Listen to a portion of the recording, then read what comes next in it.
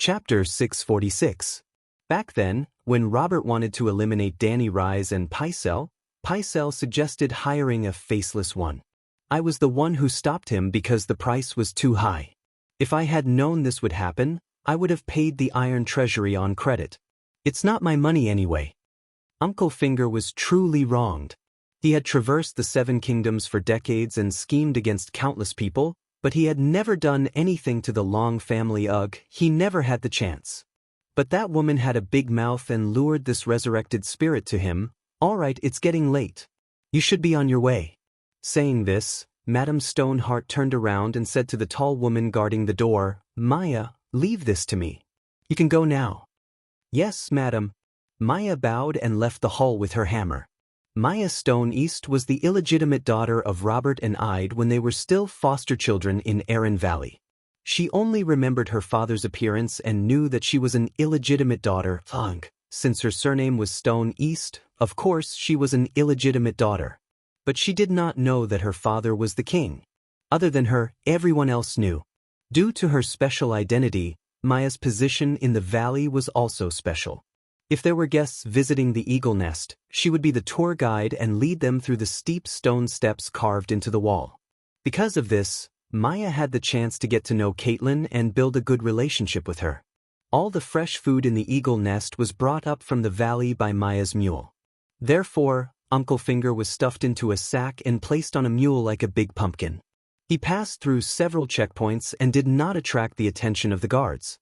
Of course, the more important reason why Uncle Finger could be brought into the main hall of the Eagle Nest was that winter had arrived.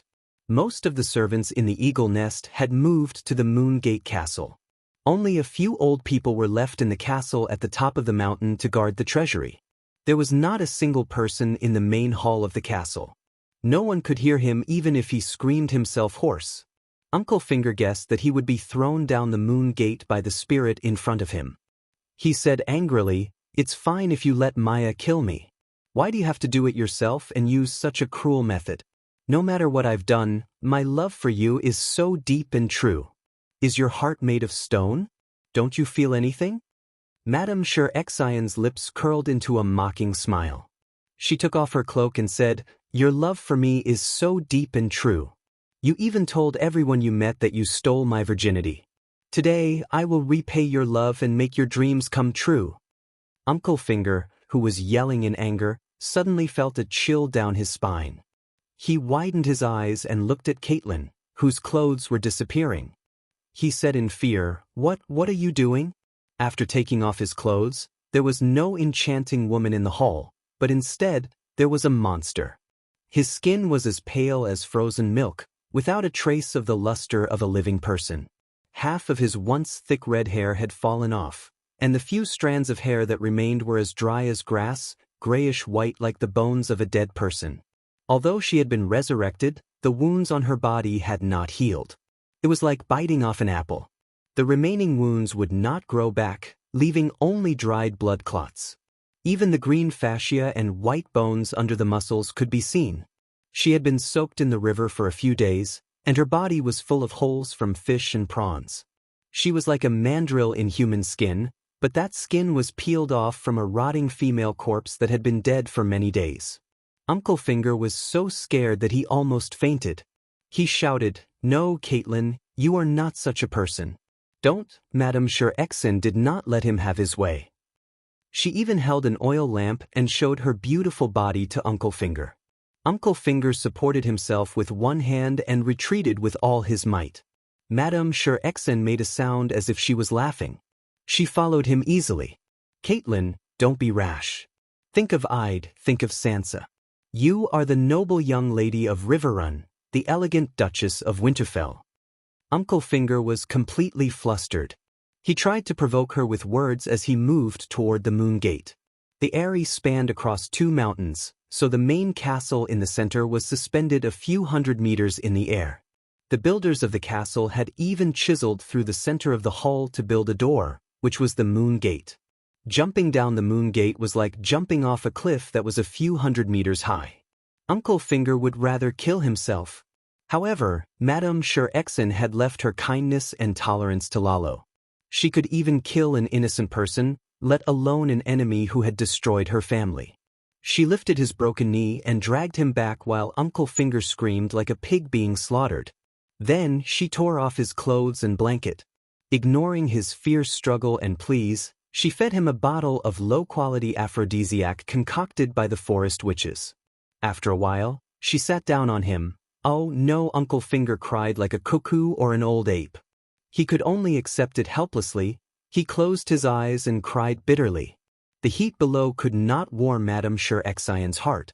She looked coldly at his pained face and said, "Isn't this what you want? You are Ide's wife, don't be like this." Uncle Finger broke down completely as he was pinned down by a demon who had crawled out from hell. He cried like a child. Ide. Madame Xerxian's dry eyes could not shed any tears, only dark red blood oozing out. She laughed in despair and said, "Open your eyes and look at me. How can I meet Ide with this demonic appearance? My Ide, he is enjoying the glory and honey wine in the heaven of the gods, but I can't even go to the 7 levels of hell. The 7 levels of hell belong to the 7 gods, but I have to go to the hell of an alien god that I have never believed in. It's all your fault." Madame Xerxian moved with all her might. Uncle Finger felt like he had fallen into a swamp made of worms and poisonous snakes. It was cold, sticky, and rotten. His body sank uncontrollably until it was above his head. Countless long worms burrowed into his skin through his pores, into his muscles, into his soul. He lay on the ground like a dead man, staring at the ceiling with his dull eyes. He muttered, "The scholars are right.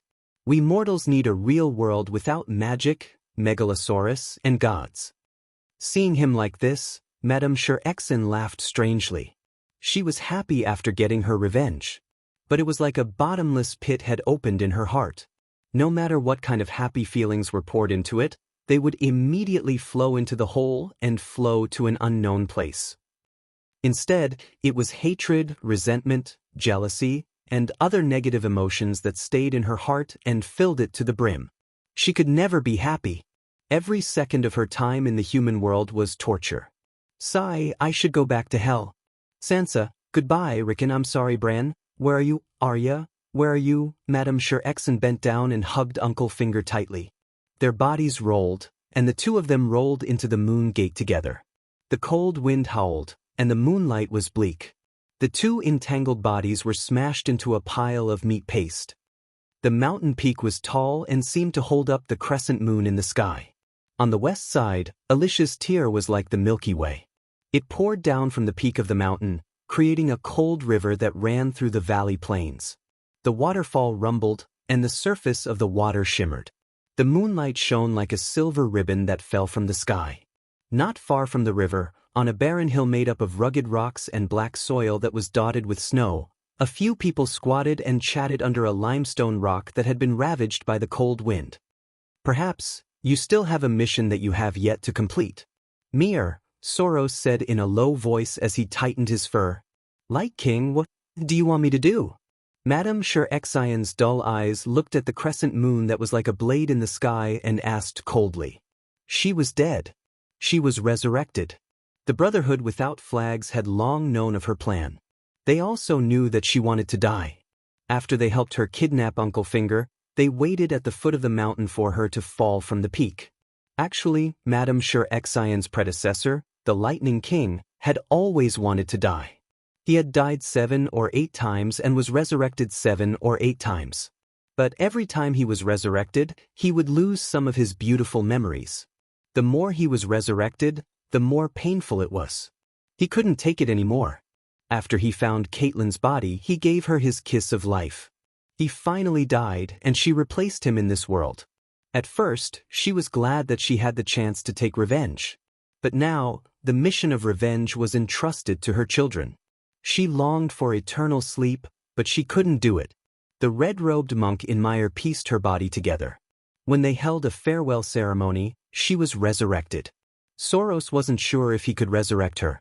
It all depended on Lalo. Lalo didn't want her to die. "You are alive to fulfill the mission that the Light King gave you," the red-robed monk comforted the Holy Son.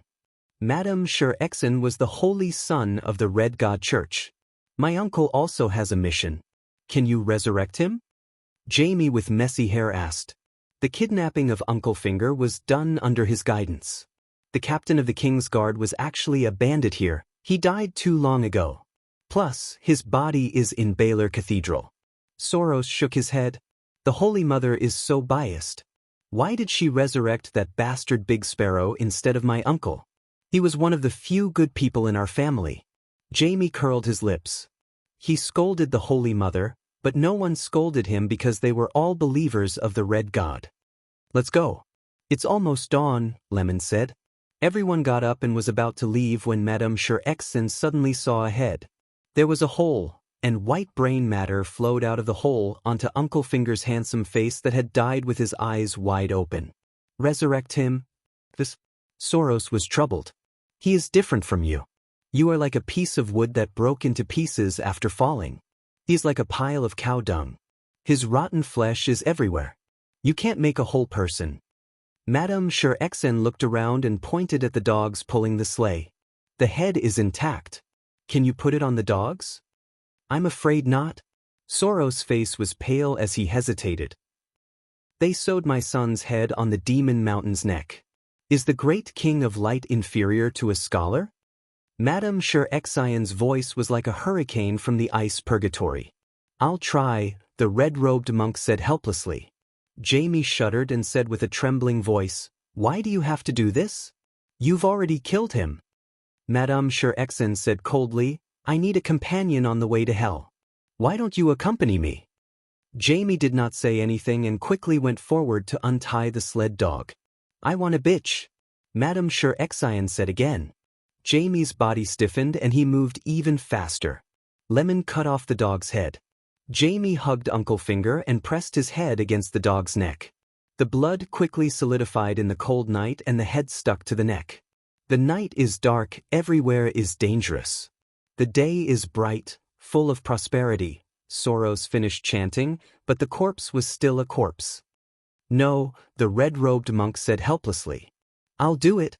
Madame Sherexen took a step forward and said with a hoarse voice, The night is long.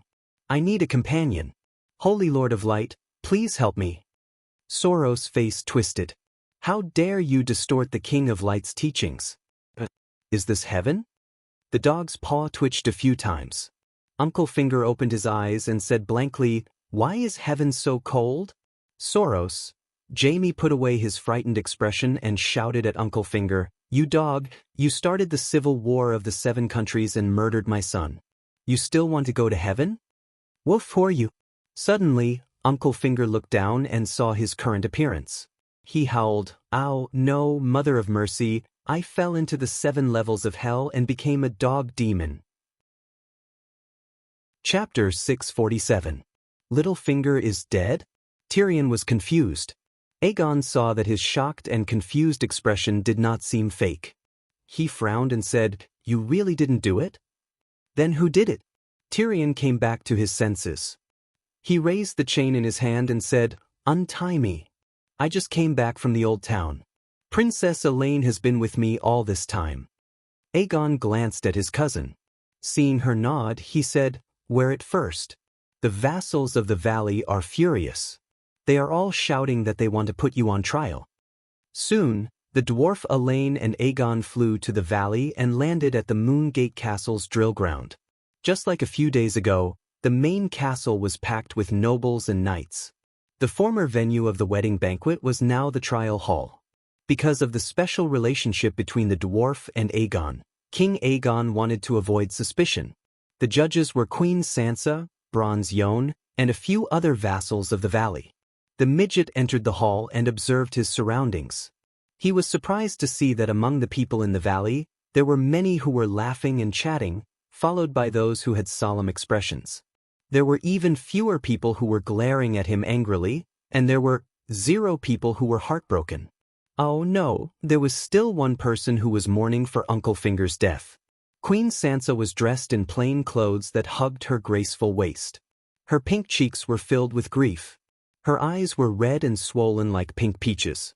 Her hazy blue eyes were filled with tears. She looked like a little white flower swaying in the spring rain. She really looked like a young widow. Oh no, she had lost her father, not her husband.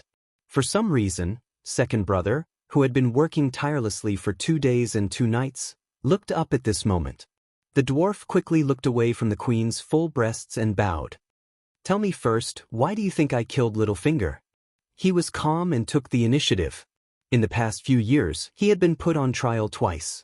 Catelyn had captured him, and Lisa had tried him for sending assassins to kill Bran at the Eyrie. At King's Landing, Cersei and Tywin had tried him for murdering Emperor Joffrey. Both trials were extremely unpleasant. The judges were all crazy women who wanted to put him to death. In the end, the trial changed from a civil trial to a martial trial, a trial by martial arts. This time, even if Sansa went crazy, he was not afraid. First of all, on the way here, he had already figured out Aegon's attitude towards Uncle Finger's death. We all know what kind of person he is, so we won't have to worry about his death. Secondly, he had witnesses. No one could ignore the testimony of the Dornish princess. Bronze John glanced at Sansa. After seeing her nod, he said, "First, you have a motive. King Joffrey seems to have been the one who framed you. And on the night of King Aegon's wedding, you had a conflict with Duke Baelish. You beat him up, and before you left, you told him to fly once. In fact, Duke Baelish fell from the Moon Gate and flew once." Tyrion shook his head and chuckled. "When I said fly, I wasn't talking about the Moon Gate. Throwing from the Moon Gate wasn't enough to vent my anger. I have a pterodactyl. I can lift that bastard up a few thousand meters and throw him down onto my sister's balcony. Her beautiful face will be covered in Littlefinger's filth. That will be the real pleasure." The hall burst into an uproar. Some people roared with laughter, while others cursed. Bronze John did not comment and continued, "Duke Baelish's guard was killed by a crossbow, and we all know that you are an expert in infiltration and assassination with a crossbow. In terms of using a crossbow, my talent is indeed dazzling and cannot be hidden. How many allied dragoons have died under my Tyrion pterodactyl crossbow? For this, the queen even rewarded me with tens of thousands of gold royals for the invention patent. Even King Aegon said that it was good when he used it. Cough cough, so you admit it?" John glanced at the embarrassed King Aegon and felt a little awkward. "Admit what? I haven't been in the valley for the past few days. Princess Elaine can testify for me." The dwarf pointed at Princess Dornan and said, under everyone's gaze, Elaine looked hesitant. "Your Highness?" Tyrion asked nervously. "You can't drop the ball at a time like this."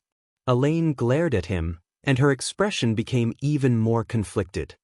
"Why are you hesitating?" The dwarf shouted. Just as he shouted, he suddenly realized that Elaine was the heir of Dornan, the unmarried virgin princess. If she announced that she had a threesome with the dwarf in front of everyone, it was true that the people of Dornan liked to fool around, but they also believed in the 7 gods.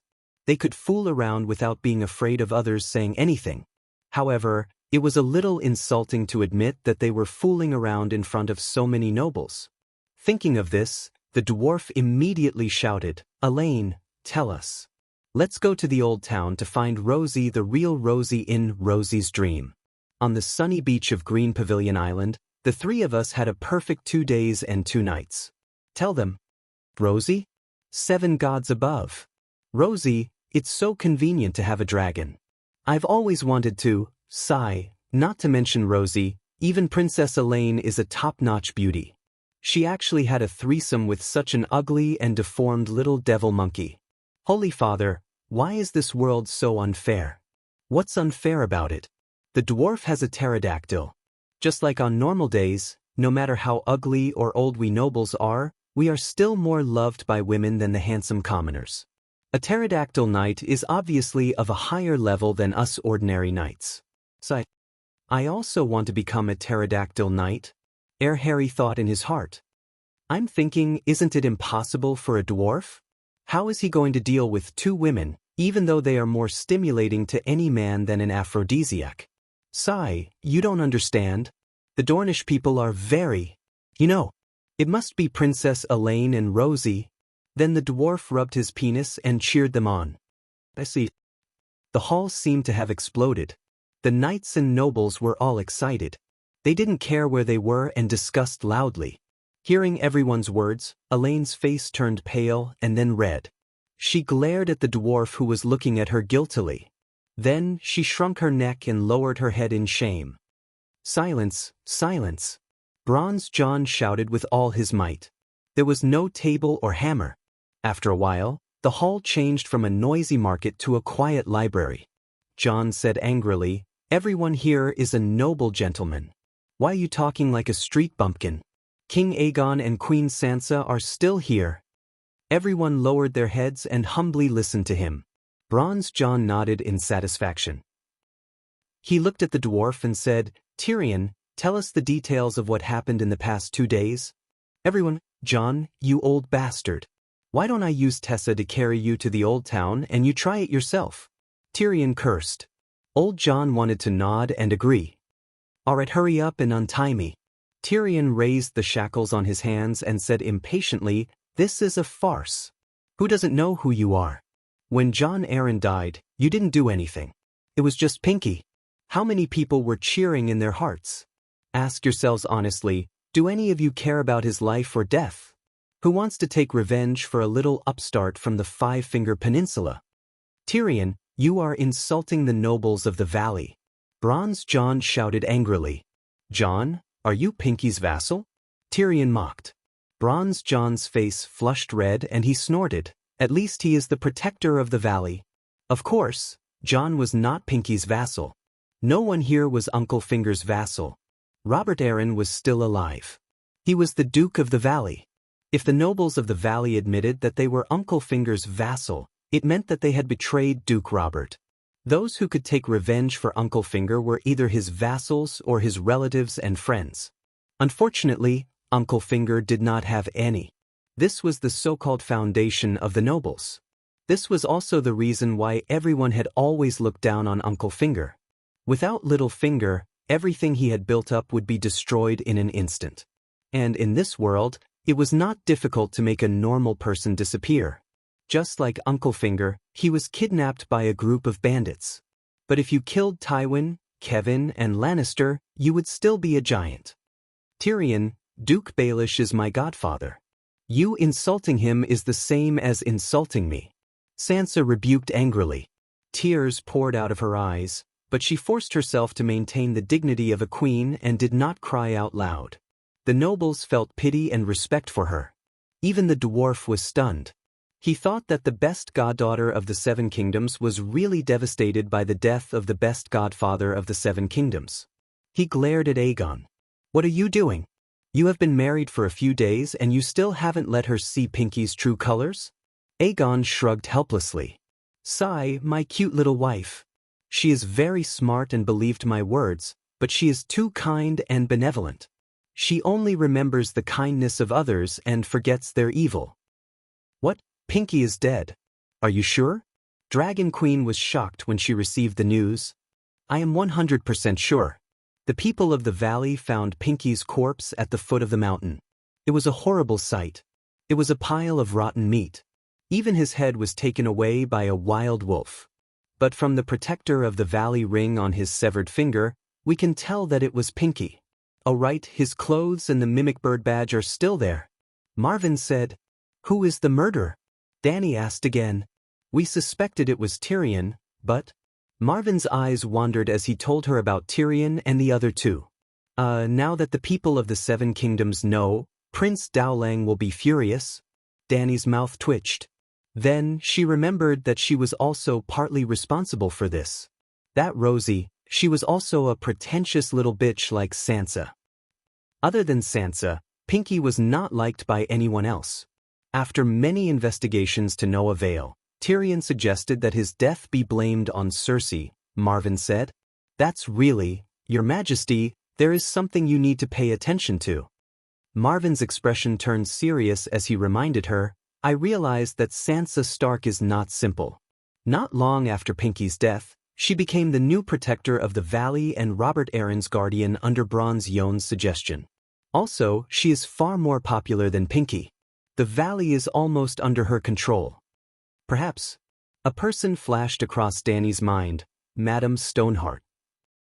Because her loyalty to Catelyn had been transferred to Sansa, Brittany was willing to be the captain of Aegon's Kingsguard. Brittany was the bridge between Sansa and Lady Stoneheart. I see. Dany suddenly understood everything. Lady Stoneheart's heart was as cold as stone, but her brain was still there.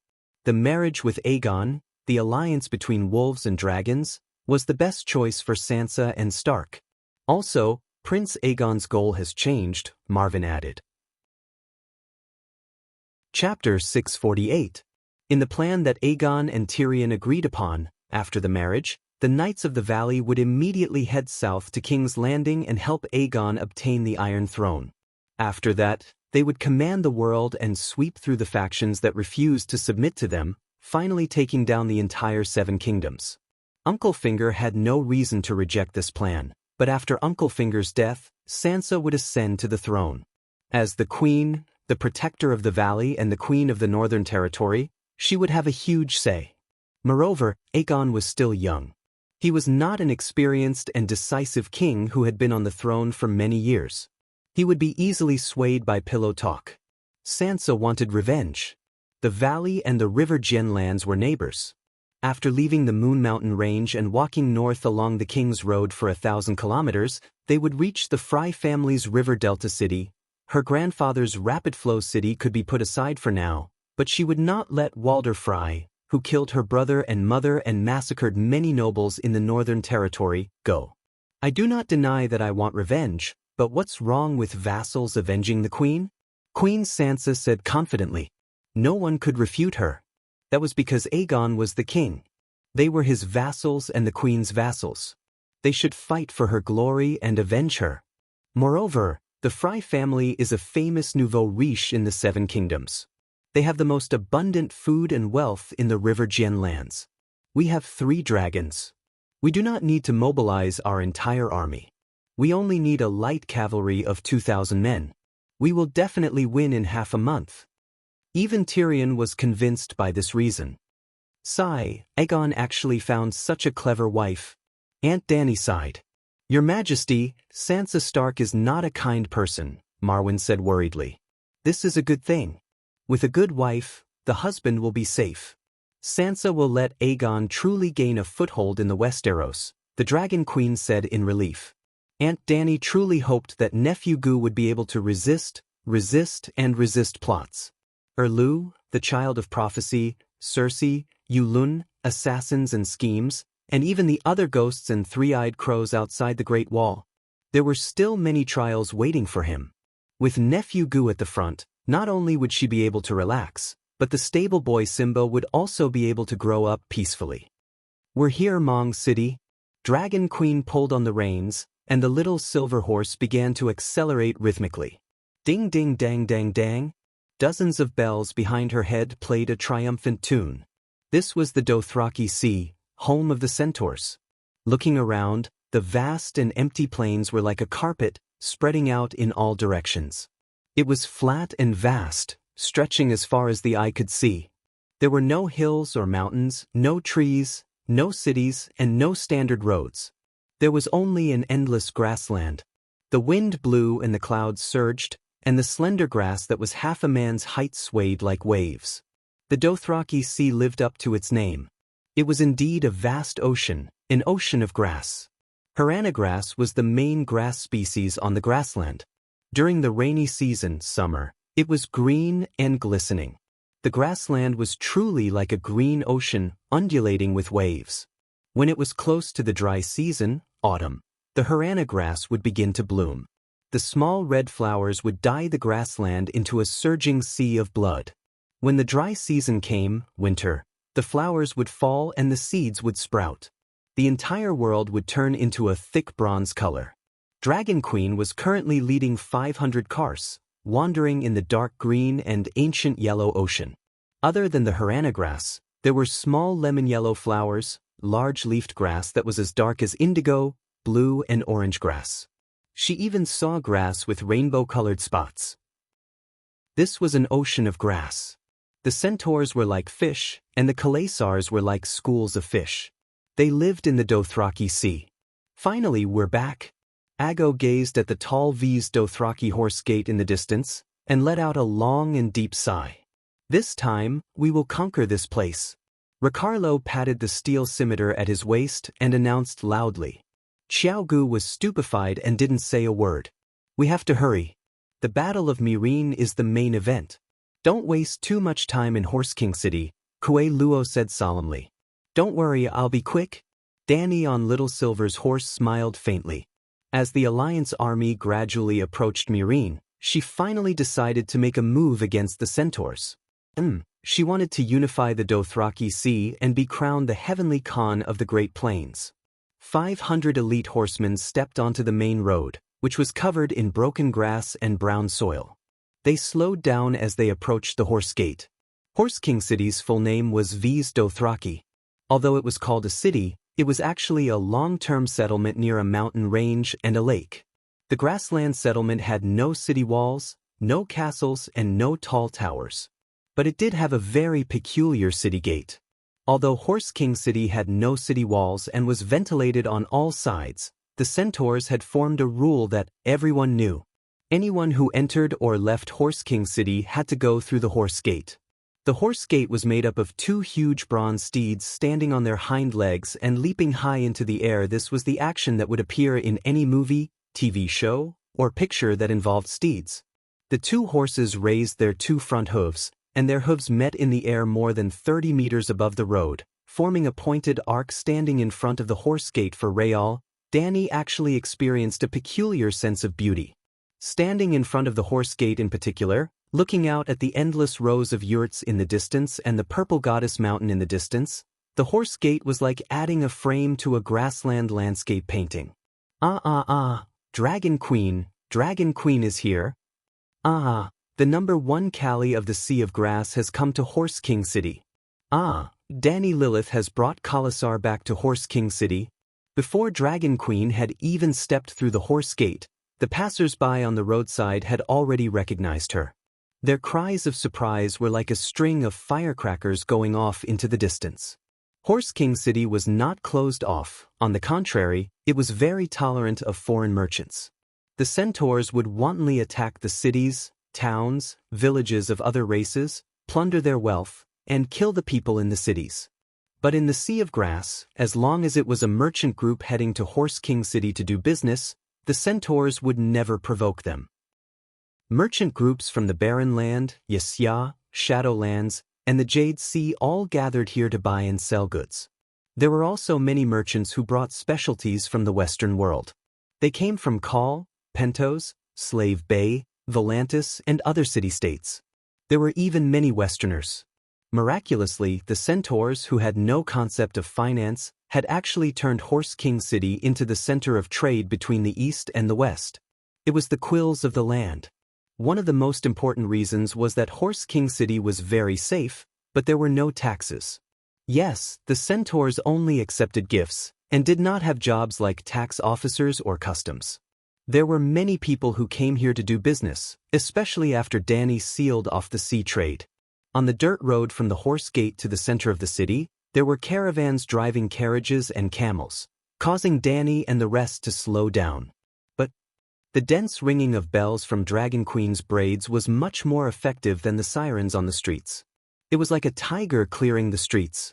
Merchants from all over the world, regardless of whether they knew who the Dragon Queen was, but since they came to Horse King City to do business, they had to understand one thing. The longer the braids, the more bells on them, the louder they were, and the more they were not to be trifled with. Danny's thick silver hair was braided into dozens of braids that reached her chest. They were not too long, but there were too many bells on them. Gold, silver, copper, and iron, they were colorful and shiny, dazzling people's eyes. Oh my God, why does she have so many bells? Are they fake? A man wearing a tiger skin vest exclaimed. You came from the deep mountains, right? You don't even know her. A female warrior beside him said with disdain. Her cheeks were inlaid with red jade, and her breasts with gems were exposed. She was a warrior from the city-state of Kalen. I come from the skeletal mountains in the east. Why? You are indeed a barbarian from the mountains. The red jade female warrior sighed with an expression full of superiority, and began to tell him about the Dragon Queen's great achievements. According to the standard of a normal centaur, killing a famous person will give you a bell. Her bells are probably enough to fit a carriage. In the end, the red jade female warrior concluded. That's terrifying. Under the respectful gazes of the merchants and centaurs, Dani rode her little silver horse through the horse gate first, with the Blood Alliance guards and Keluo following closely behind. After that, there were 500 roaring warriors wearing Dothraki vests of the same color and emblem.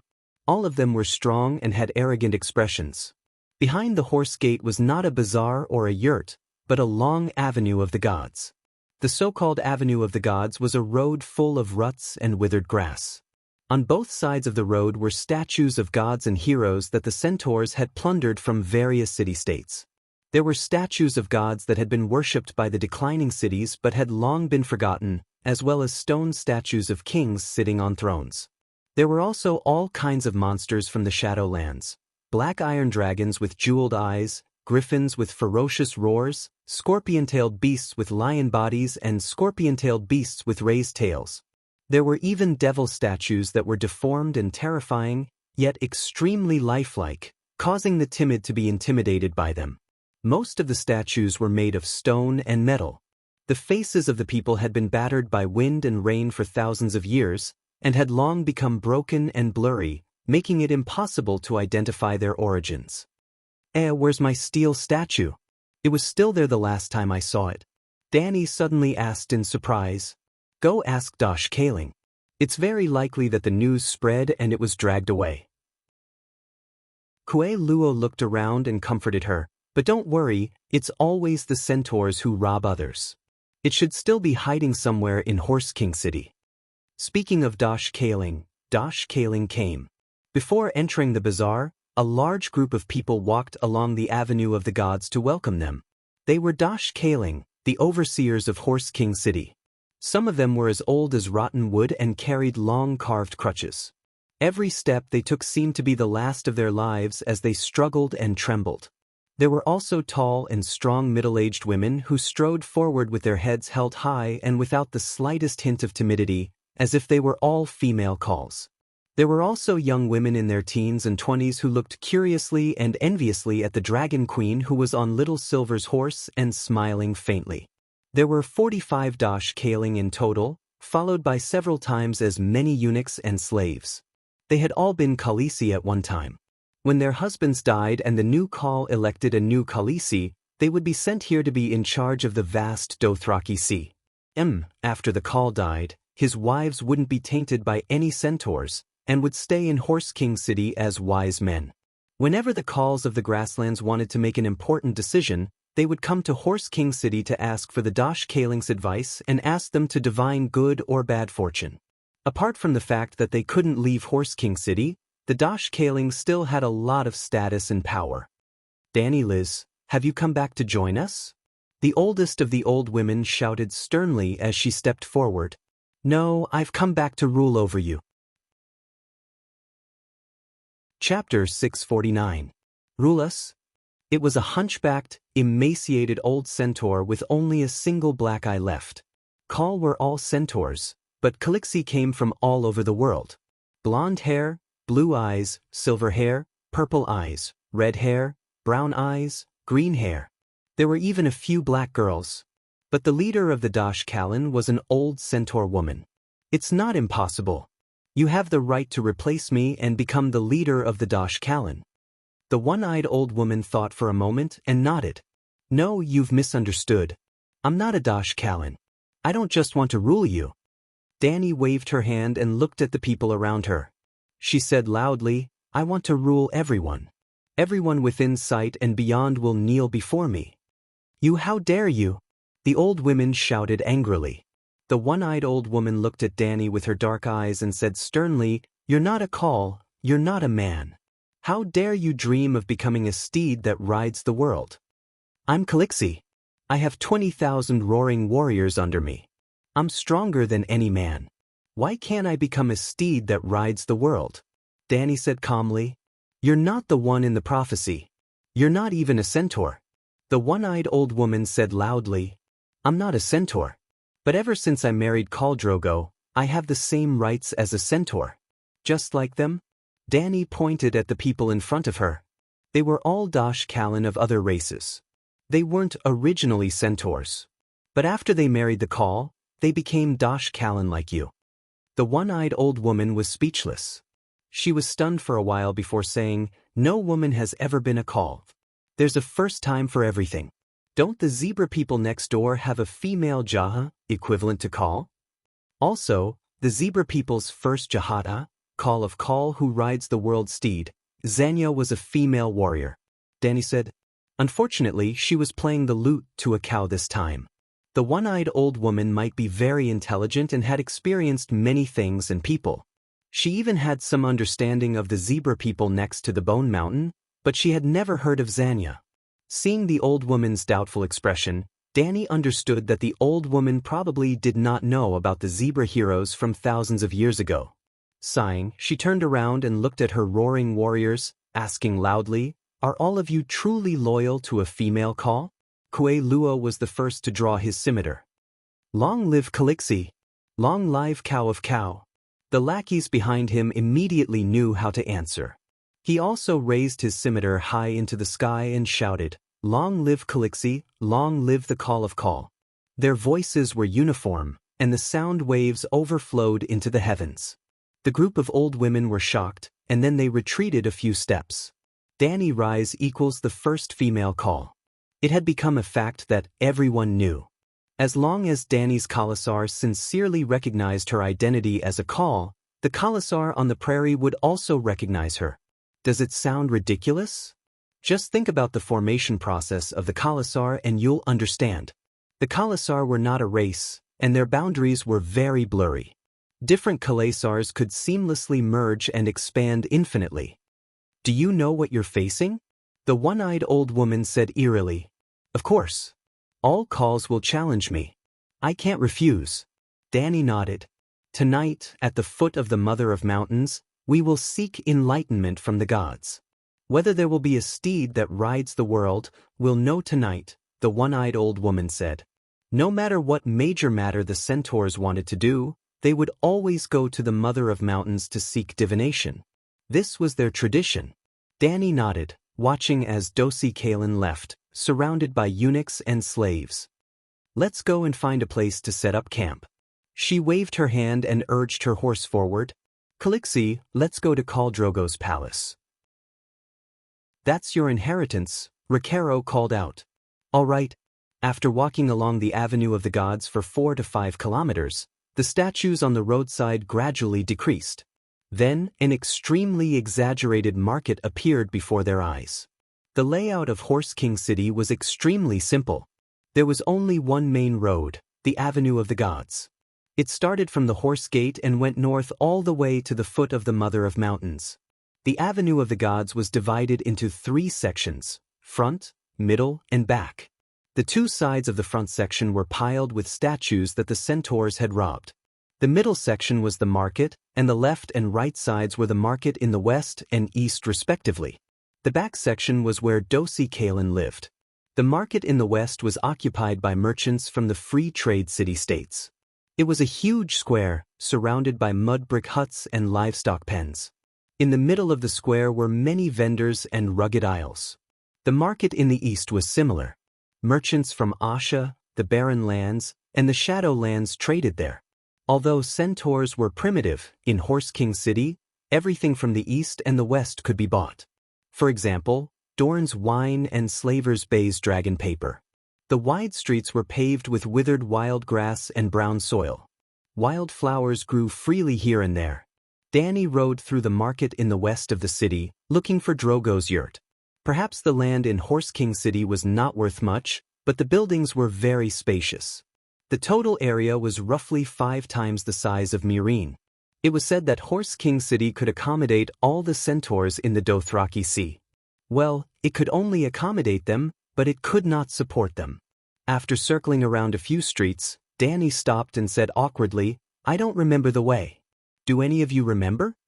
Because of their special status and because of the previous declaration, many vendors, slaves, and centaurs looked at them curiously along the way. There were also bare-bottomed centaur children chasing around Danny's silver pony, making her very uncomfortable. "I'll lead the way." A few centaurs said in unison. In the end, Ag rode forward and led the group forward. The buildings in Horse King City were too strange. There were carved stone tents, grass-woven palaces as big as the castles of Westeros lords, two-story wooden buildings, and palaces that were simply surrounded by thorny fences. Dany even saw a few miniature pyramids made of marble. There were too many styles, too strange. Many of them were new and had no urban planning at all. But the centaurs could not be blamed. They did not study architecture at all. All the buildings were built by slaves. Today they captured a Gith and built a pyramid. Tomorrow they captured a loiner and built a castle. The day after tomorrow, we're here. Ag stopped in front of a deep wooden hall. Dany really found its shadow in the original owner's memories. Logs as thick as her waist were nailed to the ground side by side, forming a 12-meter-tall wooden wall. It was only 10 meters wide, but more than 50 meters deep. It could accommodate a few hundred people at the same time. The roof was a canvas curtain, just like a small convertible car. It could be hung up to block the wind and rain, and could also be opened to welcome the sun and morning dew. Around the hall, there were hundreds of round houses. It was like a shack dug out from a grave. There were even weeds and wildflowers growing on the grave.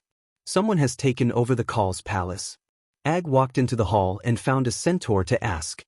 He then pointed at the dragon queen on the little silver horse and said a few words to the centaur. Not long after, a 30-year-old Call called Daco personally came to explain to Dany. He was a Call who had risen in recent years. He gave 10 boxes of gold medals to the Dosh Callan to get the palace. When the Call died, his Khalasar was divided. His palace in Horse King City was taken over by the Dosh Callan, and the Dosh Callan would distribute it to the Calls who needed it. If Dany had obediently returned to Horse King City back then and joined the old Dosh Callan, she would have received a large portion of the demolition fee. I know you, Drogo's Callie, she, Slave Bay's Dragon Queen. Call Daco looked at Dany with a serious expression and said, "You don't have many people, so I can invite you to my palace to rest. But if you want me to move, you have to get the Dosh Callan to give me a new palace." "Alright, give me a place." Dany nodded and said. After all, the entire Horse King City would be hers in 2 days. Seeing that the Dragon Queen was so easy to talk to, Daco also let out a sigh of relief. He arranged for people to give Dany more than 20 tomb rooms. Then he invited Dany and her Blood Alliance guards to the wooden palace to drink. If 2 Khalasars met in the sea of grass, one of them would definitely fall if one of them didn't take the initiative to avoid the other. But in Horse King City, all the centaurs were blood brothers. They belonged to the same Khalasar and were of the same race, so there would be no conflict or vendetta. With the Megalosaurus in the sky and the shapeshifter's animal companions on the ground, she wasn't afraid that the centaurs would learn from the Westeros and lose their moral integrity. However, Dany didn't want to sit on a brick bed and drink with a centaur, so she declined and said, "I still have to give the Dosh Callan some gifts later." Daco nodded and said, "Your declaration at the entrance of the market has already spread. I also know about it." Dany's interest was piqued. She sent the centaur minion to set up camp while she and Dakota chatted in the shadows of the wooden hall. "Do you think I'm qualified to become the steed that rides the world?" she asked. Daco didn't directly answer this question. Instead, he said with a complicated expression, "I thought you would never come to Horse King City again. Only centaurs would come back. I thought that even if you came back, you would ride a dragon and flaunt your prowess to the Goddess Mountain. I didn't expect you to follow the rules like all the other Calls. You rode a horse with a Khalasar and passed through the Horse Gate, taking the path of the gods. If you want to break the rules, you have to follow the rules first. I know the rules very well." Dany smiled faintly. "Yes, you know the rules very well, so you have a chance to become the steed that rides the world. Those who don't follow the centaur's traditions, no matter how strong they are, will never be recognized by the centaurs." "Only a chance?" Dany raised her eyebrows. Daco raised his big fist and shook it. He smiled coldly and said, "Actually, the biggest rule of the centaurs is this. You are the wife of a Call. You didn't marry anyone else. You have owned and nurtured the purest Khalasar from the start. You follow the centaur's traditions, All of this can only give you the status of a centaur and the status of a call. In Horse King City, I will recognize you as my brother. Because of the number of bells in your braids, I will invite you to sit at the best table, drink the strongest horse milk wine, and eat the crispest roasted horse meat. Dani opened her mouth. She really wanted to say, "Don't take advantage of me. How can a normal person be qualified to be called my brother?" But if you want to become the Call of Calls, you must defeat all calls, their blood alliance guards, and their heirs without relying on any external power. You must not use any dragons, magic, witchcraft, or powerful steel weapons.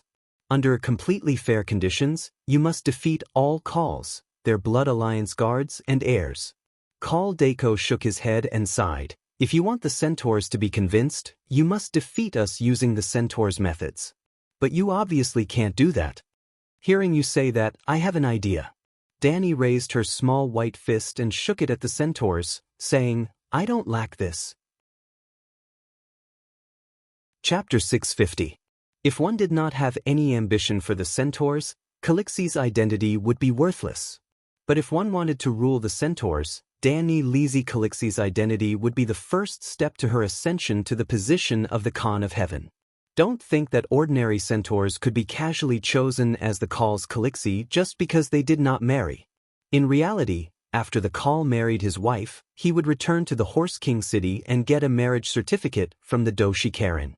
After getting the approval of the Doshi Karen, the Calixi would be the real Calixi. And Dani Lisi was the Calixi who was approved by all the Doshi Karen and was the most promising one.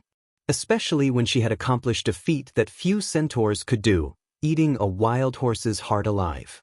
The heart that had just been taken out of the wild horse's abdomen was still beating. It was full of strong muscles. She had to bite it with all her might until her cheeks hurt. Then she had to chew it slowly before swallowing it. With every bite, her face would be covered in hot horse blood. That taste, Dani was rejoicing. Fortunately, all the hardships were eaten by her predecessor. Now she had picked up a big bargain. When she brought the gift to the one-eyed old woman, she received her without any hesitation. Yes, Dani Lisi and the old woman were old acquaintances. Leg's prophecy and Drogo's decision to lead Khalasar across the narrow sea to attack the Westeros were all approved by the one-eyed old woman. This was an empty tent made of blue canvas. It was about 100 square meters. There was a huge fire burning in the center. There were 4 to 5 eunuchs busily working in it. Just as she opened the leather curtain, Dani smelled a strong, strange smell of blood and herbs. She raised her head and looked around. She saw various herbs placed on the boards nearby.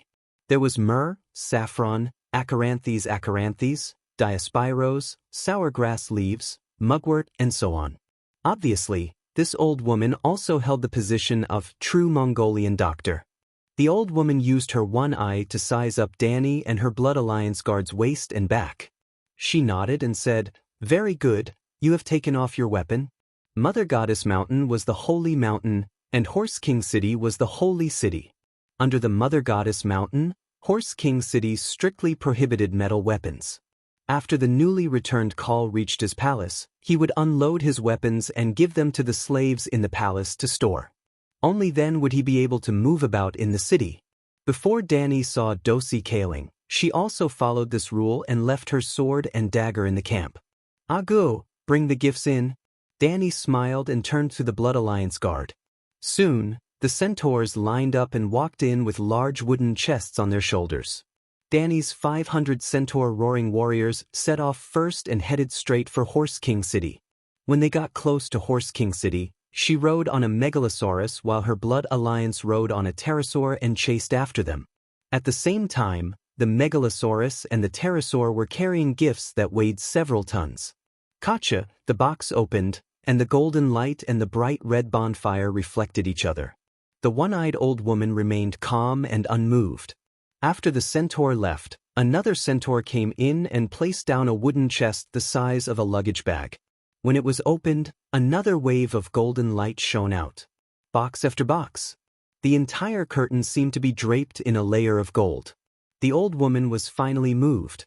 Almost 10 boxes of gold, 500,000 gold royals. It was equivalent to half of the old woman's life savings. But this was not the end. Immediately, another centaur came in carrying 10 boxes of orbs, 10 boxes of different colored gems, 10 sets of jewelry made by famous masters, 10 colorful diamonds the size of egg yolks, 10 bundles of the finest silk, 10 thick dragon bones, pterosaur, 10 rolls of pterosaur skin the size of bedsheets, 10 jars of pterosaur medicine that could cure the gray plague, and 10 jars of fine wine from the world's top 10 wineries. A total of 100 centaurs came in with 100 gifts. They started to place the gifts in front of the bonfire in the old woman's tent and spread to more than 10 meters outside the tent. Every time the centaurs placed the gifts down, they would loudly announce the names and approximate value. The one-eyed old woman who thought she had seen the world was shocked, and her mouth was wide open. The eunuchs and other dosi kaling who were alarmed also came out to watch the show. Every time a gift landed, the crowd would let out a series of exclamations. In terms of wealth, the Dragon Queen was definitely not as rich as the Iron Treasury. But in terms of extravagance, if she claimed to be second, no one would dare to claim to be first. Other people were extravagant because they took out their money to show off. She was extravagant because she did not treat money as money. In fact, Danny never let go of any opportunity to use her money. For example, buying food to save the world, or bribing the old dosi kaling. Well, centaurs did not have the concept of bribery. They accepted gifts openly. Receiving gifts was a centaur tradition. In the end, the Dragon Queen even personally brought out a tin box the size of a tea box. There were a total of 10 boxes on a tray, and they were all filled with cinchona bark. The one-eyed old woman was almost dizzy. She looked around at the other dosi kaling who had quietly gathered at the entrance and loudly said, "This is a divine medicine found in the island of immortals Calixi's blessing. It can drive away many kinds of demons, including the pale mare." After verification, Danny was surprised to find that perhaps it was because she grew up in Sosros, known as the home of plagues. The cinchona tree in this fantasy world had also started to become fantastical. It had a powerful effect on all plagues with symptoms of malaria. Wow. Is it true? It can even cure the pale mare? It shouldn't be wrong. She even took out Calixi's endurance to cure the gray plague before. The gray plague is said to be incurable. The blood plague can at least be endured. If it can cure the gray plague, it can definitely drive away the pale mare. Oh gods, is she the medicine goddess? The appearance of Calixi's blessing almost made the crowd explode. Centaurs were actually not afraid of the gray plague. Because the symptoms of the gray plague were too obvious, they could run and leave the victims far away. But the blood plague was like an influenza. It was very difficult to detect, and it followed them like a nightmare. Many times, if there were not a large number of deaths, it would be impossible to confirm that the pale mare had entered their tribe. The one-eyed old woman recovered from her daze. She first ordered the eunuch slaves to move all the boxes to her treasury, a private house next to the tombs.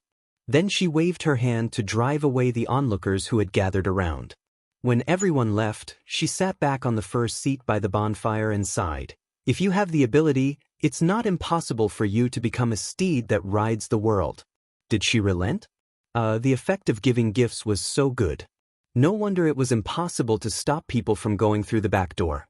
Even Tang Xuanzang had to give the purple gold alms bowl to Ananda when he went to the Western paradise to obtain the Buddhist scriptures. Even Buddha was like that. "What can mortals do? I have the ability," Danny immediately said.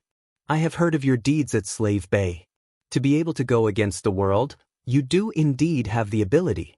But to become a steed that rides the world, you need more than just the ability to command troops and govern a country." The old woman slowly said, "Don't worry, I have the ability to fight a war. I also have the ability to govern a country. I don't lack the ability to fight against 100 people. Even my ability to earn money, have you seen it just now? It's my specialty," Danny said confidently. The one-eyed old woman's wrinkled face was a little distorted. "If you are willing to make 2 solemn oaths to all centaurs, I will lead the Dashikal forest and issue a summon to all cars." "What kind of oaths?" Danny asked. "First, according to the custom of the centaur cars, They will use swords to fight with blood and flesh. There will be no magic, dragons, or cowards' armor during the competition. No problem. Danny nodded and agreed. Are you sure? Otherwise, why would I come all the way to Horse King City? There is a world war waiting for me in Myrene, Danny said. The old woman stared at Danny's face with her dark eye for a while before reminding, do you know why the zebra people always have female Jaha, but the centaurs never have female cars? Because the zebra tribes are connected by blood, the eldest daughter of the family naturally has the advantage of being the successor. But we use the strength and wisdom of the cars to gather our people, forming a huge khalasar that does not differentiate between bloodlines. The zebra tribes are small, but there are many of them. Our population is larger than theirs, but the number of cars in each generation is less than half of theirs. The khalasar is several times larger than their single tribe. The zebra people are bullied by the natives, but only the centaurs bully others. The centaurs roam the continent, and no one can bully us. If you have the guts, go and say that to the Valeglia people. Danny complained in her heart. Before the Age of Bleeding, a century after the great cataclysm of Valyria, the centaurs had never set foot in the Khal forest. They had always been obediently herding around Horse King City, and at most, they would go east and bully the small countries in the mountains. But Danny had to admit that the centaurs were indeed more domineering than the zebra people. Looking at the statues on both sides of the Avenue of the Gods, there were thousands of them. This meant that thousands of cities and towns had been destroyed. Tywin had once despised the free cities for being too cowardly, and even offered tributes to the centaurs every year. He believed that as long as everyone worked together and gave the centaurs a ruthless blow, destroying one or two khalasars, the centaurs would naturally not dare to take another step towards the west. It seemed reasonable, but Tywin did not understand the centaurs well enough. It was not that the centaurs never lost, and they had been wiped out many times. For example, when the 3,000 Unsullied defended Kor, half of the centaurs were wiped out. The Khal's son, the Blood Riders, and Casco, these leaders had all died in battle. The centaurs also cut off their braids and surrendered to the few hundred remaining Unsullied soldiers. But did the centaurs ever stop spreading to Koa? This was mainly decided by the centaur system. Fear would be engraved in the genes and passed down from generation to generation. But the genes of fear would be born in the Khal who died in battle, and could not be passed down.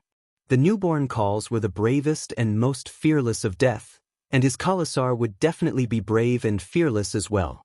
If everything went according to Tywin's plan, the free cities would be the first to collapse, because fighting in the wild with the centaurs was much cheaper than defending a city. The old woman continued, perhaps the Khal will not always be the strongest among the khalasars, but to become a Khal, one must defeat countless strong challengers. Even the Khal's son has to go through dozens of life and death battles to inherit his father's position. A woman's blade skills may be stronger than 10, 100, or even 1,000 men, but there will always be 1,001st men who will defeat her. Therefore, the centaurs have never had a female Khal, and the strongest warriors will only be men. Today I will change this. Danny smiled faintly. The old woman sighed and said, the second vow, unless you marry another centaur, or find a centaur lover and give birth to a centaur bloodline child, you cannot pass the position of Khal to your son. The centaurs acknowledge you because you are the Khal's wife, but your child. At this point, the old woman's ugly face trembled, and she said with great regret, what a pity, what a pity. If Drogo did not die, if he could successfully send Leg to Horse King City and hand him to me, everything would be so much simpler. Chapter 651. The old woman was truly regretful.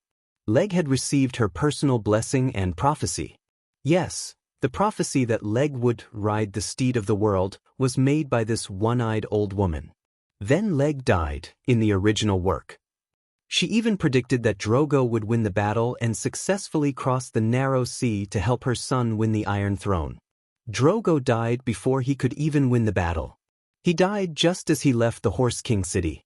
The one-eyed old woman was a forest witch who relied on guesses to make her prophecies. There's nothing to regret. I promised you 2 oaths, Danny said. Seeing her so calm and collected, the old woman couldn't help but be bewildered and asked, "Are you really sure?" "If I'm not sure, why would I come all the way here to die?" Danny laughed. "You can't use any magic. You can't use that kind of sorcery that causes fear just by looking at it." The old woman reminded, "It seems that you know me quite well. Since that's the case, Targaryen, you should know about my reputation as a man of my word, right?" The old woman nodded and sighed. "Actually, I've been troubled by the prophecy of ride the steed of the world. The Horse King city is huge and can accommodate all the centaurs. When the city was first built, it was prepared for this prophecy. One day, all the centaurs will gather in Horse King city, and a call of calls will be born from the many calls. He will lead the centaurs to rule this world, which is to say, he will ride the steed of the world. I thought he was your child Leg. Then I thought he was Jaco's son Django. But that's right. Because of the blood plague, almost all the centaurs have returned to the Horse King city to seek refuge. It seems that half of the prophecy has come true. But I don't know if I should give you my blessing because my blessings always bring misfortune." The old woman sighed bitterly. "At least you have some self-awareness. But this old witch might not be a complete muggle. Her prophecy, could it be that a person without any supernatural power could make a prophecy?" Before leaving the one-eyed old woman's tent, Danny asked, "Where's the steel statue? The one with the king's head and the megalosaurus torso." The old woman was stunned for a moment before she reacted and said, "There was a merchant who stole at night. His hands and his servant's hands were chopped off by my servant. However, there were still people who stole it the next day. The third day, the fourth day. I had no choice but to move it here and bury it under my tent." Danny lowered her head and looked at the solid mud on the ground with a strange expression. "If you want it, then go ahead and dig it out. Steel weapons are definitely more practical than statues," the old woman said nonchalantly. "I thought you would treat it as a treasure," Danny said strangely. "I've asked all the blacksmiths, and none of them could do anything about it. Otherwise, they definitely wouldn't give it to you." The old woman said honestly. After bidding farewell to the old woman, Danny led the centaurs to deliver gifts to all the Dosh Kalins. It wasn't as much as the one-eyed old woman, but everyone still had a share. In just one afternoon, Danny had given out at least 8 million gold royals worth of gifts, and that didn't include Calixi's blessing and Calixi's tenacity. The centaurs had to be direct. The more rustic it was, the easier it was to remember, and the easier it was to let them understand Calixi's capabilities. Just like Old Godmother, it was easy to understand and easy to promote. After tossing and turning until dusk, the eunuchs of the Dosh Kalins began to run around the city to inform the call of the centaurs. The first female call of the centaurs, Dani Lisi Calixi, would be issuing a challenge to the call of calls. Tonight, at the foot of the Mother of Gods, the Dosh Kalins would be seeking enlightenment from the gods. Also, the centaurs believed in the horse god, but the horse god was only in charge of the Night Kingdom. To put it simply, the horse god was only one of the gods, just like how the Chinese believed in Yama, but Yama was only one of the gods that the Chinese believed in. But then again, the gods that the centaurs believed in were not systematic, they didn't even have proper names and titles, which was equivalent to the simplified version of the 7 gods. There weren't any real gods either. Just think about Drogo's death and you'll understand. There weren't any priests with supernatural powers in Khalasar. Well, there were many priests who healed people and divined for the calls, but they were all fakes. But like the followers of the 7 gods in Westeros, the centaurs were also very devout. After receiving the news from the Dosh Kalins, all the calls brought their wives, children, Blood Alliance guards, and Khalasar bandits to the foot of the Mother of Gods. The northern wind blew, causing the withered grass to sway. A full moon hung in the sky like a silver plate, spreading a layer of white frost over the grassland, causing the surrounding stars to dim. The night sky was exceptionally lonely. Fortunately, there were tens of thousands of torches on the ground, like brilliant stars, making up for the lack of stars in the full moon. In the vast centaur city, there were countless torches lit up everywhere. Then, the torches converged into streams on the streets of the market, and the streams converged into a surging river at the Avenue of the Gods in the center. The river of torches was vast and mighty, mixed with the shouts of people and the neighs of horses, gushing into the foot of the Mother of Gods. The Dashkalans had built a sacrificial altar at the foot of the mountain specially used for sacrifices and prayers. But unlike the Huasha people, the centaur's sacrificial altar did not have high stairs. Instead, it was dug into a pit that was even lower than the ground. It was about 20 meters in diameter and 2 meters deep. The priests held the ceremony at the bottom while the centaurs watched from above. The rules of the centaurs were very simple. The hierarchy was orderly, and the strong were respected. The number of bells represented the strong and weak. Whoever walked like a string of wind chimes in the wind would occupy the best position. Dani had more than 70 bells. She had no idea how each bell came about. It was all calculated by the 2 centaur maids. Because Calixi had too many bells, and they were all colorful, they looked very gaudy. When she sat at the best position at the side of the sacrificial altar, there were centaurs who objected, saying that the bells on her head were fake. Including Dani, there were a total of 27 calls today. They went down to the pit with their Blood Alliance guards and sat on the high-back rattan chairs. The other centaurs were on top of the pit. According to the length of their braids and the number of bells, they were either standing or squatting. Inside the sacrificial altar, the so-called center position was just a chair that was placed on a small slope, half a meter higher than the others. Beside the calls, only the Blood Alliance guards were holding torches. But because her position was facing the entrance of the sacrificial altar, there were 2 large pots of burning whale oil beside her. The red light illuminated the sky. The smoke and the smell of burning was very strong.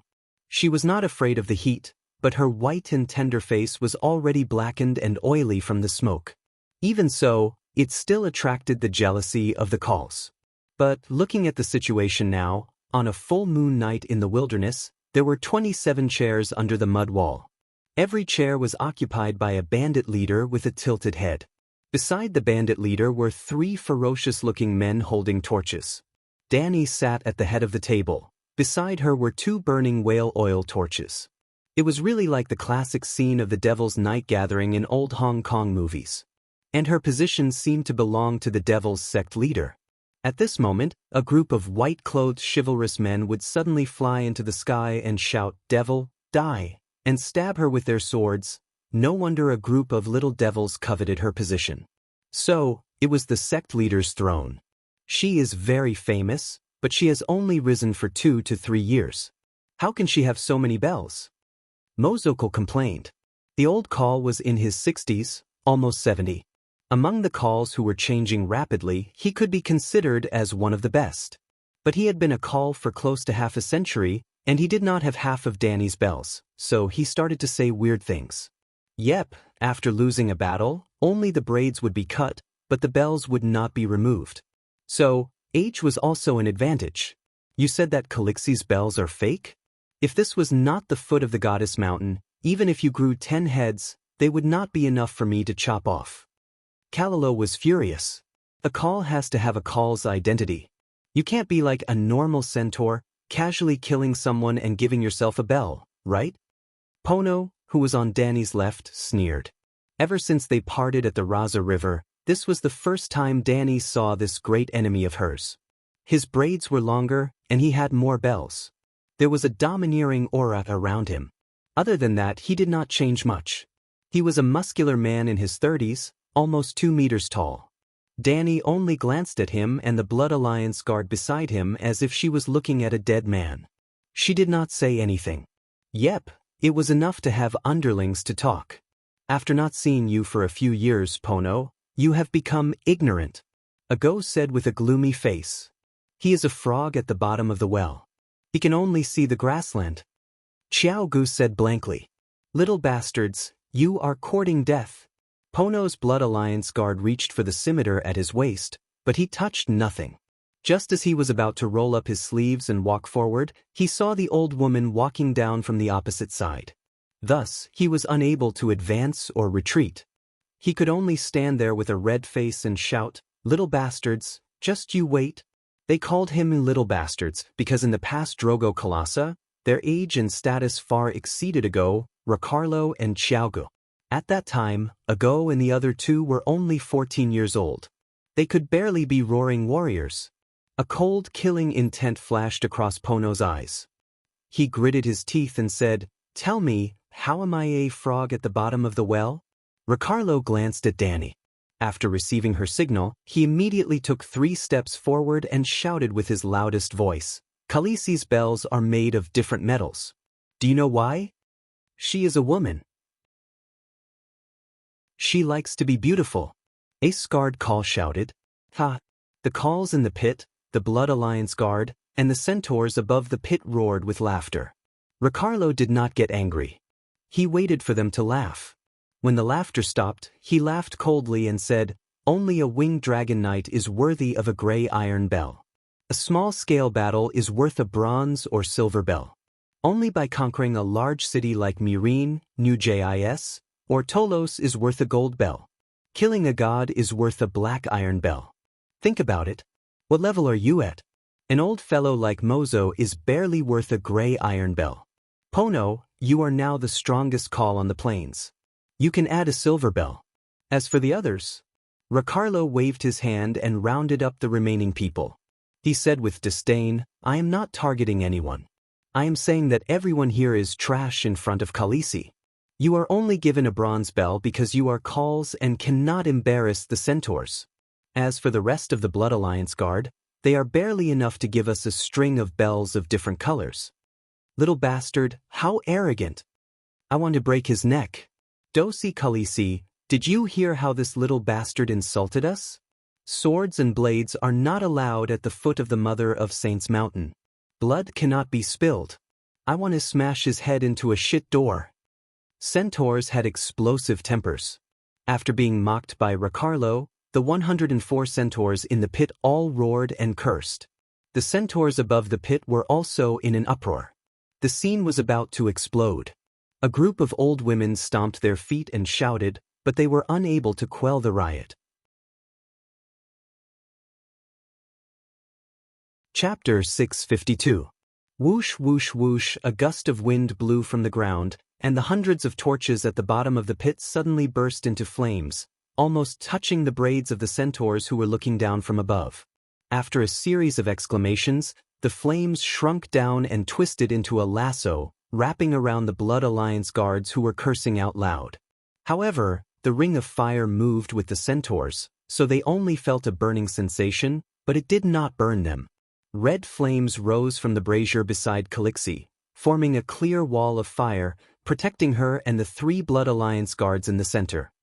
The centaurs' almond eyes trembled in fear, their sharp voices breaking as they shouted. The tip of Bono's nose was only an inch away from the ring of fire, and his thick nose hair seemed to have been burnt. A drop of cold sweat slid down his forehead, and he did not move, growling, "Danny Alice, this is the Horse King City, the holy land of the centaurs at the foot of the Mother of God Mountain. What are you doing?" Dosh Kalen also looked over with a sharp gaze, as if he was about to scold her. Danny did not want to argue with the old woman, so she snapped her fingers before they could do anything. All the bright red rings of fire turned into green smoke and dissipated into the night sky. She smiled and waved her hand. "Don't be so agitated, but my Blood Alliance guards have spoken the truth, and the truth is always so hard to accept. Everyone's anger surged, and I was worried that you would do something rash and get hurt by me, so I used the ring of fire to cool everyone down." These words sounded like fallacious logic and heresy. But the ring of fire just now proved that if they were rash, they would be the ones getting hurt. The terrifying fire magic did indeed make them feel as if they had fallen into a cold abyss, and they immediately woke up. Khaleesi spoke the truth that did not sound like the truth at all, but the truth was always so hard to accept. Ugh, this was what she said, and it was the truth. The group of cars almost vomited blood. The one-eyed old woman stared with her black eyes, stomping her walking stick and shouting, "This is the holy land of the centaurs." Danny interrupted her. "Yes, this is a place of worship. Of course you can use supernatural powers." The old woman's face turned red from choking. Indeed, a place of worship should be praying to the gods, and it definitely involves supernatural powers. Khaleesi's fire witchcraft is not against the rules, but as a high priestess, she doesn't seem to know any witchcraft. Well, it was very awkward. Among all the people present, Danny was the most qualified to go on stage to offer sacrifices. Call. Remember that we are all brothers of the same bloodline at the foot of the goddess's mountain.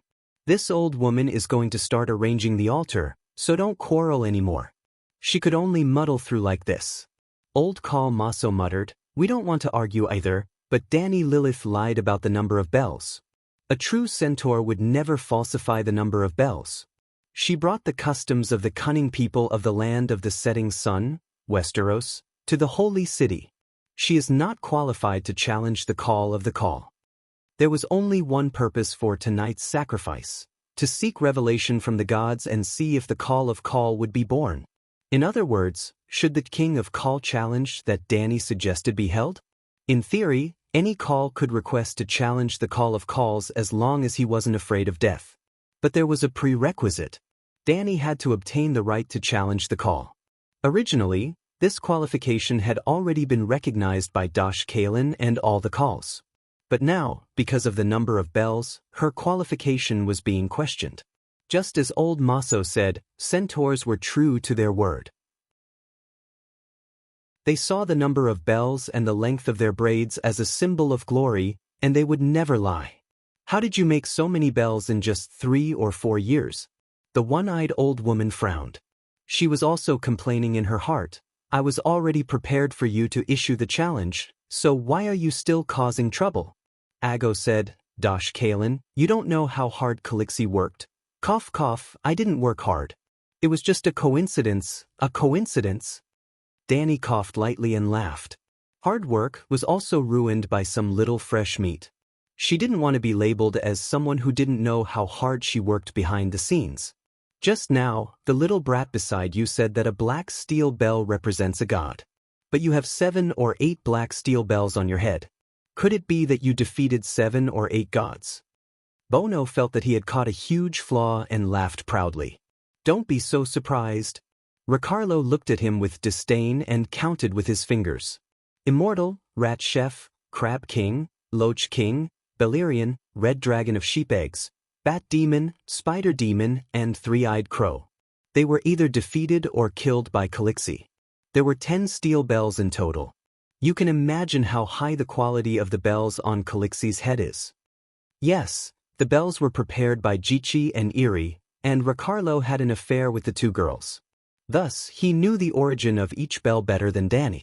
However, what he said was the truth, and there was not a single centaur or dosi Karen who believed him. This centaur is crazy. A call pointed at Ricardo and said, what is he talking about? Bat Demon, Spider Demon, Three-Eyed Crow. I've never heard of them. He must be lying. I've been to all the cities in the Ursos continent and witnessed the temples of many gods. But I've never even heard of the names of most of the gods he mentioned. Old Maso said with absolute certainty. The centaurs discussed among themselves, expressing their disbelief. But this time, they didn't mock him wantonly. However, there were a few calls who had just returned from the upper Rhone River. They exchanged glances with their blood riders, their expressions grave. Turning to look at Danny, his gaze also became uncertain and uncertain. Fortunately, the one-eyed old woman also knew about the changes in the Rhone River. She asked with a trembling voice, you really killed the Crab King? How could it be fake? The crab shell that can cover this hole is right at Astapor Pier. Too many people have seen it. Ricardo said, ah, the rumors are true. She really killed the Crab King. A call immediately cried out involuntarily. The old woman looked deeply at Danny. She didn't pursue the matter of the bells and immediately arranged for people to start setting up the sacrificial items. The other centaurs, including Bono, all frowned in contemplation, silently acknowledging the quality of Danny's bells. Compared to a deity, all of their bells were as worthless as horse dung. Soon, the eunuchs in charge of serving the old woman brought over a large bronze brazier, big enough to fit a fat pig. Then, the eunuchs threw bundles of light purple hay into the brazier and lit them up. Smoke rose in spirals, rising into the air towards the full moon.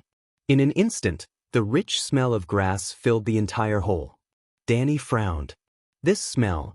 Before she could understand the effects of the grass smoke, a fat eunuch with a big belly held up a bison horn that was half the height of a person and blew a long, low sound.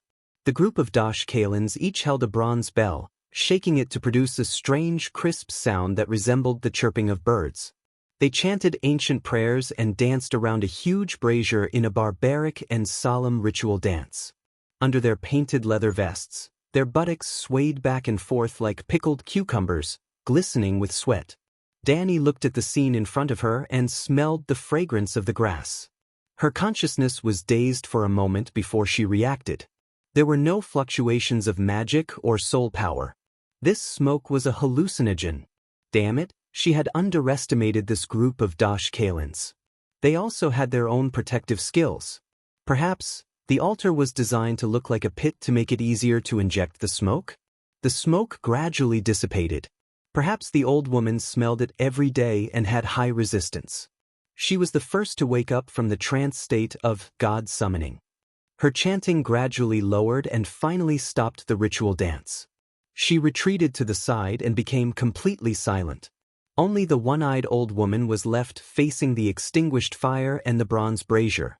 She closed her black eye and looked into the future, the thoughts of the centaurs present. Even Agu and the other two were stunned.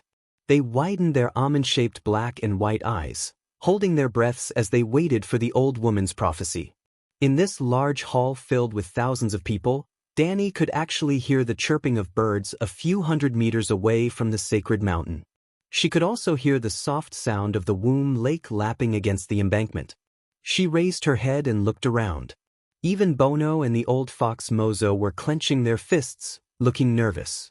Was the Dosh Kalins' protective skills too strong, or were the centaurs too naive and gullible? Just as her thoughts were running wild, the old woman suddenly opened her single eye and looked at her in shock. The old woman's lips were trembling, her eyes filled with fear, as if she was extremely afraid of Danny. I saw her face. It's you.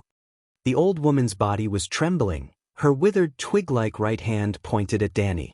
Danny was also stunned. This didn't seem like an act. Or could it be that this veteran actor was a god of acting, completely immersed in the role and even believed it herself? It's her. A few of the oldest old women stepped forward and pointed at Danny. There's an extra? However, the atmosphere was very good. Danny gripped the armrest of the chair tightly, her body leaning forward with a serious expression. She was trying her best to look like she was riding the steed of the world. Her horse is as swift as the wind, the Khalasar behind her covers the entire land. She will lead the centaurs to defeat the darkness, bringing an endless long. What am I saying? The one-eyed old woman shouted with her sharp voice for a while, then suddenly froze, her expression filled with doubt as she muttered to herself, "That's not right. Why is her prophecy different from the other steeds of the world?" Because her voice was too soft, other than the wind god Danny who could hear her words in the wind, everyone else thought that she was chanting. Danny almost couldn't maintain her serious expression. However, she was also getting more and more curious. That old woman really didn't seem to be faking it. After thinking for a while, the old woman decided not to mention the prophecy anymore and directly announced, "Calixie is riding a horse. She will become the steed of the world." She is riding the steed of the world. All the Dosh Kalins pointed at Danny and shouted together. The expressions of all the Khans changed. The centaurs on the pit first looked at each other, then shouted, "Riding the steed of the world. Calixie, riding the steed of the world." Their voices were like the waves of the sea, spreading outwards. In an instant, the foot of the goddess mountain was filled with shouts of "Riding the steed of the world." It's here again. 2 kilometers away, in a tavern in the market east of the city, a zebra man boss who had lived in the Horse King city for almost 5 years grumbled, "The centaurs are crazy about riding the steed of the world. They come here almost once a year. Maybe it's different this time. I heard that it's the Dragon Queen." A customer beside him said, I saw her a few years ago. At that time, the centaurs were all cheering for her unborn son, calling him the steed of the world. But now? The zebra man boss said disapprovingly, "Rumble." At this moment, There were horses galloping in from outside the door. Countless knights were galloping along the street, shouting, "Tomorrow morning by the palace lake, the first female call will challenge the call of calls. The sacred lake will be open to everyone in the Horse King city."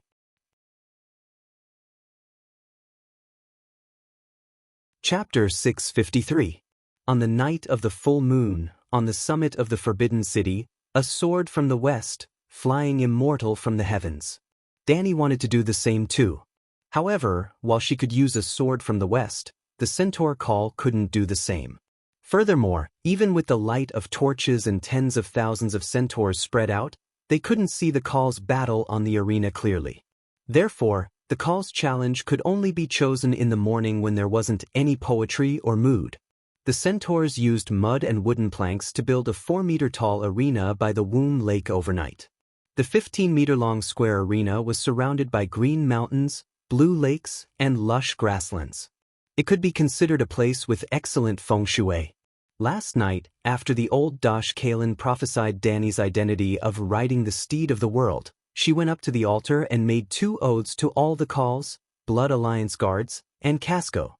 One of the oaths forbade her from wearing tile steel armor, but she could use tile steel swords. Therefore, Dani, who walked up to the thunder arena of life and death under the golden-red morning light, was dressed like a centaur. She wore a Dothraki painted vest that revealed her 2 round and firm arms, thin and loose olive green silk pants, and leggings that revealed 5 shell-like fingernails. There was also an exquisite golden belt on her waist that was filled with the rich aura of a caul, made up of dozens of small golden medals. There were a dozen silver braids on her head that reached her shoulder blades, and a string of small bells made of gold, silver, copper, and iron swaying with every step. She held a broadsword that was as tall as her shoulder in each hand. She was a very valiant centaur female warrior. Dong!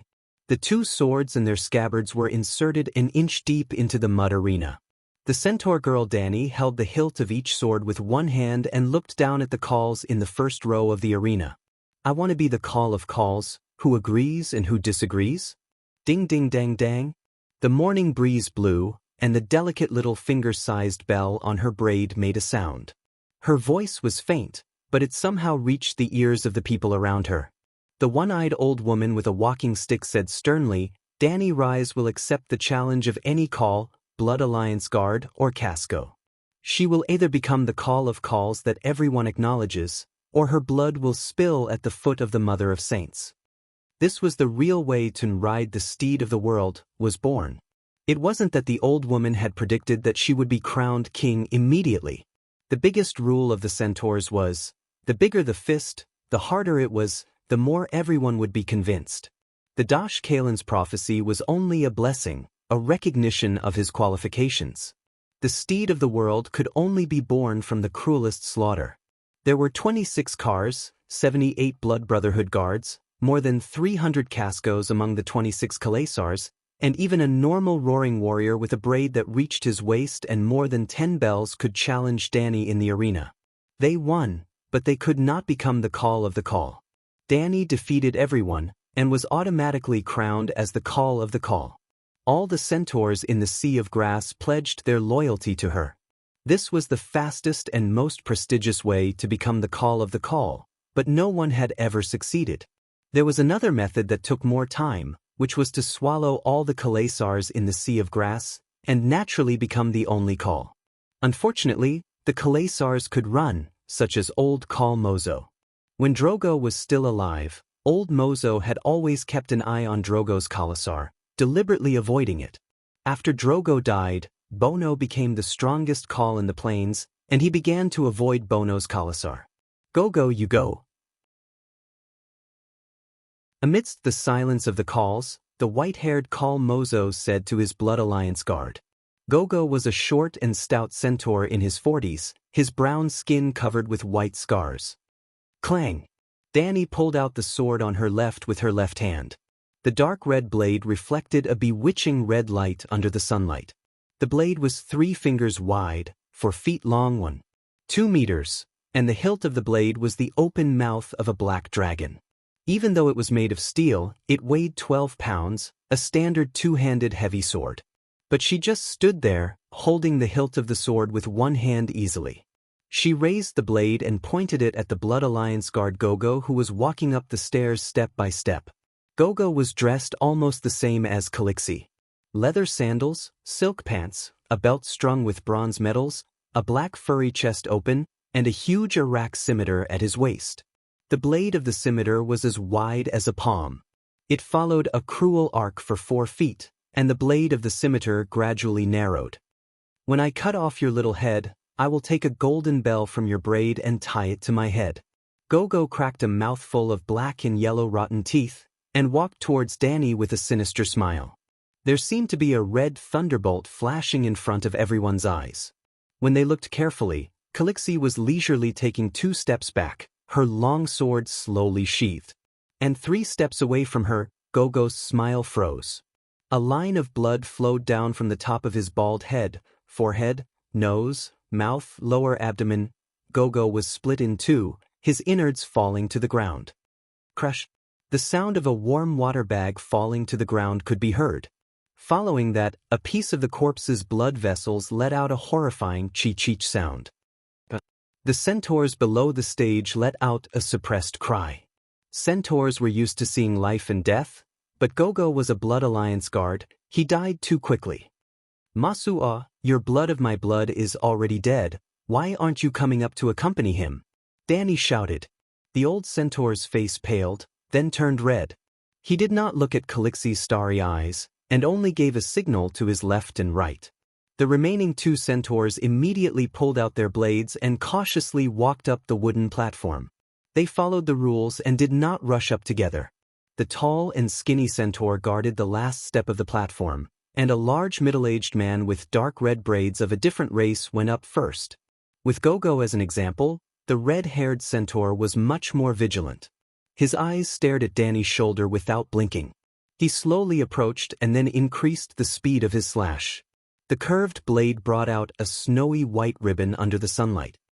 Zung! Calixi unsheathed her sword. The blade and sword clashed, letting out a clear buzzing sound. Oh gods! This time, the centaurs below the stage reacted even more intensely, as though a bucket of cold water was poured on boiling oil. They widened their almond-shaped eyes, looking at the place where the blade and sword clashed in disbelief.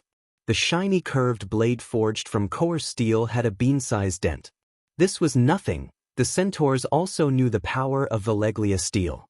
But the dark red braid's Blood Alliance guard slashed with both hands, while Calixi used one hand to block with her milky white greatsword. She pulled out a milky white greatsword with her right hand. It was also 4 feet long, but it was wider, close to 4 fingers. The sword hilt was the mouth of a white dragon head. Obviously, the white sword was heavier, but she still used one hand to block the violent slash of the Blood Alliance guard. What did this mean? All the centaurs present knew. The strength of her one hand was stronger than the opponent's 2 hands. But the centaur's almond-shaped eyes widened in doubt, looking back and forth between the dark red braid's Blood Alliance guard and Calixi. His size was probably 3 times her size? Why are you in a daze? Danny laughed lightly, her body turning half a circle. The great sword in her hand was as nimble as a dagger, nimbly bypassing Iraq's curved blade. Like a delicate willow leaf, it lightly slid past the centaur's neck. Zeng zeng zeng. The snowy white sword was dyed red. The headless neck spurted out a 2-feet-high blood mist. Under the rising sun, the centaurs felt an indescribable poignant beauty. Without waiting for the eunuch to come up and collect the corpse, the tall and thin man standing on the steps, with his eyes bloodshot, roared, and like a crazy demon, the machete in his hand slashed out a silver net of knives, covering Danny's head. Finally, the Blood Alliance guard who used all his strength was not instantly killed. The 2 of them clashed for 7 to 8 rounds. While the tall and skinny centaur was panting heavily due to the accumulation of lactic acid in his muscles, Danny used a steady speed to slash through his net of blades, and also slashed open his chest. Below the stage, old Emo Sua's face was pale, his expression panicked. Since the Blood Alliance guard had died, it was time for him to take the stage actually. The truly brave cows would be the first to go up, and after he died, the Blood Alliance guard would come out to avenge him. You used magic? The muscles on his cheeks trembled, his voice was dry, as though he had swallowed ash in his throat. Coward! Ricardo mocked loudly. Coward! Agu and Xiaogu also shouted. A woman can't have such strength. Old Emo Sua's face was distorted as he roared. Strength isn't magic. Magic can't increase strength, everyone knows that. The one-eyed old woman said coldly. Everyone knows. The Dash Carlin shouted together. Everyone knows. All the centaurs shouted together. Old Emo Sua's lips trembled as he turned to look at Bono for help. Everyone knows, Bono said coldly. Old Emo Sua's face alternated between green, red, white, and yellow, like a lighted lantern. If you're not the second to go up, you're my grandson. The old centaur glared at Bono and said this before climbing up the stage with his blade. Then, with just one move, Danny knocked the curved blade out of his hand, breaking it in two like a wooden stake. Old Emo Sua didn't die completely. He dragged his bloody intestines and crawled to the side of the stage, shouting, Bono, come up. Bono closed his eyes and pretended to be dead. Old Emo Sua screamed wildly, dying with his eyes open. The eunuchs began to collect the corpse, burying it in the yellow soil to cover the bloodstains. Danny raised her white sword and gently blew off the blood on the blade. She looked up at the Khans and said indifferently, Who else? The Khans frowned, but no one answered. Call of call.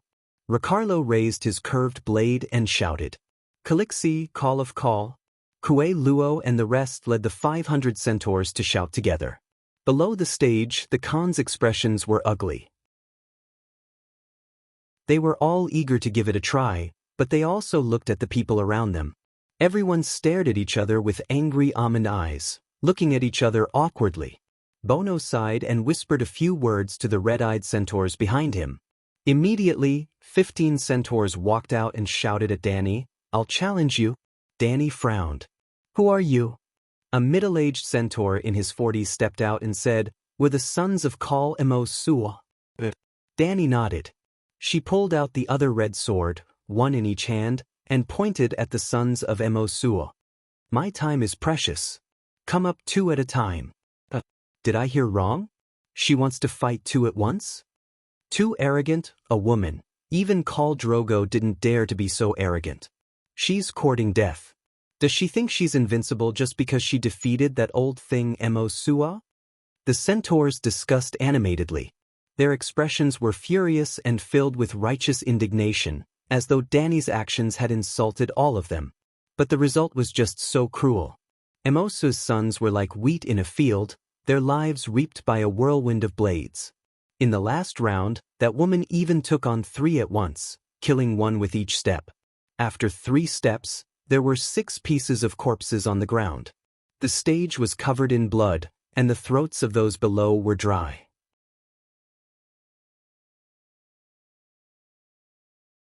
Chapter 654. How can she be so strong? She's only one person, and such a petite woman at that. Bono also lost the calmness of having everything under his control and cried out in disbelief. Danny wasn't petite at all, she was almost 1.75 meters tall. Although she wasn't a King Kong Barbie, she still had well-proportioned muscles, completely different from a skinny woman. Bono, come up. Danny directly called out names this time. Bono, come up, Bono, come up. Ricardo immediately called out. Bono, come up. Ago and the others also called out. Bono, Bono. The rest of the call hurriedly followed. Call Bono, call Bono. Casco of Bono's Casa led the roaring warriors to cheer for his call. Bono's face was so gloomy that it was almost dripping water. Taking a deep breath, he took a few steps forward and stepped onto the first step of the stage. Crack, crack.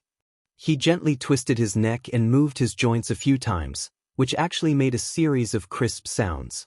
An inexplicable pressure emitted from his body that was as strong as a lone wolf, causing the cheers of Call Bono to abruptly stop.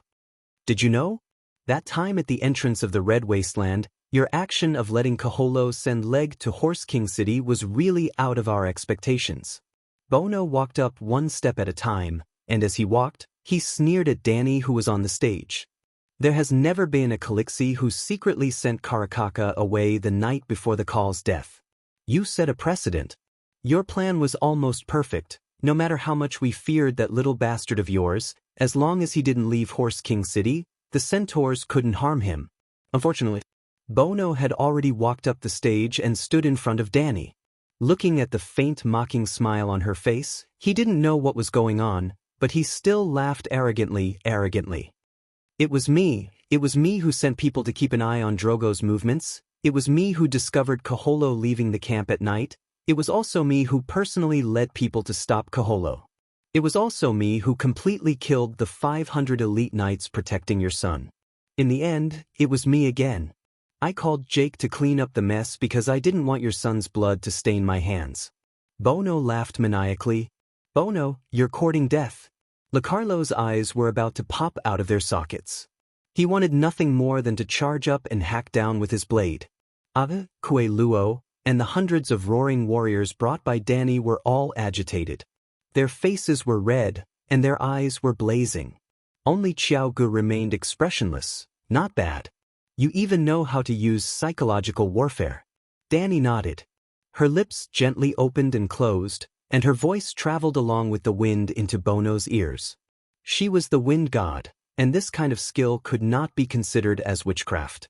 It was like a fish swimming in the water, and it was an instinct of the wind god. Therefore, she did not violate the oath of not using magic. Idiot, you bunch of brainless centaurs, how would you understand the despicable and filthy nature of us Westeros?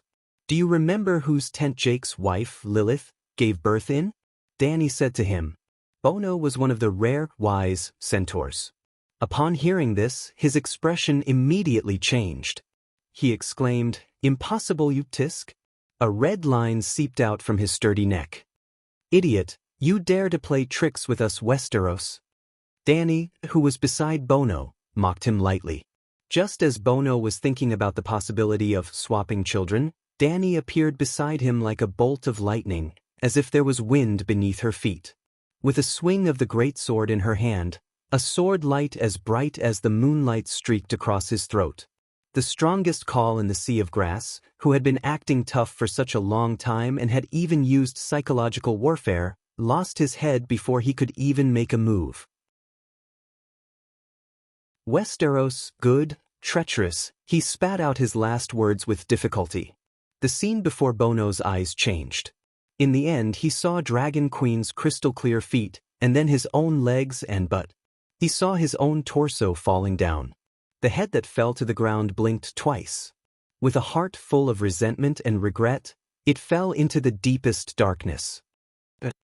The centaurs who were watching let out an unclear cry of surprise, followed by earth-shattering boos.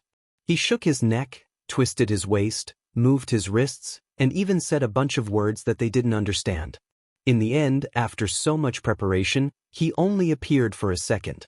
The centaurs who were looking forward to an unprecedented battle were disappointed. Bono, that idiot, in a battle of life and death, he's still daydreaming. Khal Moro cursed. Perhaps that woman said something to him. Khal Jumo frowned. No matter what she said, wasn't Bono the one who spoke first? He's a disgrace to the Khal. Khal Zek shook his head with a bitter smile. Moro, Jumo, Zek, you three come up together? On the arena, Danny first took care of Bono's 3 blood guards. Then with 1 slash or 2 slashes, she cut all of Bono's adult sons into 2 pieces. After wiping off the blood on her sword, she began to pick her opponents again. This time, for the first time, she was going to challenge 3 Khals at once. Not the sons of Khals. But this time, no centaurs scolded her. They were like statues, trying their best to widen their almond-shaped eyes, showing the shock and anticipation on their faces. Arrogant. You're looking for death. Even Drogo doesn't dare to say that to me. The 3 Khals who were called out seemed to have suffered the greatest humiliation in their lives. They were all furious. Even if 2 Khals met on the battlefield, if one had a blood guard and the other didn't, they would still fight one-on-one, Khal against Khal. Or, the Khal would let his blood guard fight in his place while he stood on the side to provide support. This was the Khal's honor. Danny Liz, are you humiliating these 3 Khals?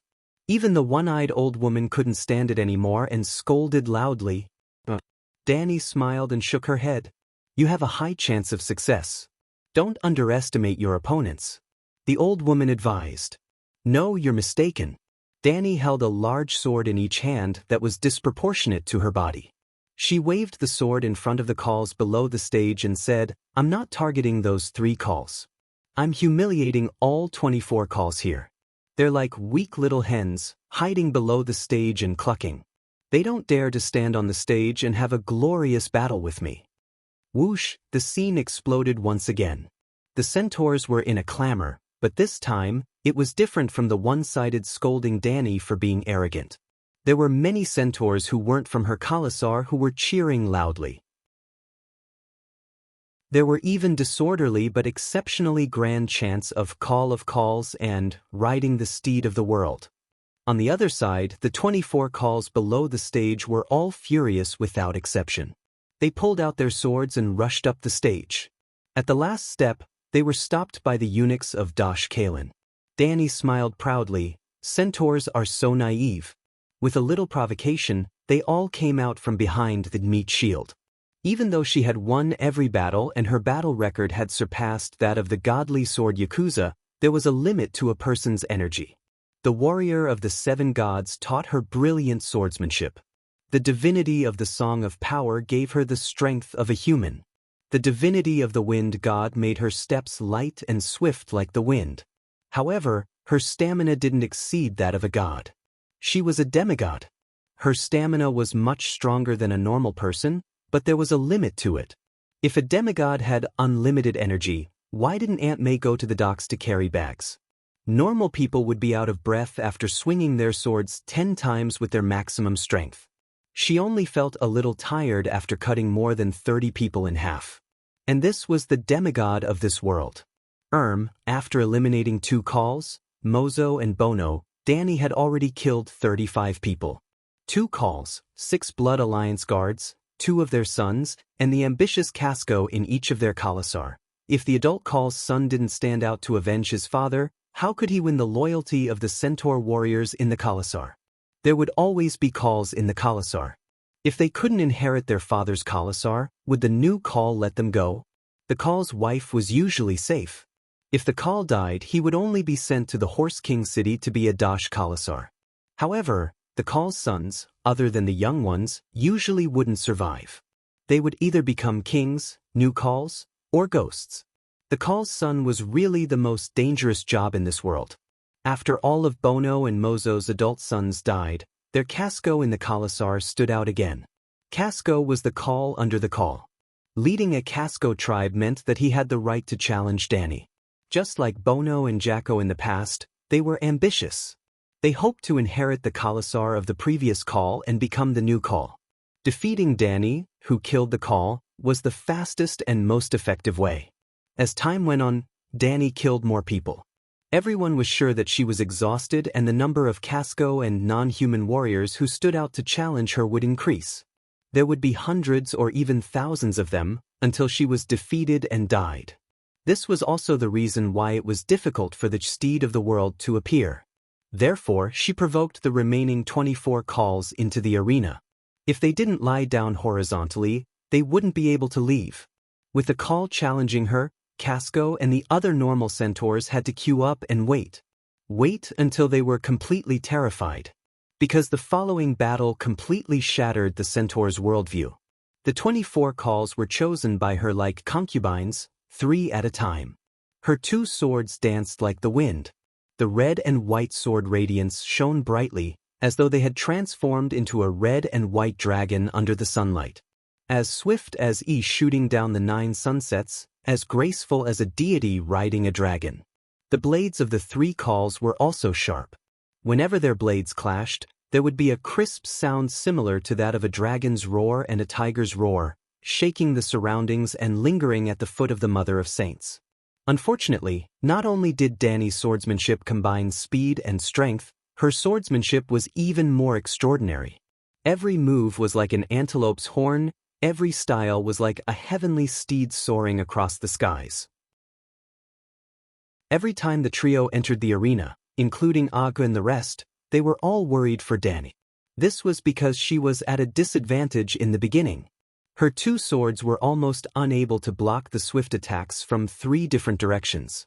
But every time, after she blocked 5 or 6 moves, she would use her superior swordsmanship to kill one of the calls. The encirclement was immediately broken. Even though it was 2 against 1, it was as though she was attacking 2 people with her 2 swords. When the 24 cars fell into pools of blood, Dani held her sword and looked around at the foot of the Mother of Mountains at noon. The centaurs were either depressed, hateful, fearful, or respectful, but not a single one of them made a sound. Now I am the Call King. Who dares to object? She laughed loudly, her laughter wild. Call of Call. The one-eyed old woman was the first to shout loudly. Call of Call. The old woman of Dosh Colleen shouted together. Call of Call. Dani's Khalasar shouted excitedly. Call of Call, Call of Call. The continuous shouts were like waves, surging violently in the endless sea of centaurs. Chapter 655. After that, Dani sent the 72 blood guards of the 24 cars on their way to the afterlife. To Dani's surprise, after she killed all the cars, the one-eyed old woman seemed to be buying time for her. The eunuchs cleaned up the arena at a much slower speed. By the time she finished off the 72 blood guards, the sun was setting in the west and it was almost dusk. Then the Dosh Kalin immediately announced, "That's all for today. If you want to challenge again, you have to wait until tomorrow." Tomorrow? The centaurs were not afraid of death, and a few of them were eager to try. But when they heard that tomorrow, they looked at the woman on the arena. She had not eaten lunch from dawn to dusk, but she did not show any signs of fatigue. It was obvious that after a night's rest, she would be able to kill 100 people again the next day to recover her energy. After all, they were the leaders of the tribes, and they still had basic intelligence. Come to die tomorrow? So, other than Dani, the 26 colossus, a total of more than 300 Cascos, stood up one by one, offered their scimitars and declared that they would give up the right to challenge Khaleesi. In other words, they acknowledged her identity as the Call of Cars. When the one-eyed old woman shouted 3 times in a row, "Is there a warrior who wants to challenge the Call of Cars?" and no one answered, she simply walked up to the high platform and knelt on the yellow soil soaked in blood. She placed her walking stick beside her, lowered her head and kowtowed 3 times to Dani, saying, "You have fulfilled the ancient prophecy. The Horse King city has finally met its true master. You are the steed of the world, the great Call of Cars, the king of the Horse Kings." Behind the old woman, dozens of Dosh Kalins prostrated themselves on the ground and surrounded Dani in a semicircle. Their faces were solemn, and their eyes were filled with fervor as they shouted, "The king of the Horse Kings, the Call of Cars." The Dosh Kalins' actions were like dominoes. Tens of thousands of centaurs and bazaar merchants gathered at the foot of the Mother of the Mountains, knelt on the ground one by one and shouted in unison, "The king of the Horse Kings, the Call of Cars."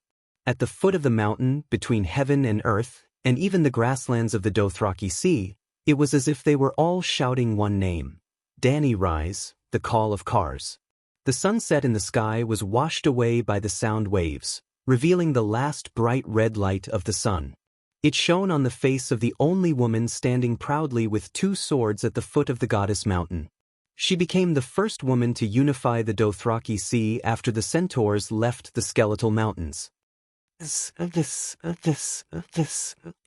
Right at this moment, 5 dragon roars resounded from the west. Some were loud and clear, while others were sharp and shrill. The grassland was vast and flat like the tranquil surface of the sea. The fiery red sun was like a bright red stage curtain hanging at the end of the world. It felt so close yet so far away. 5 black dots flew out from the red sun. The black dots grew larger at a speed visible to the naked eye and turned into 5 megalosaurus that were flapping their wings with all their might. There was a gigantic black dragon, a white dragon with silver scales, a green dragon that shone with emerald light under the setting sun, a golden dragon that shone with golden light, and a red dragon the size of a horse. The 5-colored megalosaurus all came to the grassland, to the Horse King city, to the Mother of Dragons' coronation ceremony of the Horse King. Call of Calls. Blackie roared at the sky. It pierced through the clouds and cracked rocks, shaking the soul. The other 4 dragons stretched their necks and roared together. The 5-colored dragons circled around Danny's head like a colorful crown. She held the hand of heaven and earth, crowned herself as the king with the 5 dragons as the crown. At this moment, all the creatures on the grassland, including the beasts and the people, were fearful and subdued. Yes, for this moment of glory, Danny had put in a lot of effort. When the calls in the morning were angered by her and went up to the arena, she felt that she was in the bag today. Hence, she summoned the 5 megalosaurus to help the dragon mother show off. They only roared a few times in the Horse King city to let the centaurs know how powerful she was. Then, they flew back under the sunset. As for whether the 5 dragons' temporary departure from Slaver's Bay would cause their home to be stolen, first of all, Danny's pterosaurs were not fewer than the Alliance army. Secondly, from the time she came to the Horse King city yesterday afternoon to the time she became the Call of Calls, it had only been 30 hours. The ravens had probably just reached Tolos and the news had not reached Borash yet. Moreover, before she went to the Horse King city, the shapeshifters had already figured out the situation in the city. They knew where to raise messenger crows and had been monitoring. The centaurs were very honest. Even Bono did not intend to lead the enemy into the Horse King city. But after Danny appeared, a few merchants in the western continent released the ravens. "You seem to want to help me? Your eunuch wants to prolong the time between the duels." That night, the centaurs held a funeral for the 26 calls. 26 bonfires. Smoke and dust danced in the air. Heat waves rolled and the flames lit up the sky, casting mottled shadows on the faces of Danny and the old woman who was one step behind her. "Great Call King, you have already killed all 26 calls. Other than helping you, what other choice do I have?" The old woman said helplessly. She was a pure centaur, the Dash Kareen of the centaurs. She was a priestess and a wise one. She had to be responsible for the future of the centaurs. If Danny unfortunately failed, the 26 colossus who lost their calls would fall into a super chaotic battle for the position of call. The centaurs would not die, but their vitality would be greatly damaged in this winter. What's with the prophecy of riding the steed of the world? You don't have supernatural powers, how can you make a prophecy? After becoming the Call King, Danny began to speak fearlessly. If the emperor had to be careful when he spoke, then what was the point of being the emperor? The one-eyed old woman's shriveled face turned red. She was not sure if it was her face or the light from the crematorium in the distance. "Great Call King, I don't have wizard powers, but I can prophesy. I can see some illusions in the process of praying." In that case, the one-eyed old woman might have supernatural talents, and it was a prophecy type. Danny fell into deep thought. "Have you tested your magic talent?" she asked again. The old woman said with a conflicted expression, "Great Call King, the centaur's attitude towards witches? Don't come into contact with witches, and don't let witches touch you." This was a commandment that everyone knows among the centaurs. But the centaur's Call King was the strongest witches in the world. This has to be changed. There are so many people who know witchcraft in the world. How can we keep hiding? The change starts with you. I know the zebra people's moon chant secret technique. You can try it later, Danny said. "Great Call King, I don't agree with your words." The old woman said solemnly, "The zebra people have moon chant, but their achievements are not more brilliant than the centaurs. My prophecy is not accurate, I know this. But I don't rely on prophecies to manage the huge Horse King city, but more reliable wisdom and experience." "You are not wrong, but the times are different. The future?" Danny pondered for a moment and said, "In the era of magic's decline, the wisdom of a normal person might be able to surpass the power of the megalosaurus, but the future will enter a period of rapid development of magic." Seeing the confusion on the old woman's face, she sighed helplessly and shook her head. "Forget it, in a few years, when the long night falls, you will naturally understand." The appearance of the megalosaurus caused the tide of magic to surge. Without a doubt, the demigod megalosaurus's ability to drive the tide of magic was stronger. When all 5 of her dragons became demigods, the world's magic wave might return to the level of Valeglia's era. If a megalosaurus became a true god, then Dani was very active. After completing the Call's funeral, she immediately began to gather her troops and head south. At the foot of the Mother of Saints Mountain, beside the Womb Lake, near the Call's crematorium, Dani gathered the 317 Cascos and more than 80 Doshkarens together for the first Dothraki assembly. Everyone sat on the ground, surrounding and uniting around Dani. Weren't there only about 40 Doshkarens? How did it become more than 80? The extra ones were the wives of the 26 Calls who died today. Some Calls had more than one wife, so there were more than 30 widows this time. The widowmaker Dani. It was quite awkward to talk about it. During the day, Dani had just killed their husbands and many adult sons, and at night, everyone sat together for a meeting as if nothing had happened. She stood in front of the fire, trying not to look at the few old women with sorrowful eyes behind the group of old women.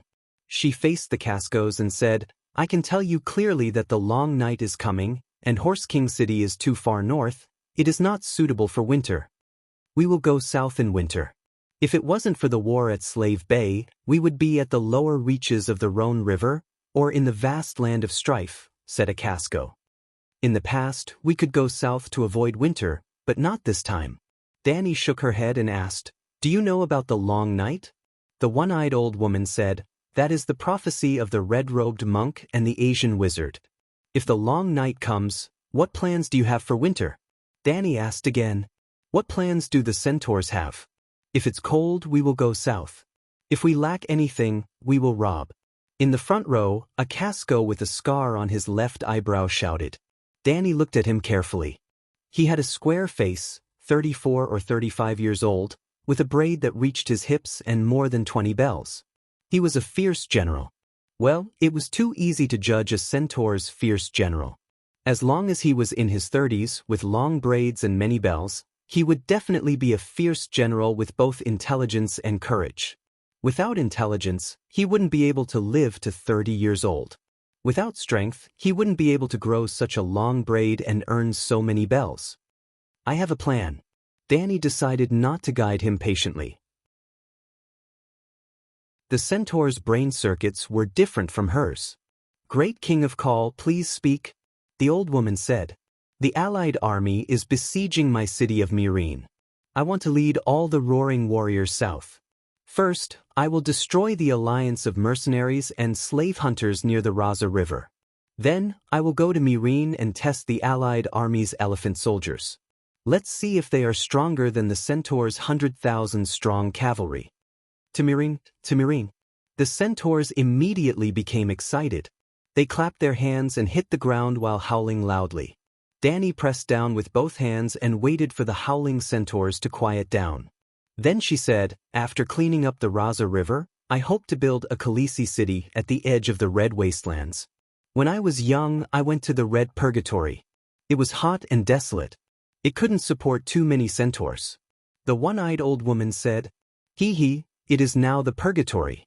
When the long night comes, the once hot and dry Purgatory may become a paradise." The old woman frowned and thought for a moment before asking, "Great King of Call, what do you plan to do?" "Actually, it's not much different from before. The old woman and your eunuchs will continue to stay here and manage this holy city. As the King of Call, I will lead Kalassa south. I will race horses on the south bank of the Raza River and build pastures. The center of the pastures will be Khaleesi City." Chapter 656. After listening to Dani's plan to build the city, the one-eyed old woman immediately advised, "Great Cow King, centaurs cannot stay in one place for long. The life of the milk people in stone houses is too comfortable. It robs us of our courage and wipes us of our strength. When the long night comes, you will not say that." The Cow King had a lot of power. Once Dani made the decision, the centaurs immediately took action. First, she had to count the population and establish a household register. Then Dani found that she was invincible. Counting only the 26 colossus around Horse King City, there were about 500,000 centaurs and 200,000 roaring warriors. The ratio of soldiers to civilians was frighteningly high. Almost every citizen was a soldier. 200,000 howling warriors. Dani could sweep the world with them. Then she ordered that according to the size of each colossus, a quarter to half of the people would be offered to the Cow King. A total of 317 colossus survived. They all had their own colossus. Using a country analogy, a colossus was equivalent to a country, and colossus were the counties that formed the country, while colossus were the judushi of the counties. Some colossus only had 100 or 200 roaring warriors, such as Dani in the past. Khaleesi was also a colossus. Her colossus tribe was newly formed and only had about 60 young warriors. Some colossus had been passed down for several generations and had 2,000 to 3,000 roaring warriors, such as Pinocchio in the past. His father was Zhuge's father's colossus. He and Zhuge had inherited their father's colossus. He himself was the strongest colossus under Zhuge. With 3,500 roaring warriors, he was stronger than many of the colossus in the prairie. In Slave Bay, in Dani's colossus, the colossus system was replaced by the Chiliarch system. The title of colossus was still retained, but their status was greatly weakened. Every Chiliarch was considered a colossus, but they only had 50 direct guards. But Dani was able to complete the reform because her colossus were too small, and there were too many centaurs in Horse King City. It was difficult to complete the reform in a short period of time, and she had to take her time to conquer the south. It was also a centaur custom to take people from the colossus to fill the colossus. In every battle, Khal would lead the roaring warriors to charge at the front.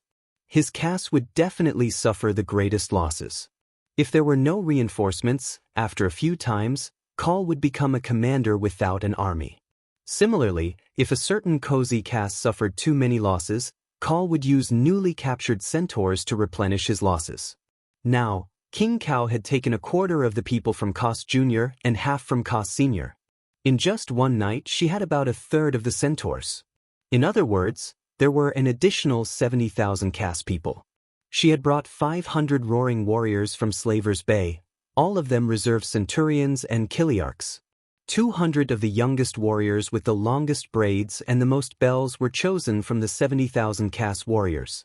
700 centurions were in charge of 70,000 roaring warriors. Among the 700 centurions, there were 70 acting Chiliarchs. They were temporary and could be replaced by braver and smarter centurions or even decurions at any time. Among the 70 acting Chiliarchs, there were 7 captains. Dani, Aga and Luashu were captains, while Ricardo and Jogo were true captains. The remaining 2 10,000-men squads were temporarily represented by King Cow. If there were centaurs who were promoted based on their contributions, Dani would personally bestow them the position of captains. Afterwards, Dani chose the weakest 27 out of the 317 castes. Casco was old and frail, while Cass was the weakest. Of the 27 castes, 10 were left behind in Maong City to carry out King Cow's mission of digging deep, accumulating food, storing charcoal for firewood. Even if they knew that the night was coming, Maong City could not be given up. The other 17 castes were scattered across the grasslands, informing the other colossus about Dani becoming King Cow. Although 26 colossus came to Maong City, the grasslands were vast and there were still an unknown number of tribes. Just like that, Dani brought a total of 360 castes to the south, plus the 70 Chiliarchs under her, making up the number of heavenly cycles. King Cow was still wondering if he should create captains with the number of heavenly spirits and earthly fiends in the future, and then name each army with the 108 devil stars. For example, Leader Star Dani would lead the 10,000 Leader Star army. With such a strange thought, Dani rode Blackie and left Maong City in the wee hours of the morning. Before leaving, she left the one-eyed old woman a moon singer inheritance, a copy of the Pegasus Bible, a glass candle and a set of magic net communication keys. The one-eyed old woman did indeed have the talent of a transcendent, and she was very powerful. She was very compatible with the Zebra people's moon singer meditation technique. Moon singers were different from shadow binding knights. Blood witchcraft was a compulsory course for shadow binding knights, but it was an elective for moon singers. Furthermore, the Pegasus Bible established a correct view of the world for the Dash Colossus. Danny felt that the old woman would not go down the wrong path. When the old woman learned witchcraft, even if she was thousands of miles away, Danny would be able to control Maong City through the glass candle. Mireen, the Queen's study. 7 gods above. 200,000 howling warriors. Even the knights of the 7 kingdoms added together do not have that many, right? Old Yimot was on the verge of collapsing, as if he was about to faint again. Now I am completely at ease. With this world-conquering force, the Alliance is bound to lose. The old man's face was glowing, completely free from the shadow of the army approaching the city. Danny lowered her head and flipped through the documents and intelligence she had accumulated in the 2 days she was gone. She said absent-mindedly, "I told you long ago that we will win this war." The God Turtle Dam had been completed and was beginning to store water. Even if the Alliance could invite a true god to descend, they would not be able to escape this disaster. The 200,000 howling warriors were only trying to expand their victory by wiping out the hundreds of thousands of Alliance soldiers who had surrounded them. She wanted to make everyone suffer in one go, or even beat them half to death. This was the first time the countries of the world had formed an alliance to encircle Slave Bay. It would also be the last time. You have only been gone for 2 days, and you have already become the Cow King. Is it so easy to be the Cow King? Old Yimot calmed down and asked with a frown. Easy? Chui Luo shook his head repeatedly. His face showed a complicated expression of respect and disbelief. He recounted the process of Danny becoming the Cow King in detail. You challenged 143 centaur warriors in a row, and most of them were the strongest cow and blood guards in Colossa. Other than Khaleesi, who else could have done it? He asked in the end. Old Yimot was once again dumbfounded. Your Majesty, you are too rash. 1 against 3, and you did not even wear your armor. The old man walked around the desk in a panic and went to Danny's side to check carefully. He even asked repeatedly, Danny, are you injured? This is the most terrifying part. Khaleesi's skills are amazing. Her 2 swords are like thunder, unstoppable.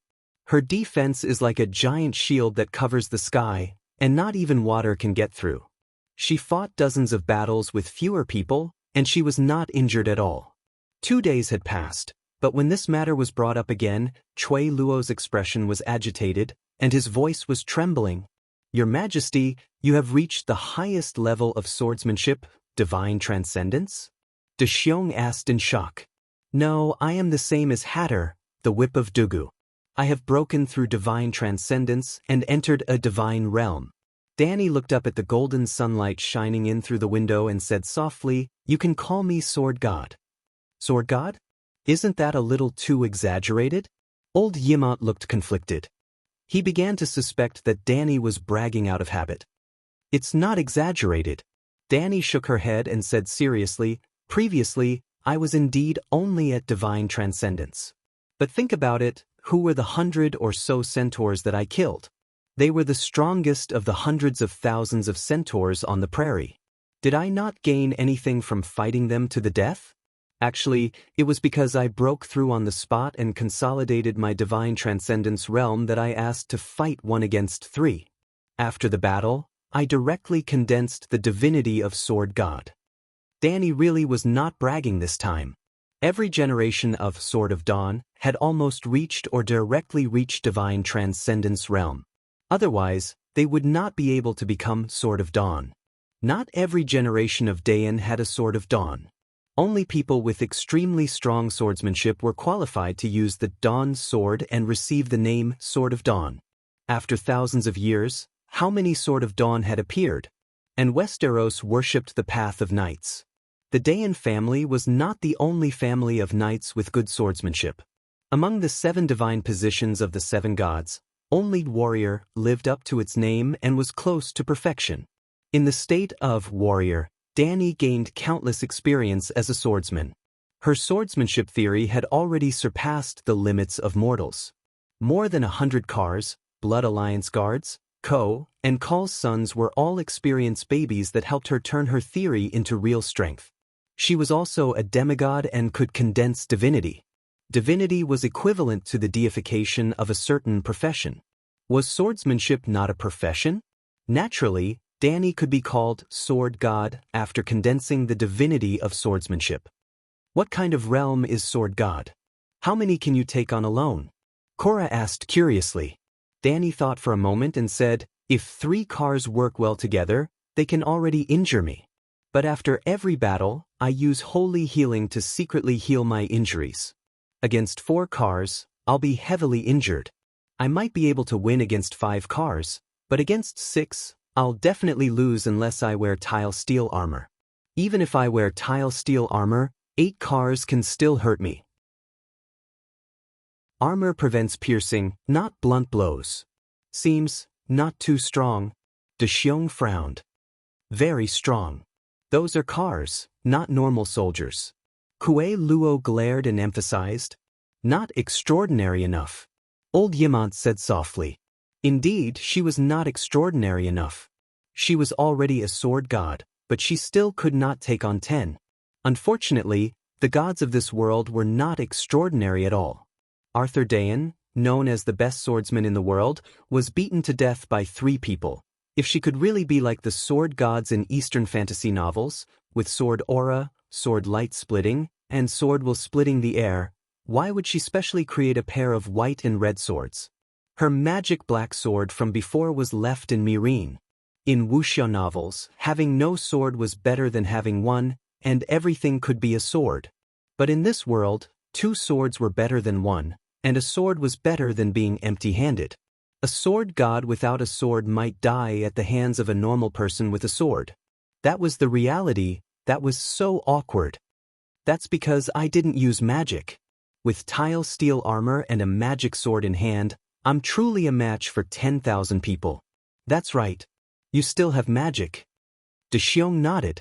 Then he seemed to have thought of something. With a hesitant expression, he asked softly, Your Majesty, about that mist in the garden upstairs, the raven transformed into a little elf. Can my father be resurrected into a fire elf?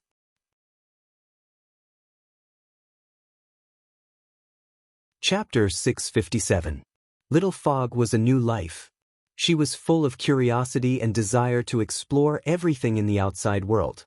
Therefore, she was different from Ah Fu, whose heart was dead. She did not want to be a corpse in Danny's sea of consciousness. She needed sunlight, she enjoyed the feeling of bathing in the breeze, and she enjoyed playing with flowers even more. In the morning, she woke up on the top of an apple tree. When the Dragon Queen practiced her swordsmanship, she stood on the persimmon tree and sang a gentle and moving song. In the morning, Little Fog's crystal-clear little wings flapped quickly in the sun. Like a diligent little bee, she carried a small apple-sized kettle and watered the flowers and weeds. When she encountered pests, she would also point her finger at them and shoot out a thin line of fire, accurately hitting them. At noon, she would leave the pyramid and chase the birds and butterflies in the sky. In the afternoon, she turned into a raven and joined the army of shape-shifting animal spies. She circled above the marching army of the Western Allies. In the evening, she returned to the Great Pyramid. Little Fog was like a little sparrow, chattering about her day's experience and the intelligence of the allies to the Dragon Queen. At night, she would patrol around the pyramid before returning to the small wooden house hanging on the treetops in the garden to rest. Many times, Danny needed to pass a message to her subordinates or issue an official order.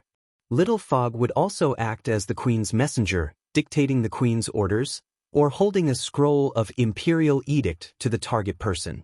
Not to mention Cora, even the people in Mireen City knew that the Dragon Queen had caught a tree elf on the opposite side of the Sosros continent. Except for those close to her, no one else knew the true origin of Little Fog. Sosros even had King Kong, so it was not surprising that a tree elf appeared. At first, everyone was amazed by Little Fog's delicate appearance and cute image. But in this world where Megalosaurus and giants were common knowledge, the fantasy of the little elf had not only grabbed the headlines for 4 or 5 days. Everyone was used to it, except for those who really knew the details of Little Fog. For example, old Yimant had always suspected that Danny was bragging. Little Fairy was not created by her at all. It was a pet found in the rainforest when she was looking for the pterosaur, just like how she said she had a 30-meter tall gorilla as a pet. At first, De Xiong had the same doubts as Yimant. However, Dragon Queen was able to take on 26 cons by herself. Creating a fire sprite didn't seem to be any harder than that. The souls of the children of the forest are different from those of ordinary people. If our souls do not enter the divine kingdom, they will quickly disintegrate and dissipate into the world. But in a strange way, they are preserved forever. At this point, Danny looked hesitant, and her tone became uncertain. Perhaps eternity also has a time limit. Otherwise, there wouldn't be only 3,000 crows left. But your father's soul is definitely not as resilient as a child of the forest, there is no doubt about that. Unless mine fire creation ability is upgraded a few more times, otherwise, your father's soul might really be destroyed by me. How long do we have to wait? Will my father's crow die of old age? Big Bear asked nervously. Your father's crows won't live as long as the children of the forest. They'll only live as long as normal crows. John's raven father was lucky to have met John before his consciousness dissipated. Otherwise, he would be no different from an ordinary raven. When will your life creation ability be upgraded? Will it be too late? Big Bear asked worriedly. I'm not sure. Danny could only guess that there were 2 ways to upgrade her fire creation ability. One was to find more children of the forest crows and turn them into fire sprites, increasing her experience and understanding through practice. The other was to kill Sheep Egg and sing her song of fire. Fundamentally speaking, fire creation was an attribute of the Song of Fire. Comprehending the Song of Fire would definitely enhance this attribute.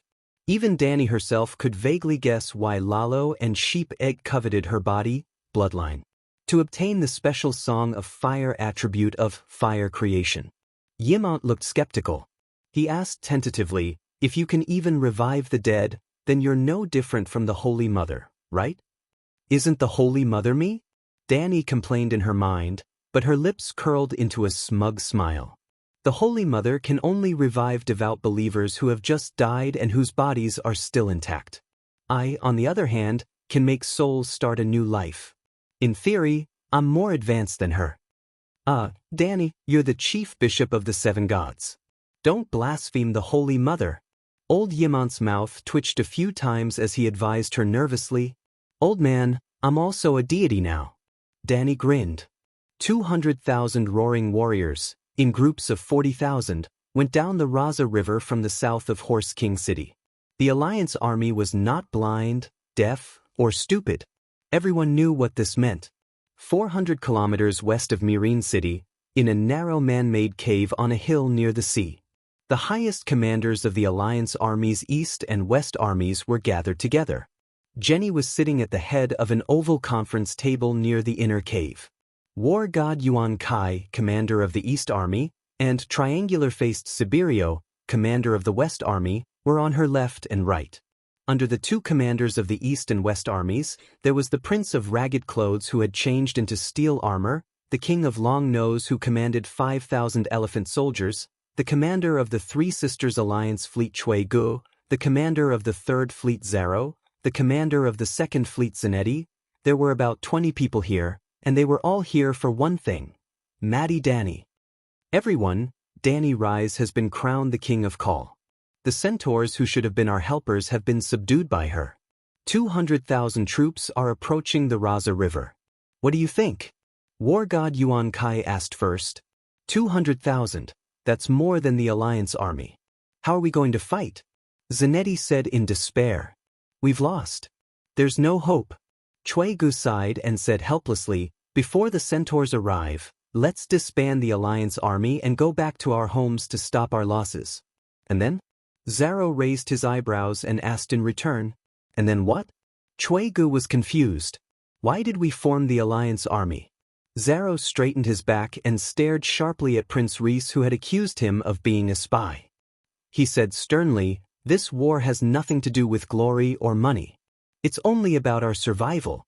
Quills, Volantis, Reese, Mir, Tarosai, and the cities of the Jade Sea are all slave countries. It's not just for the slave trade. In these cities, the ratio of slaves to free citizens is as high as 4:1. Our wealth, rule, and superior living conditions are all built on the bones of the slaves. Without slaves, it's like a house losing its foundation, a forest withering its roots, and a river losing its source. Our glory will become a thing of the past. Either Danny Rise swears to give up on the plan to free all the slaves in the world, or we give up our current position as rulers. Otherwise, our conflict with her will never be resolved. Escape? Where can we escape to? If we don't get rid of her this time, when Slave Bay regains its breath and leads the Mother of Dragons guards to sweep through the cities, what city walls can stop the Megalosaurus? How many guards can stop 200,000 roaring warriors? When that time comes, what will happen to us? Are you willing to be like the nobles of Guise in Myreen's labor camp, losing your wealth and status, going to the mountains to mine and cut wood, and planting potatoes in the fields every day? Chui Gu said helplessly, I understand what you're saying. Otherwise, I wouldn't have spent millions of gold to participate in this war. But against 200,000 roaring warriors, tell me, how do we win? Yes, we don't have the advantage to begin with. Now that we're weaker than them, our chances of winning are close to zero. Prince Chui Ji's words hurt our morale, but it's our only choice. The others were like loofah vines exposed to the sun in June, listless and without any fighting spirit. War God Yuan Kai also frowned. He was the commander of the East Army, and should be overseeing the Raza River. The reason why he traveled thousands of miles to participate in the alliance meeting was because he was the main target of the 200,000 roaring warriors.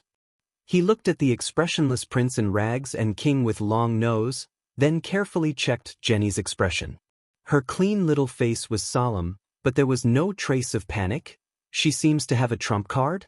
With a thought, War God Yuan Kai said softly, Lady Jenny, the vanguard of the centaurs will enter the Raza River in 20 days. And the East Army is made up of the Jade Sea slave hunters, pirates, bandits and mercenaries. The composition of the soldiers is messy and weak. Plus, there are only 40,000 of them, and they won't be able to withstand a single charge from the roaring warriors. On the night that Danny Rise became the Cow King, a group of pirates ran out of the camp. I noticed them in advance and caught them and beheaded them in public. Only then did I manage to stabilize the morale of the army. Even so, I can feel that the people in the camp are anxious, and the mercenaries are looking at me strangely. The closer the centaurs are to the Raza River, the higher the possibility of a mutiny. I wonder if Lady Jenny has a solution? Prince in Rags glanced at Jenny and said, Give up on the East Army's plan, either go down the river and force their way into Slaver's Bay, or go through the secret passage in the mountains and meet up with our West Army at Myreen City. Dan's pupils contracted. He was sure that Jenny still had a trump card. Then, what was the trump card that could deal with 200,000 centaurs?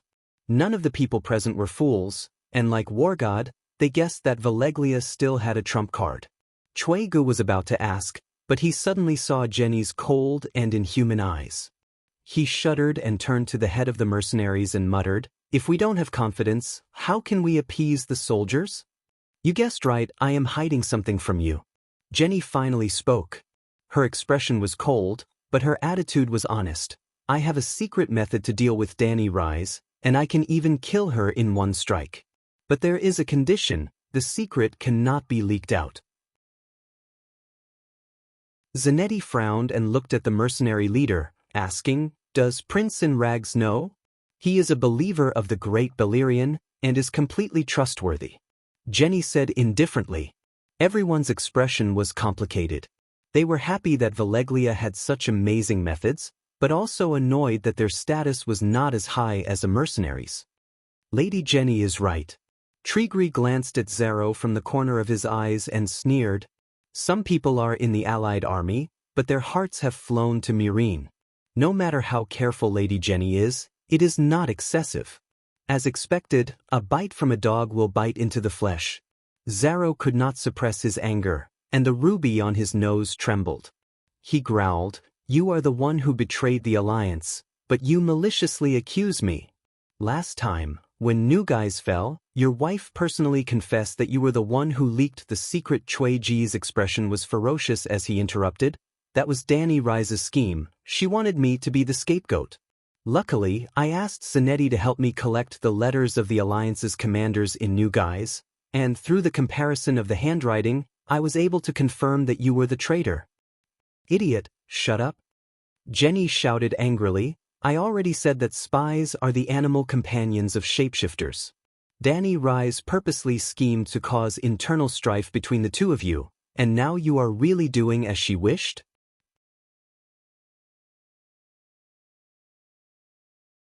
Chapter 658. After the fall of New Guise, the Allied army carried out a vigorous rectification and elimination of traitors campaign. They believed that there were two possibilities for the military secrets of the Allied army to be exposed.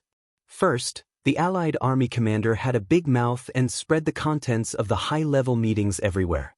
Second, there was a traitor in the Allied army's upper echelons. The rectification targeted the first possibility. The elimination of traitors targeted the second possibility. In the operation to catch the traitor, the thing that shocked the Allied army the most was the conflict between Chuegu and Zero. Their positions were too high. One was the representative of Queers, the commander of the Third Fleet. The other was the representative of the Reese, Terosai, and Mill Sisters Alliance. They controlled almost a quarter of the Allied army's logistics fleet. If even those two betrayed the Allied army, what hope did the Allied army have? The operation to catch the traitor almost destroyed the morale of the Allied army. Fortunately, Jenny found out that the Dragon Queen was the real spy. She helped the two commanders, who were already in prison, to unify their thinking. The Allied army's higher-ups were united against a common enemy. Speaking of which, how did Chuegu and Zero get involved? Remember the Second Dragon War in Mirin? That was when Benny was ambushed by the Dragon Queen and destroyed by the Dragonslayer Horn. After that incident, the Allied army suspected that there was a traitor. War God Yuan Kai's suspect was Chuegu. Chui Ji's way of getting to the top was unreasonable. There seemed to be the shadow of the Dragon Queen behind him. His wife, Linny's, and White Knight Garth were siblings. This relationship, War God Yuan Kai secretly found Zero and told him his suspicions. He also asked Zero to ask his old friend when he went to Astapor to redeem the captives. Chapter 524, Zero remembered his mission and really went to find Danny and Tyrion to ask for their opinions. Damn it. He just happened to find the two smartest and most cunning people in Slaver's Bay. They were also plotting against him. They intended to send the Winged Dragon Knight captives, who had a positioning system on them, back to the Allied army. Zero naturally returned to New Guise with the answer Chuegu is suspected to be a traitor. Danny also knew that Zero suspected Chuegu. On the night of the surprise attack on New Guise, she had deliberately arranged for Danny C to go to Chui Ji's house to put on a show. The letter that Danny asked Chuegu to copy was written by Danny, who asked Scholar to imitate Zero's handwriting and style. At the time, Chuegu only felt that the handwriting was a little familiar. Later, he secretly found Zanetti, who was from Zingis and could be considered a local, and asked him to help him collect the letters and documents of the commanders of the Alliance. Finally, Chuegu found the scapegoat Dragon Queen had arranged for him, the real traitor in the Alliance army, Zero. Zero was an old acquaintance of the Dragon Queen, a friend who had gone through life and death together. This was the reason why Zero had betrayed Saudi Arabia. In the beginning, Chuegu remembered what Danny C had said, "You two aren't the only spies in the upper echelons of the Alliance." She didn't immediately report Zero. This was not a very smart decision, but it was a very safe one. Thinking about Chen Yongren, if he was as calm as Chuegu, after discovering Lu Jiaming's identity as a black cop, he would not have been shot in the head. But Zero took the initiative to drag him down with him. After Zingis fell, the commanders of the Alliance army who had escaped death started to look for the reason for their failure. Without thinking, even an idiot would know that there was a traitor in the army. Then, the first person Zero thought of was Chuegu. He only needed to find Linny's to scare her, and Chuegu was exposed. But from Chui Ji's point of view, Zero betrayed the Alliance army. Now that he was worried about being exposed, he naturally used him as a scapegoat. How could he tolerate this? He showed his cards. He directly revealed the cause and effect of the matter to the public. Dragon Queen framed him and made him fill in the hole for the real traitor. Speaking of which, it was quite logical. So, he and Zaro were both arrested. Then, war god Yuan Kai was implicated from Zaro, and Zanetti seemed to be Cui Ji's accomplice. Then, they investigated Grazadin and Zanetti. The entire upper echelons of the Alliance army were panicking. It would be strange if their morale was not low. If not for the sudden outbreak of the blood plague and the frequent activities of the shapeshifters, who knew how far the rectification and elimination of traitors' movement would have developed. Later on, although the two of them were rehabilitated, they still had a deep grudge against each other. They even suspected that the other was a traitor, because they were traitors themselves. That's it. Jenny did have a trump card, but she didn't trust US and didn't say it in public during the meeting. But don't worry, Your Majesty, I will continue to follow up on this matter. After the meeting, they returned to the flagship of the Third Fleet. Zaro was in the captain's room. He spoke softly to the petrel that landed on the table. The Ragged Prince is a believer of Beleriand. He knows Jenny's secret. The long-nosed king seems to know something as well. I suspect that it has something to do with the elephant soldiers. I suggest that Your Majesty invest more espionage resources in the elephant soldiers. Also, the East Army is about to make a strategic shift. After the meeting, they returned to Jean Island. Without telling his wife, Cui Gu spoke to a raven in his study. They weren't traitors, but after being locked up as traitors for a period of time and being coerced by Danny multiple times through the raven, they really became traitors. First of all, they were both wronged and had resentment in their hearts. They blamed the Dragon Queen for being cunning, and secretly hated their allies for not trusting them. Secondly, Danny had both of them on the hook. Cui Gu was able to rise to the throne because the Dragon Queen rode a dragon and burned Prince Reese to death.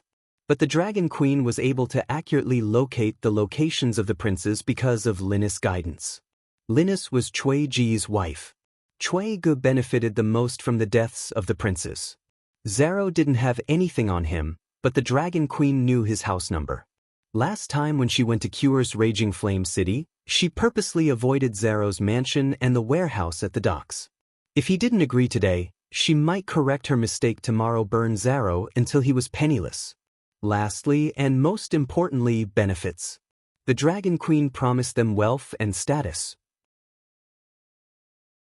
When the alliance was first formed, the Dragon Queen's promise wasn't worth a single copper coin. Because in the beginning of the war, in everyone's hearts, she was bound to lose. What was the use of a loser's promise?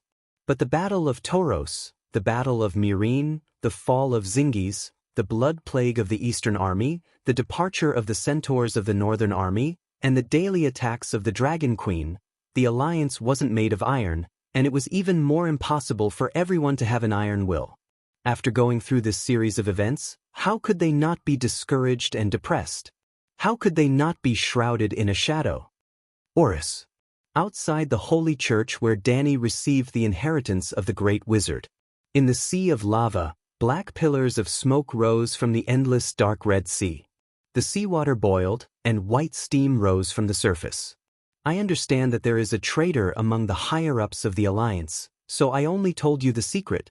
At the edge of the cliff, the hot sea breeze mixed with the smell of sulfur fluttered Jenny's cloak. Her porcelain doll-like face was illuminated by the red light surging from the bottom of the sea. What do you want to do? The prince in ragged clothes was drenched in sweat as he asked with a hoarse voice. He was an old noble of Pentos, a descendant of Valeglia, and even a branch family of Belarus.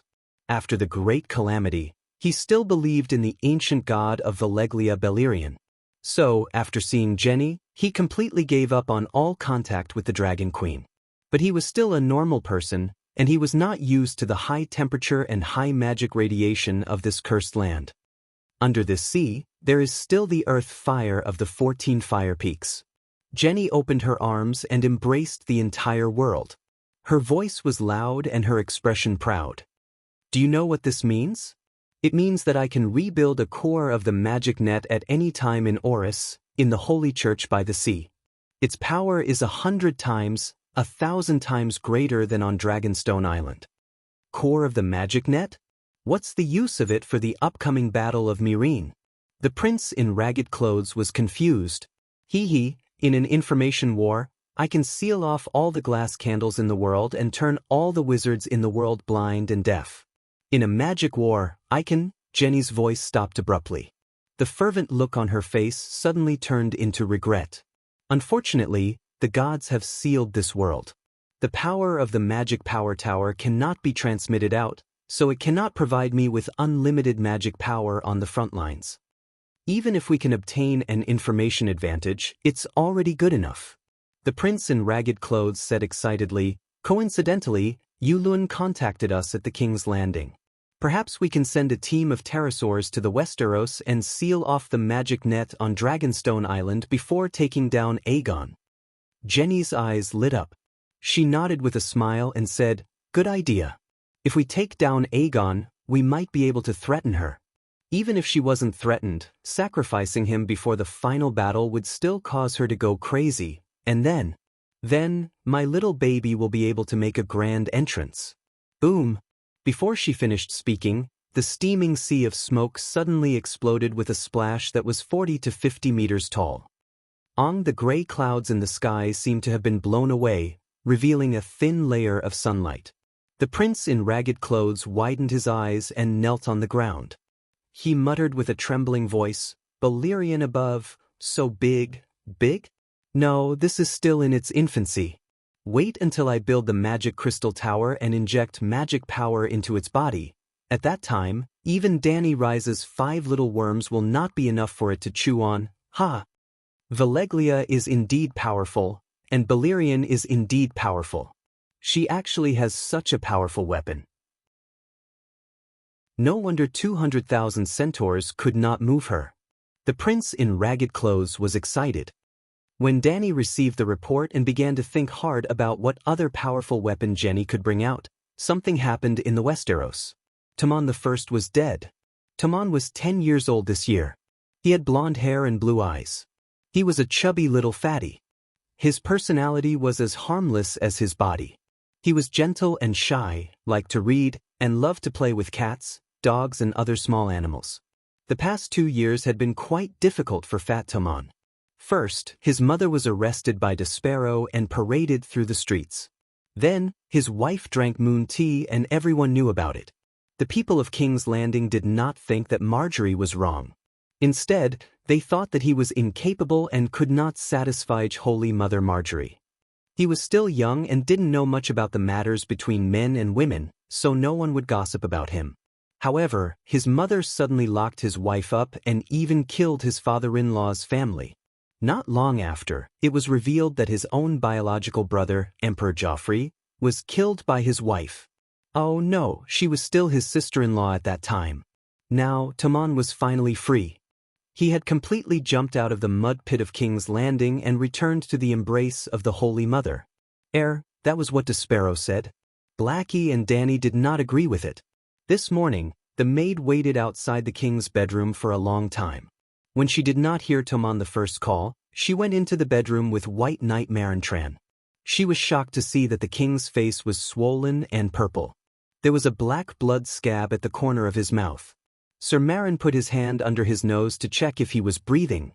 There was no need to. His body was stiff and had no temperature. There were also livor mortis below his neck. The Red Keep immediately fell into chaos. Cersei almost broke down. She hugged her son's body and cried. She was heartbroken. Just as she ordered the Demon Mountain to slaughter the attendants in the Thoman Palace, her cousin Sir Devon reminded her that the dead might not necessarily be unable to be resurrected. It was better to leave the attendants for interrogation and go to the Great Sage Hall to invite the Great Sparrow. Since the trial, Cersei returned to the Great Cathedral of Baelor for the first time. When she arrived at the Great Cathedral, she found that there were more believers praying to the 7 gods. There was also a long queue in front of the marble square. There were people in gray clothes, nobles in brocade robes, and knights with swords on their waists.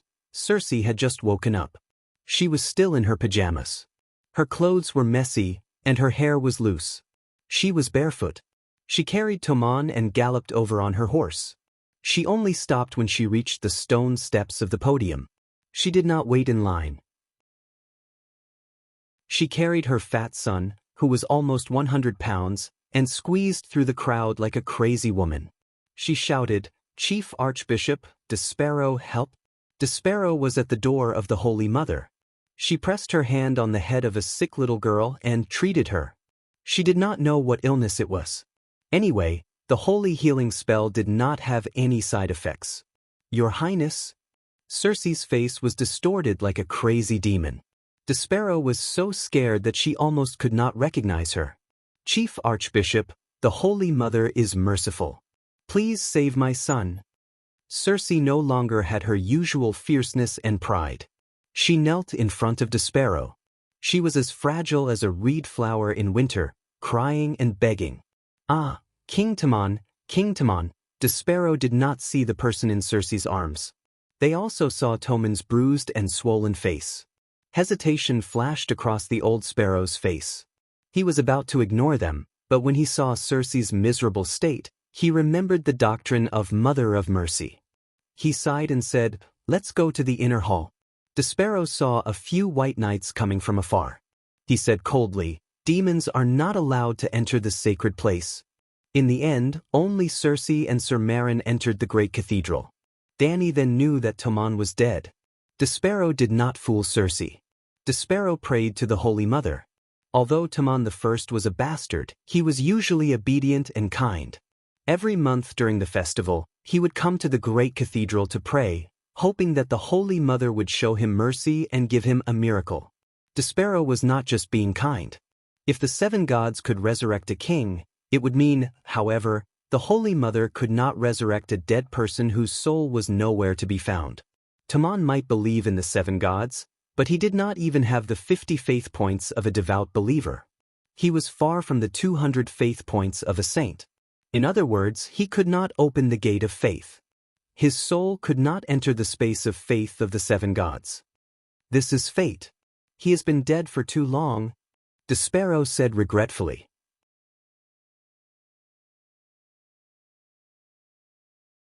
Chapter 659. Centaurs had a custom. If a child died before reaching the age of taming a horse, he would not be qualified to enter the night kingdom of the horse god.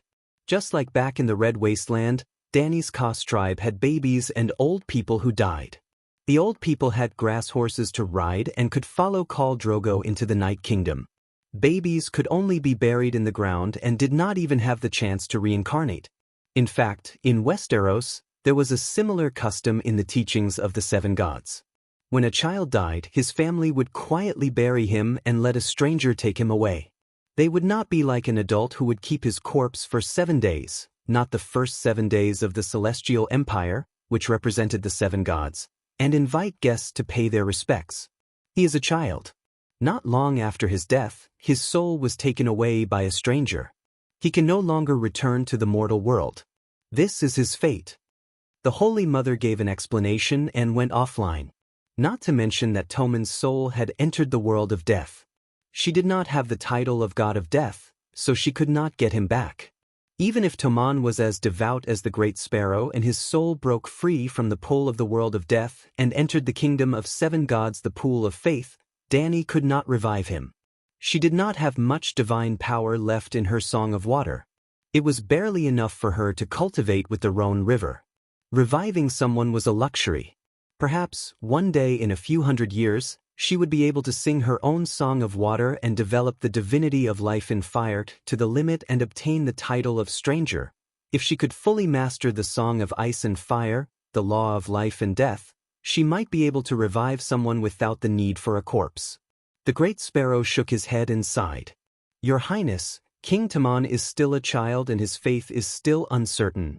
What request does the Holy Mother have?" "I agree," Circe said anxiously.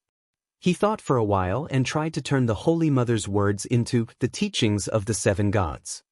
The Holy Mother's only request for the mortal world is to be devout, merciful, and kind. He then explained, if the king is an adult, his soul may enter the Holy Mother's kingdom. But he is still a child and his faith in the 7 gods is not mature. He has not experienced a complete life. The stranger should bring him on a new journey, which is reincarnation. If he had just died, perhaps he could have asked the Holy Mother for mercy, but now. Big Sparrow bent down and looked at Toman's collar. He frowned and said, "The corpse stinks. He has been dead for more than a night." With Toman's death, the great Templar bell once again rang throughout King's Landing. The people of the Seven Kingdoms were first shocked, and then they began to guess who had murdered their king. The deformed little devil monkey continued to work hard and sneaked into the Red Castle to murder his nephew. Cersei muttered. There were quite a few people who believed it. After all, the dwarf had killed his father, his uncle, and publicly stood on the side of Aegon VI. He had the motive and ability to rebel against the Iron Throne. This was revenge. The Riverbend nobles who were loyal to Hiding Tyrell were taking revenge on Lannister. It could even be a revenge plotted by Queen Margaret, who was locked up in the ***** residence. There were quite a few people who believed the rumor that spread among the nobles because after Cersei returned to the Red Castle, she went to the **** residence and beat the emaciated Margaret half to death. If Hugh Lewin and Sir Devon had not stopped her, Margaret would have died that day. His wife and mother had done too many bad things. Tommen could not take it anymore and drank the medicine to kill them. This reason was widely spread among the people of the Seven Kingdoms. The thoughts of the people were simple. If they were in Tommen's position, they would have jumped to the Red Castle to be killed even if they ate bread and cheese every day. Yulun was ambitious and wanted the Iron Throne, but King Tommen stood in his way. Sansa muttered. He had the intention of inciting internal strife between Cersei and Yulun. Even Tyrion and Dany had this suspicion. It was not that they had forgotten about Arya. But it was obvious that if Arya really went to the King's Landing, the first person she would kill would be Cersei and not the innocent fat Tommen. Only Yulun would kill Tommen and protect Cersei. How to put it, they were not wrong. Tommen was actually murdered by Arya and Yulun. Arya went down the mountain. She left the House of Black and White. But she did not betray the sect. Instead, she accepted a mission: go to the City of Knowledge and kill Dr. Wargrave. The Faceless could no longer stand the scholars' big mouths, especially Dr. Wargrave. He had been particularly active recently and had created a large number of classics that could be passed down for thousands of years. He was hailed as the first literary hero of the Seven Kingdoms by countless writers and opera singers. Because the Dragon Queen had been busy fighting in the past 2 years, there were no more works that could be passed down in Slaver's Bay. Some people thought that although Dr. Wargrave had imitated the style of the Dragon Queen, he had surpassed her and was qualified to be called the first literary hero of the world. Wargrave's works became popular culture, and his criticism of the Faceless in his works became the mainstream of public opinion. The Faceless reputation and business took a nosedive. Now, even the naked children on the streets began to imitate the characters in the plays and treated the Faceless as demon-like villains. The children subconsciously thought that the Faceless were vicious, cruel, inhuman, betrayed the gods, and devoid of human ethics. What future did the Faceless have? Children were the future. What made the Faceless even more hateful was the appearance of that anti-Faceless special mutt. In the past 2 months, several Faceless who were on missions had their pants bitten by fierce dogs that suddenly rushed out and exposed their identities and were arrested. Arya did not go directly to the Old Town because her Reaper's Bible was not complete and could not avoid the special patrol dogs of the City of Knowledge. That's right, Arya became a demon assassin and practiced the Reaper's secret technique that Uncle Jiakuin had painstakingly found in the City of Knowledge. Jiakuin was very selfless because his mother had always whispered to him, "For the future of the Faceless, you can't steal the Reaper's secret technique. You must make it public and let this meditation technique become the basic skill of the Faceless." After returning to Braavos, the good boy Jiakuin did not hide anything and wrote down the Reaper's meditation technique that Fire Demon Hades had left in his mind. When the 108 runes of the meditation technique appeared, it caused a great sensation in the Black and White House. After careful observation, they were 100% sure that this was a magic inheritance on the same level as Valeglia's fire witchcraft. Moreover, it did contain the power of cold and death. Perhaps, it could really be as Fire Demon Hades said, condensing the Song of Death? The faceless were in high spirits. Of course, the faceless were not magic idiots. They had a good understanding of the transcendent world and knew that some of the meditation techniques had great side effects. For example, the shadow binder was afraid of light. For example, the unorthodox necromancers would turn themselves into something that was neither human nor ghost. Moreover, fire demon Hades had clearly said that practicing this meditation technique would turn people into the evil god of death. They did not know what the evil god of death represented, so they let the trainees learn it first. Arya was a trainee, so she became a guinea pig. Arya had a high talent and was able to learn it quickly. When I run the meditation technique, my mind will feel like a basin of cold water has been poured over it. My heart will be as clear as ice and I will not be surprised by anything. Arya told the kind people. Hearing this, the faceless were overjoyed. Wasn't this the realm that the assassins dreamed of? But the bigger surprise was still to come. The City of Knowledge raised dogs to guard against the faceless, so the Black and White House naturally did not lack anti-faceless special dogs. Recently, in Arya's training course, the Fierce Dog Alley Challenge had been added. In other words, there were 18 pairs of fierce dogs with different degrees of sensitivity to smell and murderous aura. They were divided into 18 levels. Under the premise of not disturbing the fierce dogs, they had to kill the puppies in the kennel next to the fierce dogs to pass the level. Well, the kind people decided to use the 18 Fierce Dog Alley as the last test for the faceless. Originally, Arya could only pass 2 levels, but since she started practicing the death meditation technique, her breathing, body odor, body temperature, murderous aura, and emotional fluctuations were all weakened. Her assassination skills rapidly improved, and in just half a month, she passed the 17 Fierce Dog Alley. She said that she still needed more experience, and the benevolent man agreed.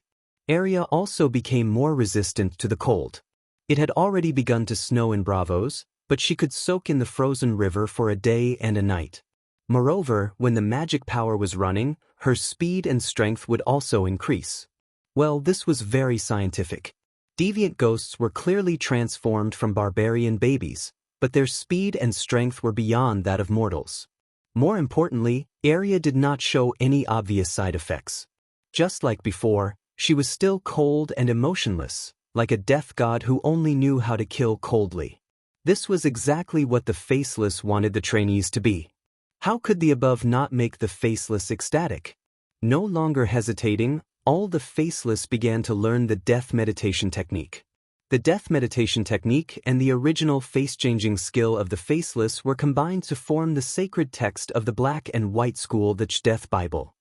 While happy, the faceless was also very regretful. The effect of the death meditation technique was super powerful, but the inheritance they received was not complete. There was only magic power, but no magic skills comparable to the death god. For this reason, they also deliberately looked for a master who was proficient in magic array to restore the magic pot where the fire demon Hades lived. The array master not only did not find any flaws, but also marveled at the unusual seal runes in the magic pot. He only said, "This kind of array was passed down from ancient times and has been lost for thousands of years. I didn't expect to see it today." Hearing this, the faceless treasured the magic pot even more. In order to gather the power of faith, they also placed it on the altar of the temple. The faceless and believers who entered the Black and White School would pray to it. Even Arya would kneel in front of the altar twice a day in the morning and evening. She would hug the magic pot and pout her mouth as she leaned over. She would kiss it a few times and recite a magic spell. Faceless ones are all. Not everyone was qualified to kiss the magic pot. Arya was the first to master the Death Bible and also the strongest. She could be regarded as the senior sister of the Black and White School. Now, the senior sister had returned from her training and began to take revenge. She had Arya's revenge notebook. Cersei was on the death list, but Tommen was not. Arya's original target was indeed Cersei. Dorne's Princess Arya had a son and a daughter. The daughter, Rhaenys Targaryen, once had a black cat. Every Targaryen yearned for the megalosaurus from the bottom of their hearts. Rhaenys was no exception. But at that time, the megalosaurus had long gone extinct. The little girl placed her longing for dragons on her little black cat and named it Beleriand. When the king's landing fell, the little girl was so frightened that she hid under her father's bed, wearing only a nightgown and hugging the cat.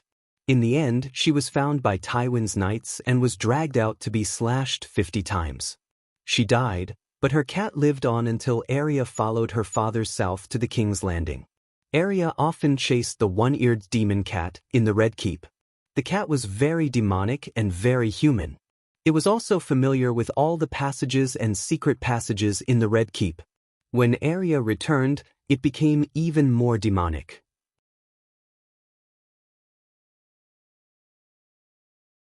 Chapter 660. An ordinary cat only had a lifespan of about 10 years, but the one-eared black cat had lived for a long time.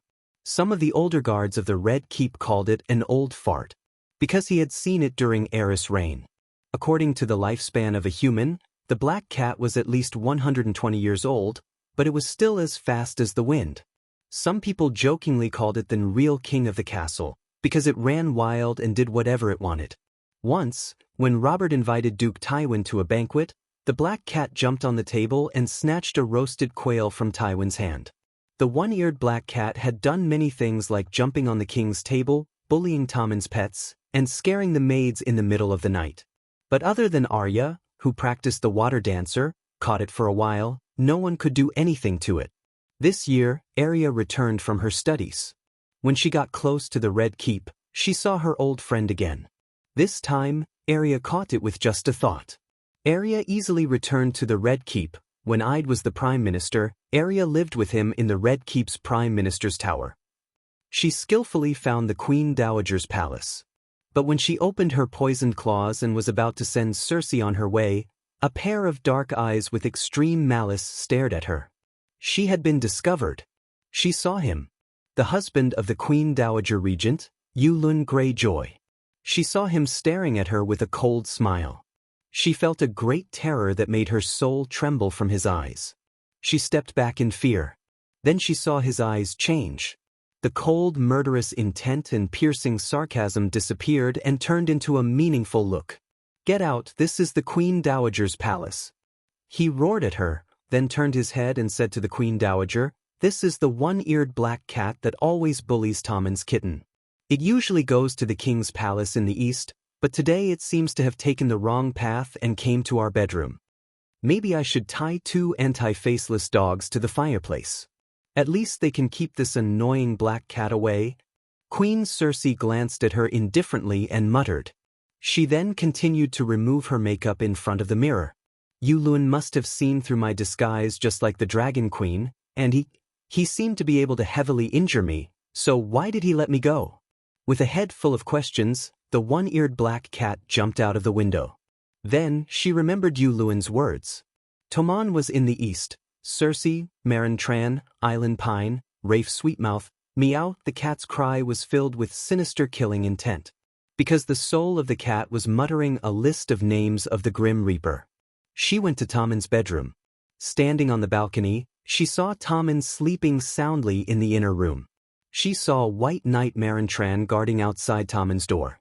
Marlon Tran was armed to the teeth, his eyes sharp, and 2 dogs crouched beside him. There were also 4 guards with red capes and lion helmets patrolling back and forth in the corridor. The one-eared black cat stared at Meryn for a while. Then, it jumped lightly and landed silently in Tommen's bedroom. If it was before she learned the Grim Reaper's Bible, Arya would have hesitated because of the conflict between good and evil in her heart. But now, she did not feel much.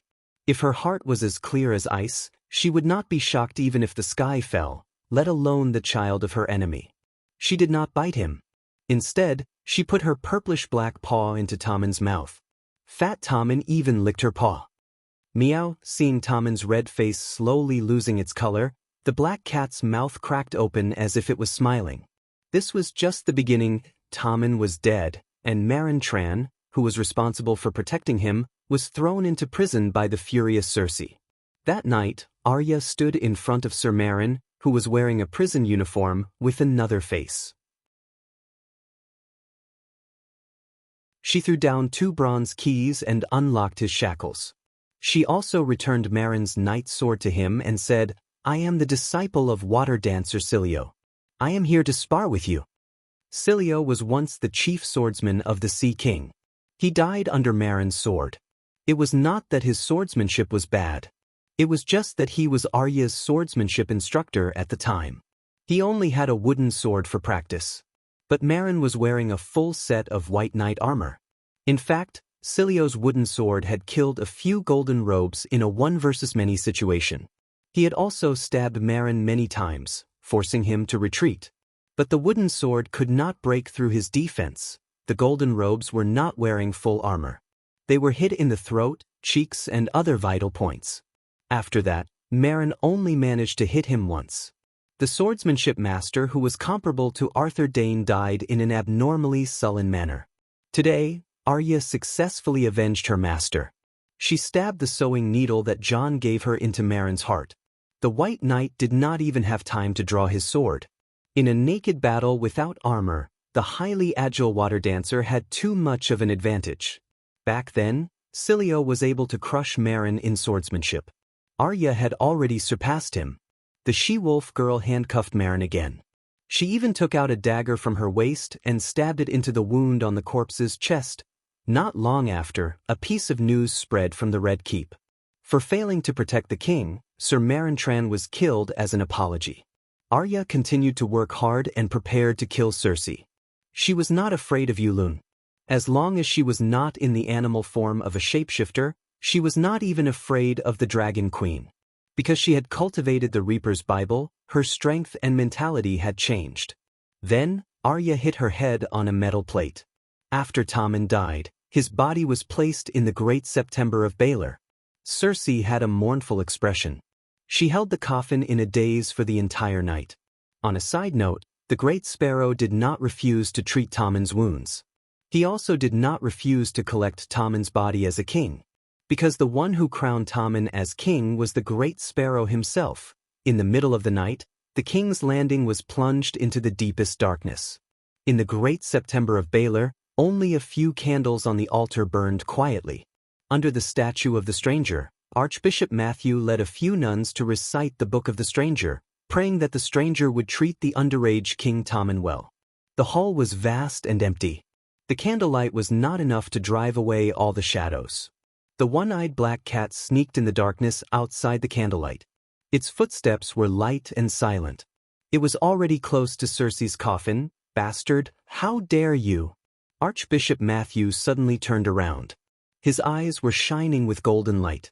The dark and empty Great September of Baelor was filled with white light in an instant. Meow. The black cat seemed to have been electrocuted. Its black fur stood on end and it fell backward.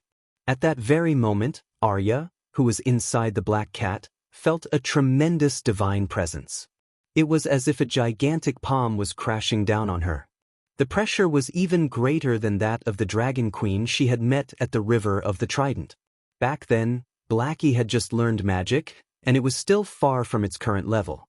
The next moment, her soul shattered and she left the cat's spirit state. Cough, cough, cough. In a small inn on Steel Street, Arya, who was sitting cross-legged on the bed, felt like she was hit in the face by a wooden club.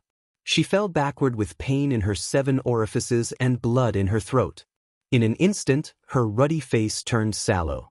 She was severely injured and fainted in a daze. At the same time, in the Great September of Baelor, Cersei looked around and asked, "What's wrong?" "That cat?" Archbishop Matthew was also at a loss. He said hesitantly, "I felt an evil consciousness enter the Great September. I thought it was a demon." He thought it was the Demon Mountain or Yulun sneaking in.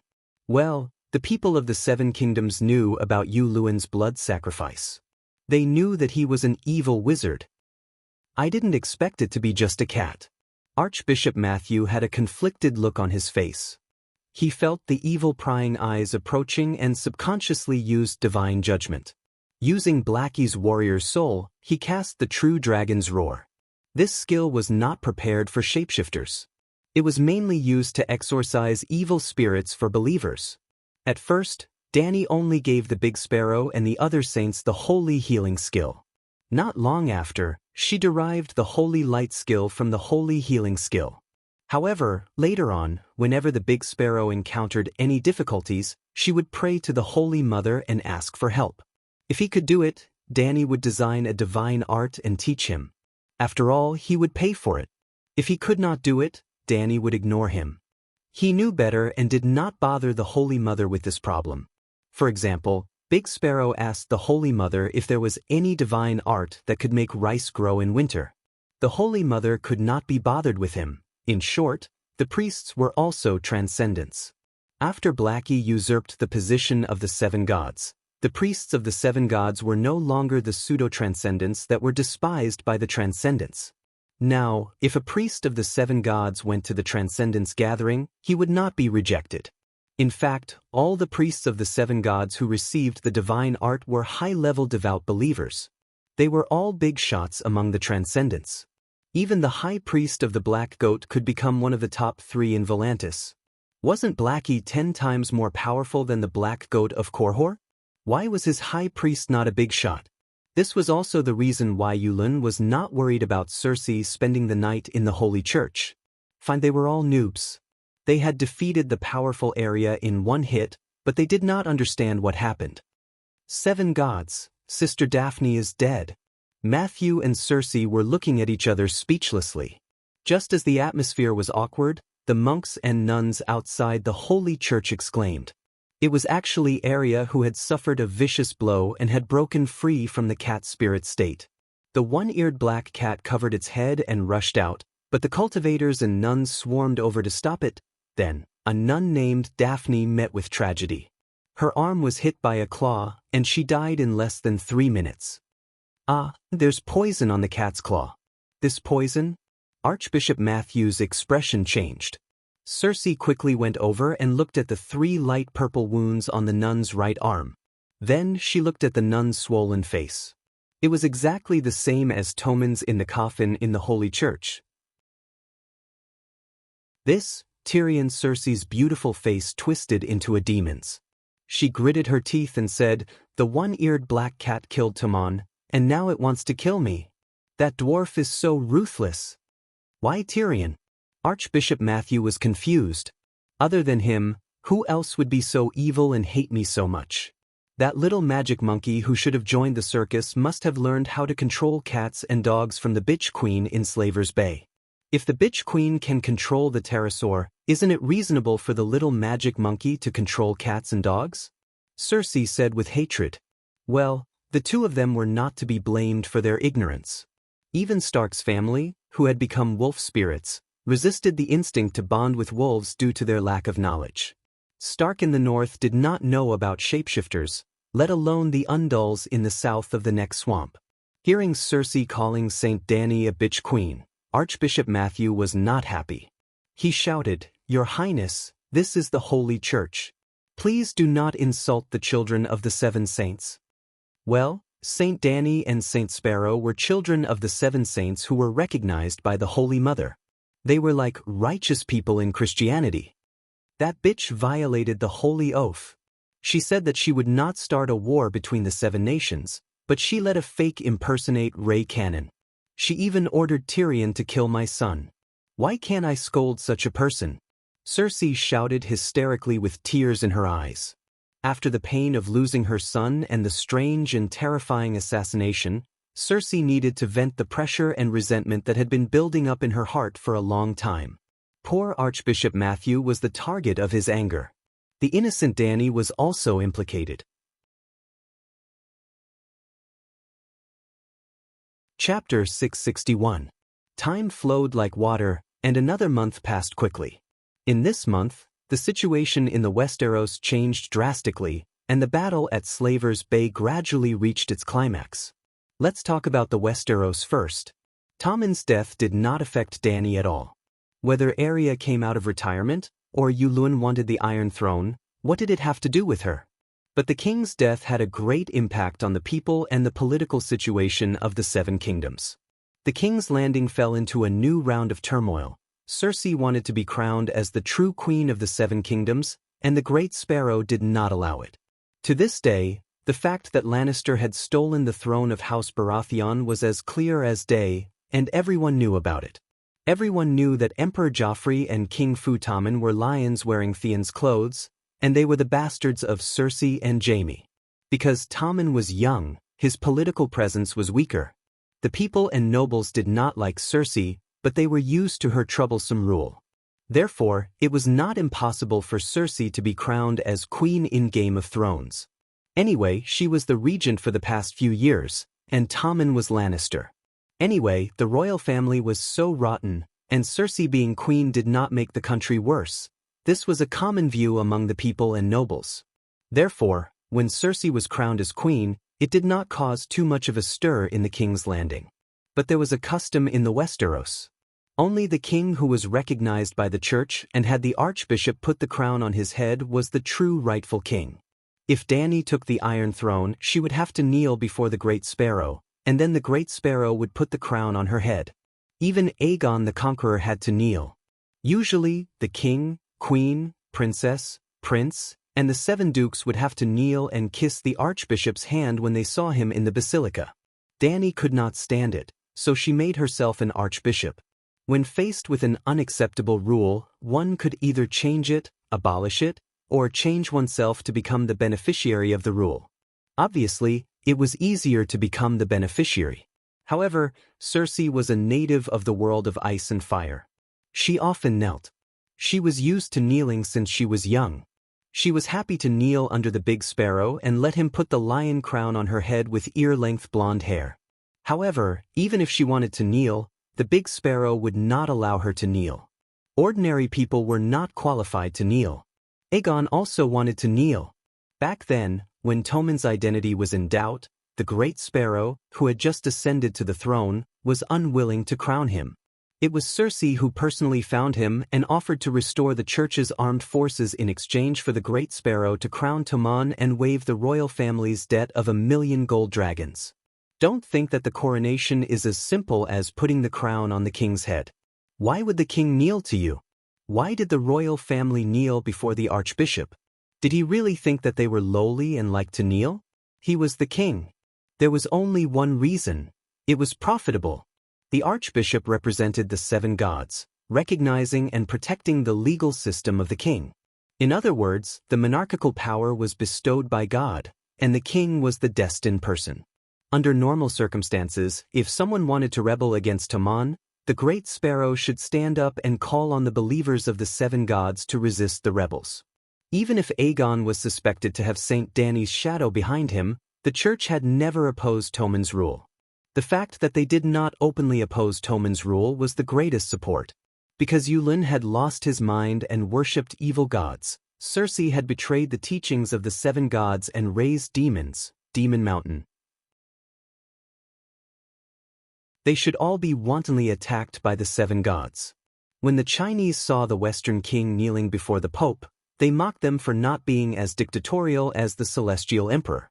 Little did they know that the Western king was also laughing.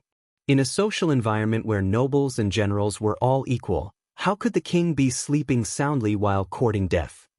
Cersei had lost all her children. In her heart, Messai in Slaver's Bay was almost tortured to death by the Dragon Queen, and had nothing to fear anymore.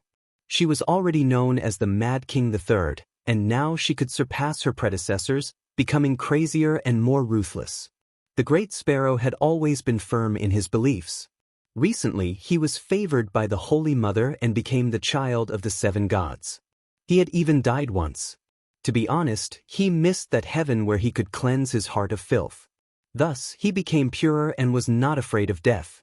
How could they allow a woman who killed her husband, king, committed adultery, blasphemed, raised demons, and engaged in blood sacrifices, Yuluin's sins were also on her, to become the king of the 7 kingdoms? The conflict between the church and the royal family was about to erupt. Back to Aegon's True Dragon alliance. Due to Sansa's request, Aegon changed his strategy and decided to send a cavalry to take down River Delta City. When they were only 2 days away from River Delta City, news of Tommen's death came. Tyrion was grieving over his nephew's death and guessing who the murderer was. He immediately suggested that Aegon turn around and head south, ignoring Wade Freyr. With Toman's death, King's Landing will be in chaos. Furthermore, Toman is the last legitimate king of Baratheon's dynasty. If you attack King's Landing now, you will meet with the least resistance. Tyrion advised Aegon. Just as Aegon was hesitating, Sansa said, River Delta City is just in front of us. It will only take a few days. Since we have dragons, we can fight on both sides. The winged dragons are not invincible. I have already said that the enemy might ambush us with dragon-slaying crossbows.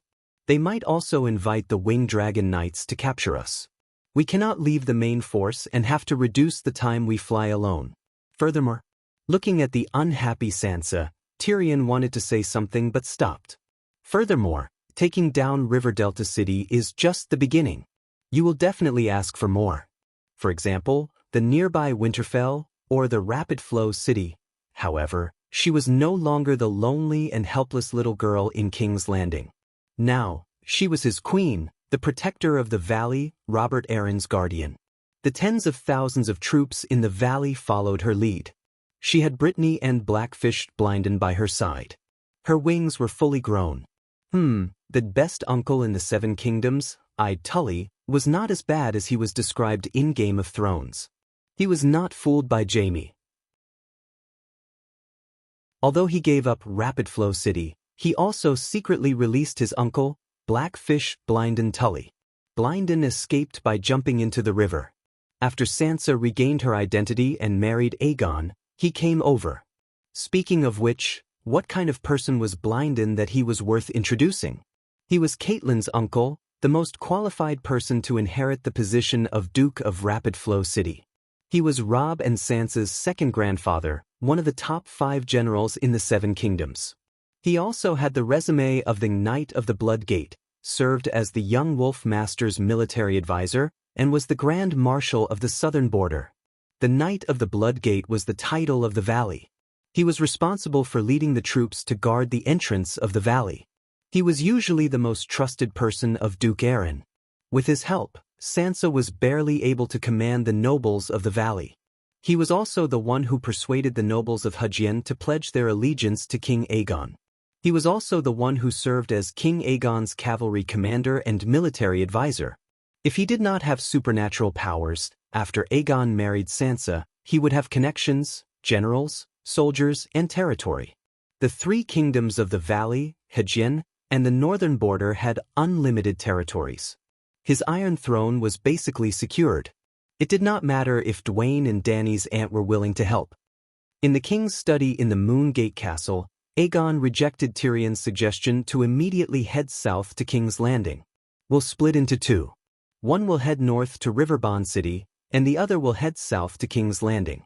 Our attack on Riverbond City will not affect the movement of the Southern Army, he said. This was the plan from before. However, the situation has changed. We should give up on the slow approach of the main army.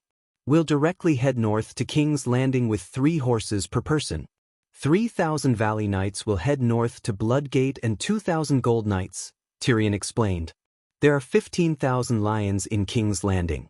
10,000 River Knights are stationed outside the city. How can we win with only 5,000 cavalry? Aegon asked. The Great Sparrow will help us. There are also thousands of church forces in King's Landing. Moreover, I'm also a Lannister. I can convince some of the defenders. Why would the Great Sparrow help us? I'm not Cersei. I won't allow the church to intercept the treasury's tax revenue. I won't tolerate the monks seizing the royal family's gardens, mines, and other property, Aegon said seriously. You think my sister can tolerate it? I swear on my father's bones that she can't tolerate it. She can't tolerate the church seizing the royal family's benefits. She can't tolerate the church's humiliation of her. She can't tolerate the Great Sparrow refusing to crown her. The Great Sparrow is helping us not because he likes you, but because he wants to choose the lesser of 2 evils. You only want his money, but my sister wants his life, Tyrion said helplessly. I don't believe Cersei is that crazy. Everyone saw the Holy Mother's descent. She dares to blaspheme the 7 gods? Aegon shook his head. Even he, a foreigner who grew up in the Rhone River, went to the Holy Church to pray every week. He was very devout. Would Cersei dare to risk the world's condemnation? One day later, around 2 in the morning, Tyrion, Aegon, and Sansa left Moongate Castle quietly. When the sun rose the next day, they landed in Blackfish Blindon's camp. Yes, if Uncle Finger could think of inviting the Alliance to ambush Aegon, Tyrion would have thought of it too. His response was to follow the main group and move out late at night. The time was random. The army had crossbows. Even if 10 winged dragons chased after them, as long as they entered the range of the crossbow formation, they would win. Attacking River Delta City was much harder than Aegon had imagined. Frey was not stupid. He knew what he had done and how Queen Sansa would punish him outside the city. Therefore they all fought for their lives. If not for the 2 winged dragons constantly throwing kerosene bombs, Blackfish Blindon's army of 3,000 valleys and Hujin might not have been able to take River Delta City. They took a day to break through the city gates and another 2 days to clear out the 2,000 defenders in the city. When 1,000 captives were brought to the drill ground outside the city, Sansa rode on Lady's back and coldly declared, "Their hands are stained with the blood of the northern soldiers. None of them are innocent." Yes, Lady was the name of her striped winged dragon. In the end, River Delta City was bathed in blood. Other than the elderly, children, and women, even the coachmen did not escape. About 5,000 people lost their heads. More than 20 Frey's direct family members and more than 250 Frey's collateral relatives, regardless of whether they were old or young, were spared. Only 2 newborn babies named Dany were hanged and then fed to the pterosaur. Sansa forgave the babies but did not spare the Frey children. Was it cruel? At least, it was more merciful than Robert and Tywin. Aegon and Tyrion only frowned and did not object. Just because the Reyes family was disrespectful to Lannister, Tywin wiped out the entire Reyes family. Instead, the singer wrote Casteam's reigned to praise this matter. The people of the 7 kingdoms only respected Tywin. They did not criticize him for his cruelty. Because he admired Tywin's ruthlessness and decisiveness, Aerys even specially invited him to King's Landing to be the prime minister. Later, Tywin also gave him Casteam's reign as proof of their 20 years of friendship. However, Frey's family was not wiped out. Walter Frey also did not die. Frey had more than 20 direct descendants.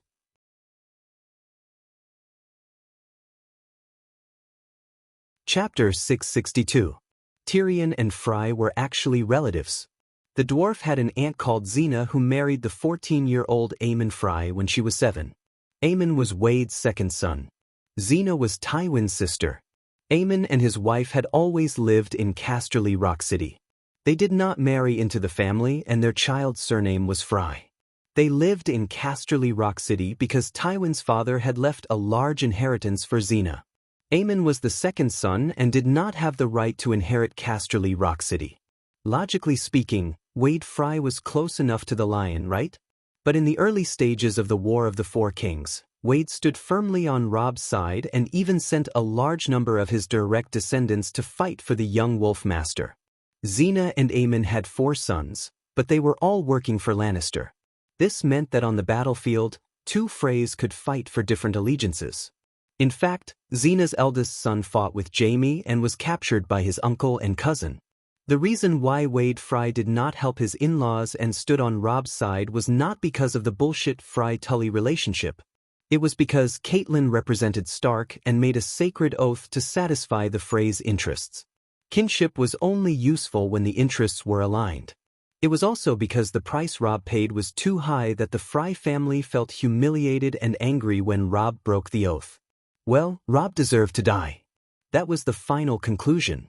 After the War of the Four Kings ended, how did Lannister divide the spoils of war? Many territories in Hujin County that had lost their lords were distributed to Lannister or those who supported Lannister. For example, the one-armed hero Lancel became the Earl of Derry City, the most loyal member of the Dragon faction, William Derry's clan. It was said that when Robert was in power, the Derry family even secretly hung the true dragon flag in the castle. The biggest piece of the cake, Rapid City, was given to Aemon Frey. The Tully family's castle, Rapid City, became a branch of the Frey family. When news of Aegon and Sansa's decision to attack River Rapture City spread, Wade Fry began to move his family members. He moved most of his family members to Rapid City. He even ran away himself. Well, that wasn't an escape, but a strategic shift. Thus, after taking down River Rapture City, Sansa started to consider moving west to Rapid City, just as Tyrion had feared. Aegon hesitated. Look carefully. This is River Rapture City, this is Blood Gate, this is Rapid City, this is King's Landing. Tyrion slapped the map angrily, glaring at the queen with his misshapen eyes, one large and one small. I know you want revenge, he growled. Be reasonable. The Trident River Basin is even larger than Slaver's Bay. If we divide our forces, we are destined to achieve nothing. We might even be defeated one by one. Sansa's beautiful eyes flashed with cold silver light. She said confidently, we have the pterodactyls. They can help us quickly. Even if it was my first time on the battlefield, I could still see how effective the pterosaur was in the process of breaching River Contracture City. She had mastered the Moonsinger meditation technique and had become an extraordinary. A hint of hesitation flashed across Blackfish's weather-beaten face. He said with a hoarse voice, after taking down Rapid City, I will temporarily take over the position of Rapid City Duke and Hajin Land Protector. This will win more support from the nobles of Hajin Land. If I have enough time, I can even make the whole of Hajin Land support His Majesty. As one of the famous generals of the Seven Kingdoms, he deeply understood how correct Tyrion's suggestion was. However, he was not only a general under Aegon's command, but also an avenger. He was the last hope of the extinct Tully family. Tyrion wanted to protect his family, and the motto of the Tully family was family, responsibility, honor. Blackfish's wish would only be more urgent and more intense than his. Tyrion shook his head and smiled bitterly. Right now, our forces are enough to take down King's Landing. More nobles of Hajin Land joining us is unnecessary. Moreover, from the valley to Rapid City, we have to travel more than 1,000 kilometers. On the way, we will pass through the territories of many nobles who are loyal to Lannister. Do we have to fight our way there? How many people do we need? By the time tens of thousands of soldiers reach Rapid City, it will take at least 2 to 3 months. Are we not going to attack King's Landing? Let the army split up. The pterosaurs can bring us away quickly, Sansa said. Sigh, how many times have I said it? In the Westeros, the pterosaurs are not invincible. They cannot fly around randomly. I even suggest that from now on, other than when attacking a city, it is best for the pterosaurs to hide in the dragon caves dug out from the mountains, Tyrion said helplessly. Soon they did not have to be conflicted. Or rather, they were even more conflicted. Before Robb's death, he had left behind 2 ministers, Count Gilbert Glover of Deepwood Castle and Count Mage Mormont of Bear Island. When they received news of Aegon's northern expedition, they rushed all the way to River Delta City. When she saw the 2 old ministers of Stark, Sansa was extremely emotional. Her eyes turned red on the spot. After the salute, the 2 nobles of the Northern Territory immediately expressed their admiration for Sansa's vengeance. They even looked at Aegon with gratitude and acknowledgement in their eyes. Then, Sansa brought them outside the city and circled the 3 pterosaurs twice. Seeing the pterosaurs gnawing on Frey's corpse, Count Mage clapped her hands and laughed heartily. She laughed so hard that tears flowed out of her eyes. She thought of her eldest daughter, Daisy Mormont, who had been stabbed in the back by Frey. After rekindling their old feelings, the 2 counts of the Northern Territory explained their intentions to Sansa. First of all, Robb, the King of the North, did not choose you as his heir, but Jon Stark. Second, Rickon Stark wasn't dead. Jon had brought him back from Skaggs Island. Finally, Jon and Rickon had landed from Widow's View. They were leading an army of 6,000 barbarians and tribal warriors to Winterfell. River Delta was at the border of the Neck. After crossing the Neck, they would meet up with Jon. Hence, they hoped that Sansa could cooperate with Jon to take back Winterfell and restore Stark's glory as the king of the Northern Territory. Because we're traveling by sea, the ships can't carry too many people and resources. Lord Jon only deployed 2,000 elite barbarians from the Great Wall. The remaining 4,000 tribal warriors came from Skaggs Island. Though they're brave and have 500 powerful unicorn riders, they haven't participated in large-scale battles, let alone sieges. Bolton and Frey's allied army numbered more than 15,000. They're biding their time and defending the high walls of Winterfell. The people of the Northern Territory were straightforward. If Jon Stark was the king of the Northern Territory, then what did Aegon marry? At that moment, Aegon and Tyrion's expressions changed. Sansa's face paled and then turned red. She looked at her husband in embarrassment. That pitiful look in her eyes was so pitiful that Aegon could not help but feel pity for her. King Aegon's heart softened. He sighed helplessly and asked, "Is Duke Jon willing to pledge his loyalty to me?" The Northern Territory didn't have good news. Even his queen was kept in the dark. He couldn't blame her. He thought so. He was wrong. The Northern Territory didn't have good news. Many people south of the Neck didn't know the current situation in the Northern Territory. But Madame Stoneheart had been in contact with Lord Eel. How could she not know about Jon Stark? If Madame Stoneheart knew, Sansa knew too. The Bear Matriarch didn't hide anything from Sansa. She said, "Lord Jon and Stannis have formed an alliance. Stannis even has the support of the Iron Treasury. He is currently recruiting mercenaries in Braavos. I heard that there are at least 20,000 of them." Melji was an earl after all. She wasn't a complete political idiot. She felt awkward when she said this. The atmosphere was awkward.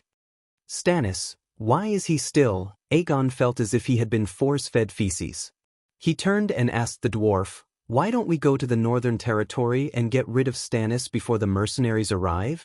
The dwarf also had a look of disgust. After the Battle of Blackwater River, he thought that Stannis would be unable to recover and become a thing of the past. He didn't expect to meet him again a few years later. It's a little strange. Kings have appeared one after another and died one after another. But Stannis, who lost his underwear at Blackwater River, is still alive. "It seems like he still has a chance to turn the tables," Tyrion muttered. There were actually a total of 5 kings in the Battle of the Four Kings. Erlu, Renly, Joffrey, Robb and Balon. Lon Lee ate the peach, but died before he could achieve victory. Let's not talk about this. But among the remaining 4 kings, Erlu was the first to be eliminated. When Erlu lost at Blackwater River, Joffrey was still the emperor, Robb was still the god of war, and King Balon was proudly roaming the Sunset Sea. All of them were like the sun in the sky. Oh, that's not right. Erlu wasn't lucky. Before he left Dragonstone Island, he invited Joffrey, Robb and Balon to eat a roasted leech. He cursed the other 3 kings with the leech that sucked the king's blood. Sansa reached out and held Aegon's right hand. She comforted him gently, "My dear, I can convince Jon. The Northern Territory will be loyal to you. I swear." "What about Stannis?" Aegon asked with a frown. A cold glint flashed across Sansa's eyes. She said in a low voice, "We'll do as you say. While the mercenaries from Braavos haven't arrived yet, he only has 1,000 or so soldiers with him. He has an agreement with Jon, but not with us." Meiji and Gilbert looked at each other in shock. Was this still the naive Winterfell princess? Aegon looked at the dwarf with a questioning gaze. "This matter should be discussed at length," the imp said cautiously. The so-called "at length" meant that they would discuss it after consulting the Dragon Queen. Stannis isn't a problem, but he has a red-robed witch with him. Did you hear what the Dragon Queen said about her? A demigod. After Meiji, Gilbert and Blackfish left, Tyrion said to Aegon with a serious expression, "What can a demigod do?" Sansa asked nervously. "My aunt isn't a demigod yet, but she's already—" Aegon's face was pale, and there was a hint of fear in his eyes. The Dragon Queen's battle scenes would make mortals despair. "Well, I'm already in despair," the dwarf said dejectedly. "Perhaps Melisandre isn't as strong as my aunt. Their magical specializations are different. My aunt is proficient in fire witchcraft, while the red-robed witch is proficient in curse magic." Aegon's face was even paler, and his voice was even softer. "Do you think she's already cursed me?" He looked at the dwarf and asked in a trembling voice. "She hasn't even seen you. How can she curse you?" Sansa asked, finding it ridiculous. Aegon thought for a while with a conflicted expression. He said, "My aunt once said that the red-robed which is related to the deaths of Balon, Joffrey, and your brother Robb. That can't be right." Sansa glanced at the expressionless Tyrion and said with certainty, "At least my brother and Joffrey didn't die from the curse." "I'm not sure. Ask my aunt," Aegon said helplessly. Sansa was very talented. She had only been practicing magic for a month, but she already had 1/3 of Marwyn's wizard power. The bull-necked magician blushed in embarrassment, and then his expression dimmed. He sighed repeatedly about how different people were. This was the first time Dany saw Sansa in person. She was indeed an elegant little beauty.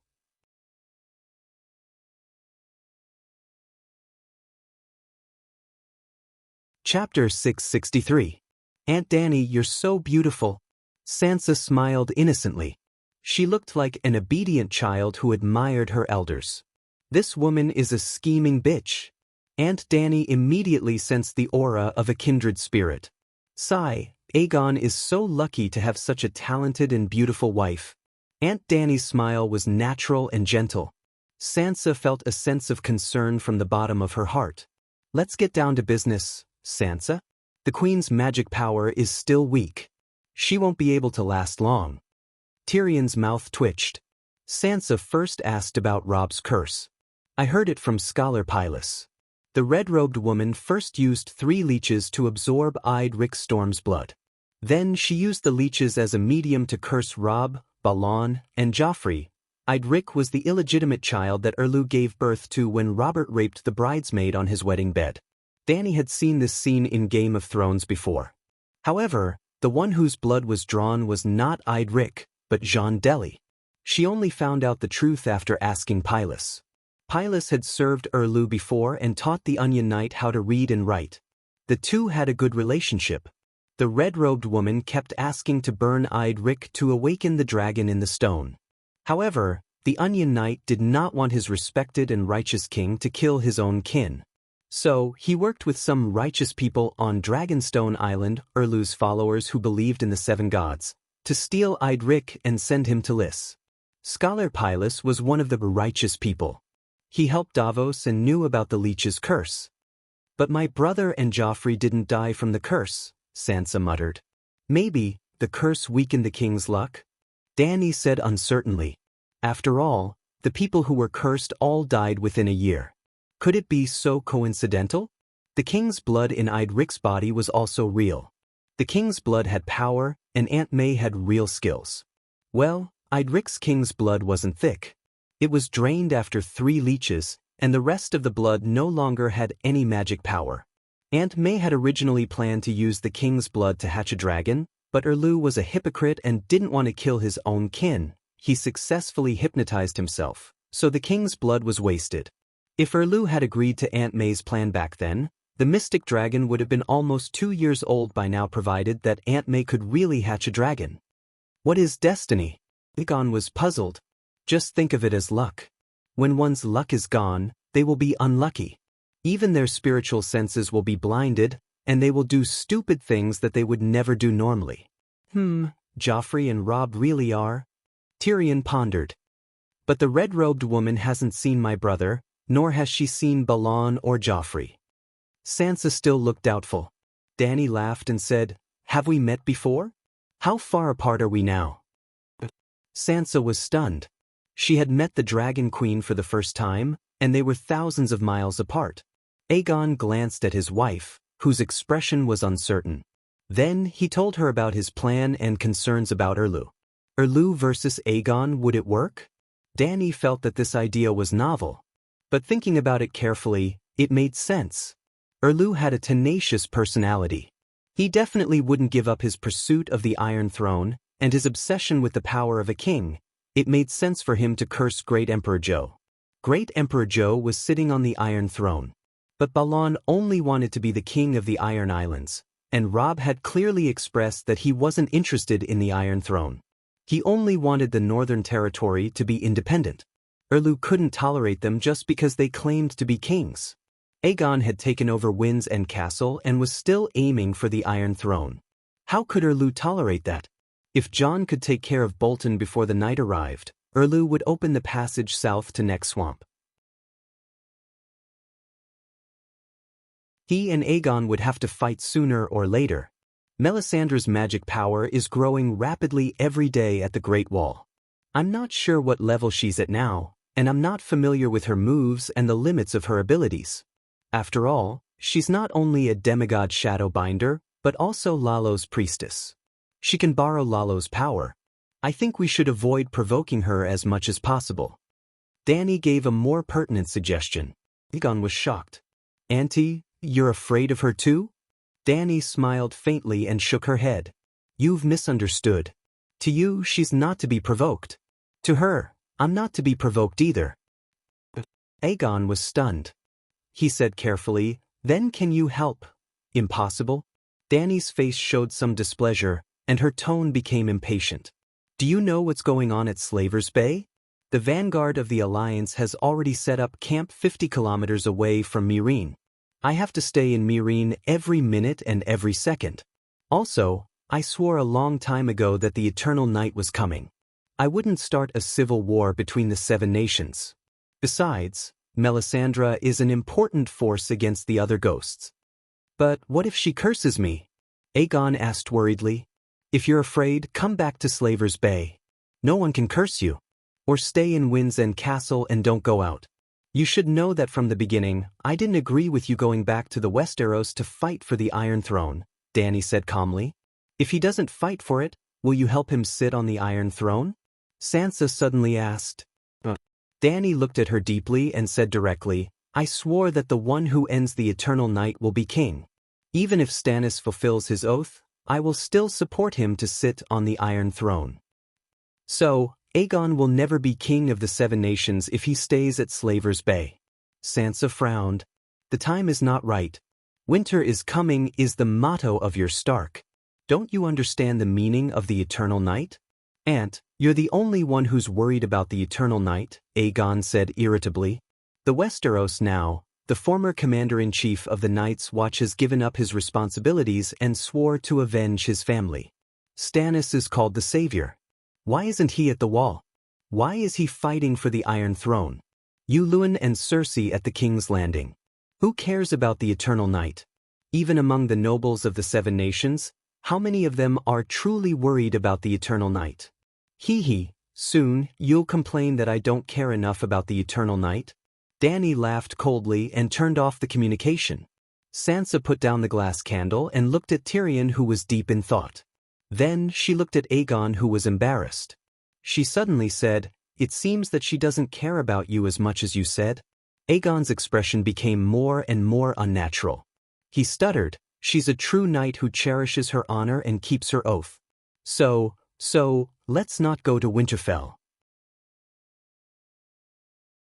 We'll go south to the King's Landing as planned. Tyrion interrupted him with a serious face. Aegon did not respond. Sansa said unhappily, Are we going to run away forever? Stannis has the support of the Iron Treasury and is recruiting mercenaries in Bravos. If we don't get rid of him now, are we going to wait until he leads tens of thousands of mercenaries to the Neck? Mercenaries won't do anything. Tyrion shook his head and sighed. If Stannis leads foreign mercenaries into the Westeros, the nobles of the Seven Kingdoms will unite and oppose him. Sansa glanced at Aegon and said, Didn't His Majesty use the Golden Legion to take down Storm's End Castle? The Golden Legion is very special. The core members are mostly descendants of Westeros nobles. In fact, many of them are recognized as proper knights by the nobles of the Seven Kingdoms. Knights were conferred by the knights. The first generation of exiled knights would confer the title to the next generation, and the next generation would confer the title to the next generation. Therefore, after 100 years, the core members of the Golden Legion were still the most proper knights. After a pause, Tyrion said, Even so, I've been trying to reduce the influence of the Golden Legion and try to win over the nobles of the Seven Kingdoms for His Majesty. Stannis can also use mercenaries as support to win over the nobles of the Seven Kingdoms, Sansa said. Tyrion looked impatient and said unhappily, Then tell me, how do we deal with the red-robed woman beside him? If we can get rid of Melisandre, I'm all for going to the north to kill Stannis right now. Sansa blushed and said angrily, "What kind of attitude is that? Don't forget, I'm your queen. You were my wife before this." Tyrion walked up to the queen with his deformed short legs and bowed. With a helpless expression, he said, "My apologies, your highness." Although the little devil is rude, his words are very reasonable. Aegon said something fair for his old friend. If the red-robed woman is so powerful, why would Stannis be defeated at King's Landing? Why would he be trapped in the Wolfswood and almost have his entire army wiped out? Sansa said angrily. Aegon was stunned when he heard this. He turned to Tyrion and said, "You were the one who defeated Stannis back then. How did you do it?" Tyrion's ugly face twisted and said, "To tell you the truth, I dared to fight Melisandre alone back then. Now that I think about it, I'm scared. The ignorant are fearless." "The key is that you won despite being outnumbered," Sansa said with a complicated expression. She was at the Red Keep the night Tyrion won the battle at the Blackwater River. Cersei lost her fighting spirit and sat on the Iron Throne with Tommen in her arms, ready to drink the potion and kill herself. Sansa, who was only 12 years old, was strong and brave. She took the queen's place and comforted the frightened noblewomen in the palace. "If you can win once, why can't you win a second time?" She encouraged him. "The more I know, the more I see, the more cowardly I become." Tyrion touched his nose and said dejectedly, "The king might hide his secrets from the council ministers, but he would not hide them from the captain of the Kingsguard." Therefore, Brittany stood behind Sansa and listened quietly. Seeing that they seemed to be in a stalemate, she stepped forward and knelt in front of Aegon on one knee. "Your Majesty, I'm willing to solve this problem for you." "How do you want to solve it?" Tyrion frowned. Clang. Brittany drew the Oathkeeper's sword from her waist. The dark red ripples on the blade flickered coldly under the candlelight in the room. "You said that steel weapons can kill any evil beings?" Aegon shook his head with a bitter smile and said, "Not to mention evil beings, even demigods can be killed. Steel is the nemesis of all supernatural powers." My aunt's White Knight, Sir Barristan, Sir Mormont, and even my foster father Clinton have all used steel swords to kill gods.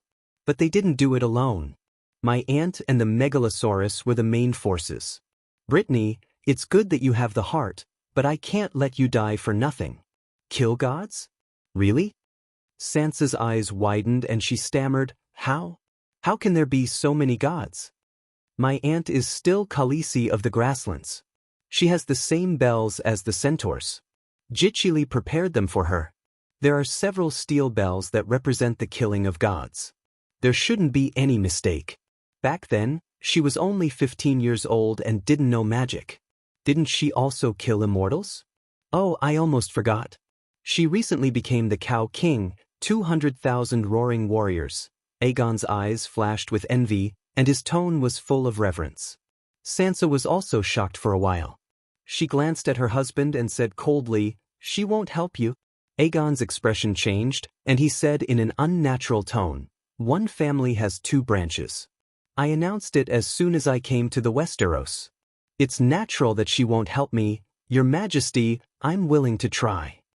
Brittany's rough round face was full of determination, and there was deep hatred and determination in her eyes.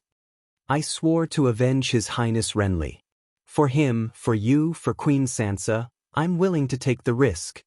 Tyrion glanced at the red dragon armor on Aegon's body, and a glint flashed in his eyes. He said, "Maybe there's a chance?"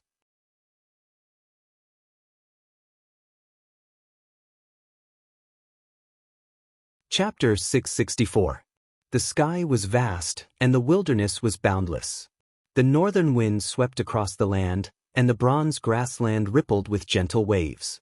Crunch, crunch, crunch. The wheels rolled over the grass, snapping it and pressing it into the black soil, leaving behind a shallow rut. This was a huge caravan with more than 20,000 people. There were mercenaries holding flags, black-clothed slave hunters in a loose formation who laughed without restraint and reeked of blood, and most of them were slaves with numb expressions and tattoos on their faces. The mercenaries and slave catchers rode on horses, while the slaves led cows and pulled horses. They drove more than 1,000 carriages. On the carriages were barley, turnips, cheese, butter, bacon, and other military provisions. There were also tents, dragon-slaying crossbows, swords, and other weapons. There were also carriages with gorgeous curtains, leaving behind the sweet fragrance of cosmetics and the laughter of women. The procession formed a long black line. Looking down from the sky, it looked like a snake wriggling over the bronze sea. Suddenly, the grass swaying in the wind trembled slightly, and there was a low rumble of thunder in the distance. Then, the scout disregarded everything and galloped away from the torrent. He even ignored the reprimands of his superior and charged through the slow-moving carriages amidst the cries and curses of the crowd. His face was contorted as he charged forward with his head covered. The mercenaries and slave hunters were puzzled at first, but soon, the earth began to tremble, and the rumbling of thunder came from afar. The black mass of cavalry rushed towards them like a flood. Centaur, the centaur is coming quick, run. The mercenaries guarding the caravan threw down their flags and hurriedly fled. The formation of the slave hunters was even more disorderly. They trampled on their own slaves and attacked the carriages full of goods. It was a mess. Kill everyone with weapons, kill everyone standing on the ground and riding on horses. Dani raised her black magic sword. Under the effect of wind song, her voice resounded throughout the wilderness. Even though she was shouting loudly, even though she was leading the charge with her sword raised high, there was still no trace of her. She was still wearing a full set of steel magic armor, but there was a layer of brown silk cloth on the outside of the armor. It looked no different from the Dothraki armor of other centaurs. At least, the colors were the same. It was very camouflage. Mahdi rode his big silver horse and took the first kill. He waved his long sword and chopped off half of the head of a mercenary who didn't have a horse. Buzz buzz buzz. At this time, the centaur released the bowstring and released the arrow. The clear blue sky dimmed in an instant. The rain of arrows was like a thin layer of silk that covered the sky and earth. Slaves, mercenaries, slave hunters, and even the women hiding in the carriages were attacked indiscriminately. Miserable cries filled the air.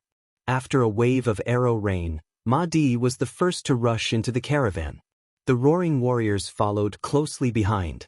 They were like a mold that quickly covered the land. Horse riding, killing, fresh blood, stained grass stalks, blood-soaked black soil, and rolling human heads, as well as the sorrowful eyes on the heads that had died with remaining grievances. This was the steed of the world. Behind her, Khalasar covered the entire land. The magic sword in his hand was as sharp as grass. She attacked like a storm. Her enemies would tremble in front of her. Her enemies' wives would weep blood and weep in grief. The bells in her hair sang of his coming, and the milkmaid who dwelt in the stone tents feared his name. She was the Khal King of the Sea of Grass. This was not the first allied army that she had killed. After half a month of rapid marching, Jogo led the first 10,000 men close to Raza. Dani, as the Khal King, led 10,000 men to charge at the enemy for the first time. Her attacks were as fierce as fire. She cut the enemy as if she was cutting grass. This kind of real killing on horseback did not make her feel uncomfortable at all. Instead, it was very satisfying. After the incident, Dani wondered if she had been controlled by the Targaryen killing gene in her blood and had become a pervert. But when she thought about her ambition to reform the old world, so be it. There was nothing wrong with being a pervert. At least her will and swordsmanship were honed in the killing. Her sharpness was revealed and unparalleled. It was not a bad thing to reach such a state of mind before the final battle. Dani's 200,000 centaurs moved separately. 10,000 men were like 20 rakes with sharp teeth, combing back and forth on the sea of grass. Every time they encountered an enemy army, Blackie would carry Dani and her little silver horse and move over. Then, the horse would lead the charge. In the past half a month, the Eastern Army of the Allied Army was completely crippled. The commander-in-chief of the Eastern Army, Graz Dan, lost before the final battle and became a general without an army. To be honest, this had nothing to do with war god Yuan Kai's strategy. There was a traitor in the army. His East Army to West plan was known by the Dragon Queen in advance. The mountain paths and rivers between Raza and Mirin were sealed. If the Eastern Army wanted to go west and meet up with the Western Army at Mirin, they could only take a detour and go through the Dothraki plains. Then, just like now, the troops that carried out the strategic shift were slaughtered like pigs and sheep by the Khal King. No one could escape. Now that the Sea of Grass was filled with Dany's men, where could they escape to? In just 10 days, Dany had killed 50,000 people and captured 8,000. It was cruel. Of the 50,000 people who died, half were slaves from the Jade Sea. At first, Dany felt pity for them and wanted to treat them differently. However, the slave hunters were more cruel than she thought. When they saw that they could not escape, they used the slaves as meat shields and formed a human wall to block Dany's charge. The slaves who were used as meat shields were also more numb than expected. Dany called Blackie over and told them to attack. The Dragon Queen immediately led the centaurs over. However, the slaves stood there with a sad expression. Some did not know what to do, some cried and begged, but they did not listen, did not move, and did not cooperate. There were even enemies who pretended to be slaves and shouted for Dany to leave. In any case, the Dragon Queen would never admit that the slaves who asked her to leave were real slaves.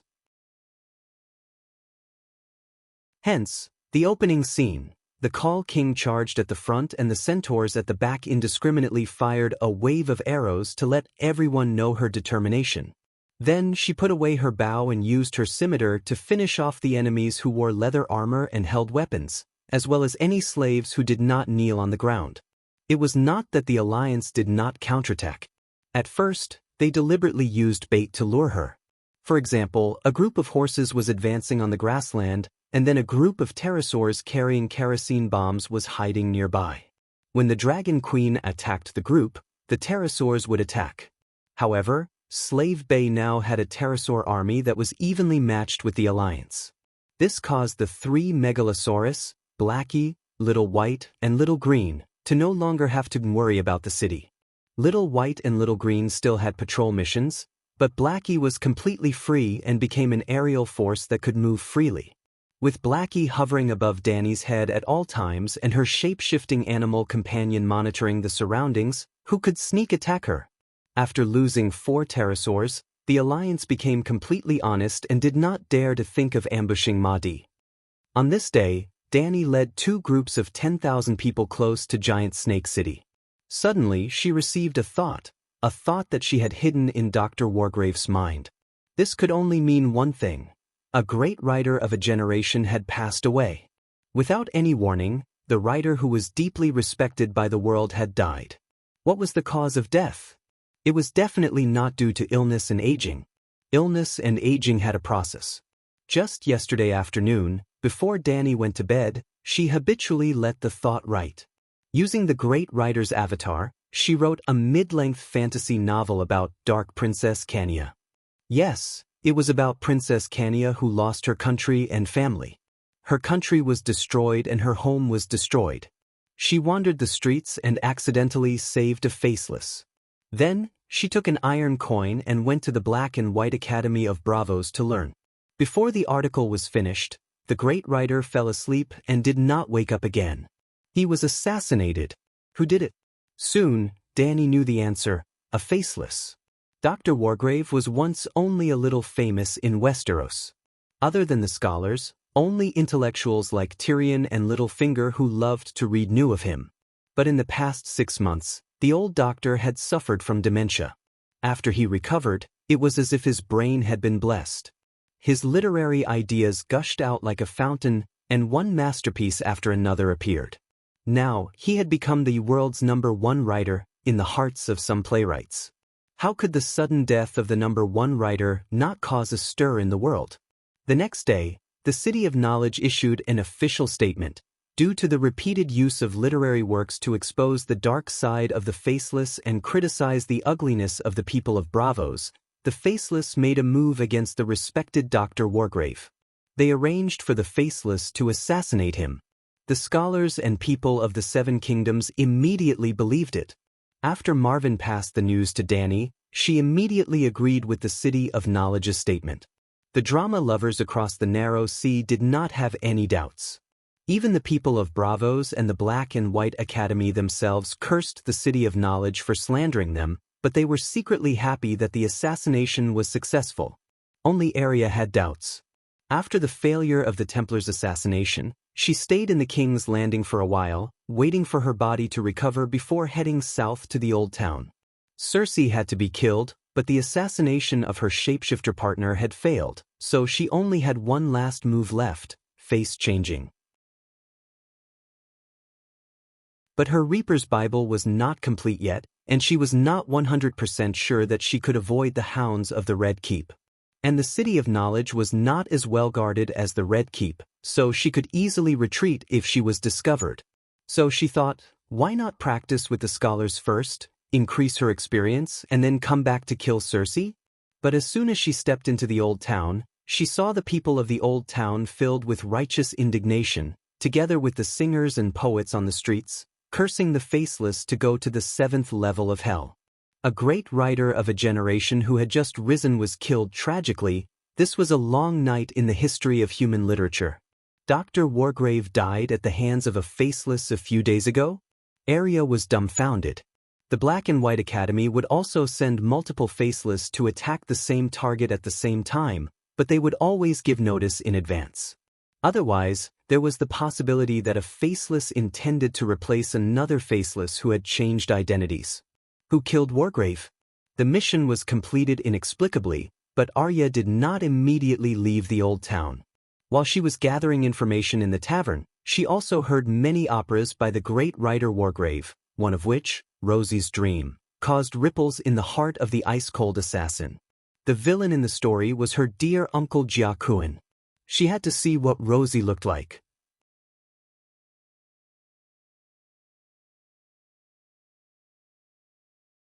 Chapter 665. Dany, like everyone else, cursed Faceless One for Wargrave's death, then went back to her work, take down Serpent City. Yasuo Yahai saved the world, but he wasn't crowned as the king of the world. He didn't even wear a crown in his life. But his descendants established an ancient kingdom in the Far East, the country of the descendants of Hail Cologne. A long time ago, this country was destroyed in the hands of the Zebra people, leaving behind only 3 strongholds.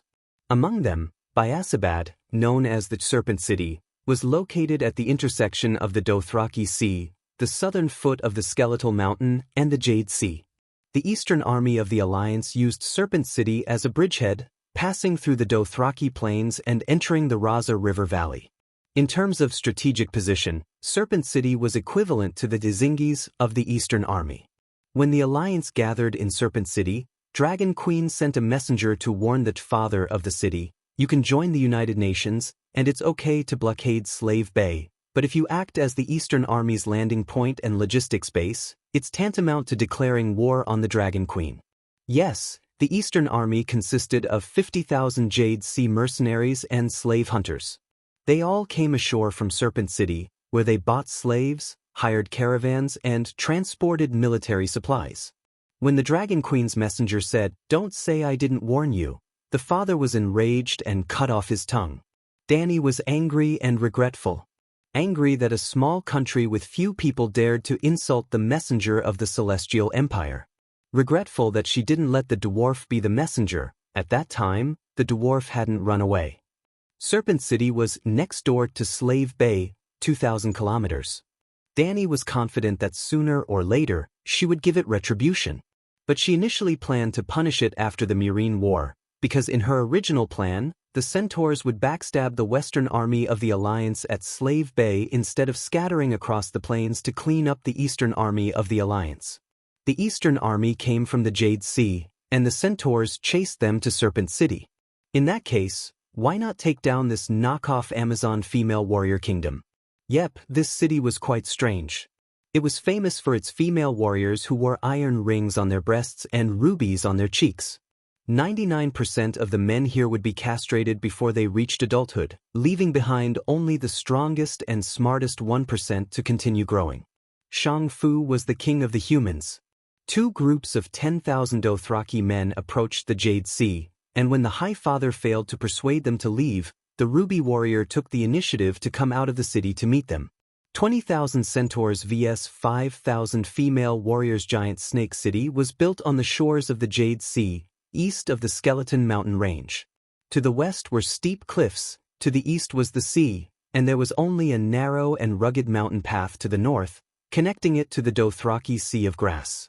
This was a sniping battle similar to the one at Hot Spring Pass between the 300 Spartans and the 200,000 Persians. The centaurs rode their horses and shot, then charged forward, leaving behind 1,000 corpses before retreating. The Ruby Warriors used shields, spears, and short swords. Their formation was tight. Taking advantage of the terrain, they only suffered 100 casualties. Just like the past thousands of years, the centaurs retreated in defeat before they could even get close to Giant Snake City. Yes, it was close to the Dothraki Sea and not far from the Horse King City. How could the Khal not try to take down Giant Snake City? But they had all failed miserably, and this time was no different. Then the Dragon Queen arrived. Amidst the Dothraki's deafening cheers of "Call King" and "Riding the Steed of the World," Dany descended from the sky on her black dragon. That scene, on the dragon's back, Dany felt despair for the female warriors whose cheeks were embedded with rubies and who raised their heads to look blankly at the sky. The Alliance had provided them with a few hundred scorpion crossbows, and they played a crisp melody on Big Black's belly armor like raindrops falling from the eaves. There were also a few crossbow bolts that pierced through Big Black's bull-like wings, leaving behind 7 or 8 transparent holes the size of wine glasses. Boiling dragon blood spilled out. That was all. The rugged mountain path turned into a fiery hell, and the tall and strong female warriors struggled and howled in pain under the fiery red dragon flames. Their skin and flesh melted like candles, and their bones were ignited like firewood. 70% of the 5,000 ruby-jeweled female warriors were burned to death, another 20% jumped into the sea below the cliff, and the rest retreated into the city. Crack the horses' hooves trampled over the charred, twisted, and shrunken corpses, emitting crisp, crackling sounds. The centaurs endured the charred stench in their nostrils as they passed through the steaming hot stone path. When they arrived at Giant Snake City, they saw Shangfu, surrounded by eunuchs, standing on the city wall and shouting at the megalosaurus soaring in the sky, "Mercy, mercy. Great Khal King, I am willing to offer you wealth and handsome men to redeem my sins." Shangfu was 1.9 meters tall and handsome, with distinct facial features, shiny black hair that fell over his shoulders, and an olive-colored, muscular body. He was a good horse. The megalosaurus landed among the centaurs, and Dany called out to a centurion who understood the advanced Valeglia language, and urged his horse to approach the city gate, shouting, "The Khal King has orders, open the city gates, all female warriors to kneel and surrender, all citizens of the city to lay down their weapons, and we can take whatever we want from Giant Snake City." This was a request for the other party to surrender unconditionally. Shangfu hesitated, and then made a request. The centaurs were not to enter the city, and they would give whatever they needed. Honestly speaking, Shangfu's concerns were reasonable. Everyone in the world knew what kind of people the centaurs were. Countless cities had sent gifts to Khal, but none of them were willing to let Khalasar enter the city. The centaurs were barbaric, cruel, and bloodthirsty, representing destruction, disorder, and destruction. When Dany had led Cass Jr. through the Red Wasteland and arrived at Keelah City, there were less than 100 warriors, and the city representatives were wary, unwilling to let the centaurs in. Zaro and the great wizard Haya were her guarantors, and the Khal horde was indeed too small, so Keelah opened the city gates. But it was different this time. Dany did not come to Giant Snake City as a guest, or to receive gifts. Attack! She sat on the back of the dragon, and with a wave of her hand, the centaurs charged towards the city walls. Oh, they did not have battering rams, nor did they have ladders. They were divided into groups of 100, and when they were 50 paces away from the city walls, they reined in their reins and shot arrows from their saddles. The arrows flew in high parabolic trajectories, flying 100 paces, 200 paces, landing on the city walls, and even the streets behind the city walls. The arrows formed a continuous rain of arrows, suppressing the defenders on the city walls to the point that they could not even lift their heads. This kind of siege method was especially useful in small towns with low walls. Otherwise, where did the thousands of statues on both sides of the Avenue of the Gods come from? But against a famous city in the world, it had little effect. This time, it was mainly because Dany had destroyed the main force of the ruby female warriors outside the city, and the defenders on the city walls were old and weak, and there were not many of them. Of course, the most important thing was to provide cover for the Megalosaurus. The crossbowmen on the city walls either fell to the ground under the rain of arrows, or trembled under their shields. Blackie lightly flapped its wings, lightly flew over the city walls, and then spat out dragon flames. The King of Cow rides the steed of the world. Under the frenzied cheers of the 19,000 centaurs, the city gates exploded in the flames. Kill. The centaur raised his scimitar and led the charge. That night, the Dragon Queen sat on the throne of the High Father, and in the High Father's palace, she drank the High Father's wine with the centaur warriors. This time, after taking down the giant snake city that has blocked the centaurs for 1,000 years, how many more bells will I add? I am the first to ride into the palace. A centaur with a white beard laughed. So what if you are the first to enter the palace? It only means that you run fast. I even helped the King of Cow cut off the High Father's head. Another centaur with red paint on his face said. The centaurs discussed for a while, only to realize that the King of Cow was sitting on the High Father's wide throne with his hands supporting his forehead, drinking wine. There was no joy on his face. A centaur asked curiously, King of Cow, you should add another string of bells this time, right? Burning a few thousand female warriors to death and destroying this sturdy city, your achievements are enough to be passed down by the centaurs for 10,000 years. Dany glanced at him indifferently and said, just this battle alone, I can barely get one golden bell. How can I get a string of bells? The centaurs were terrified. Only today did they know the value of the High Father's bells.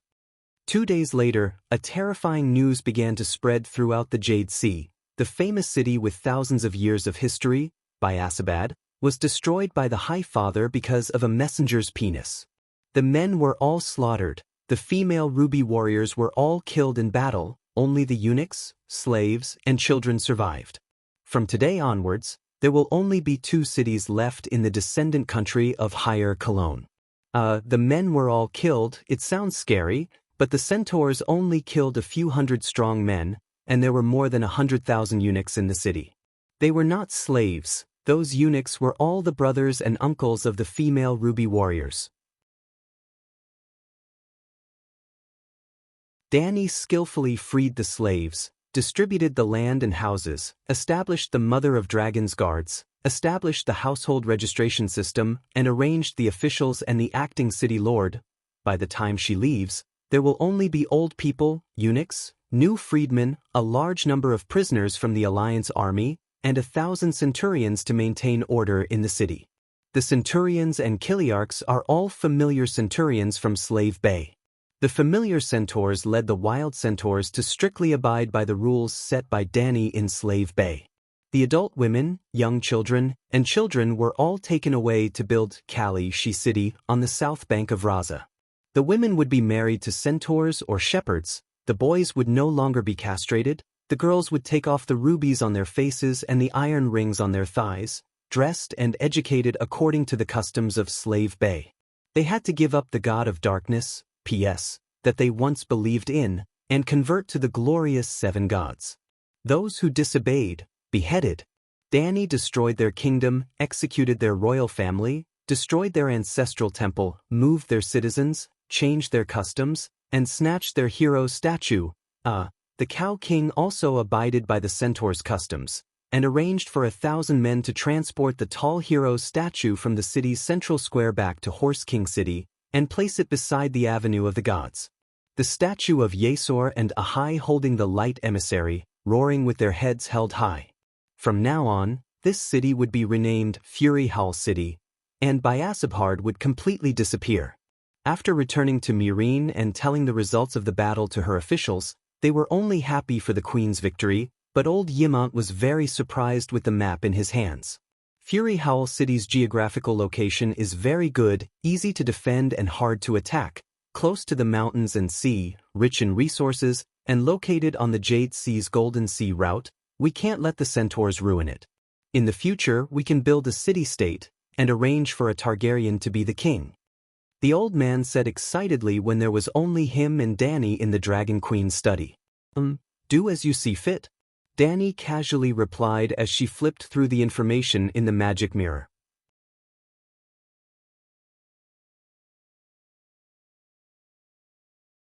Chapter 666.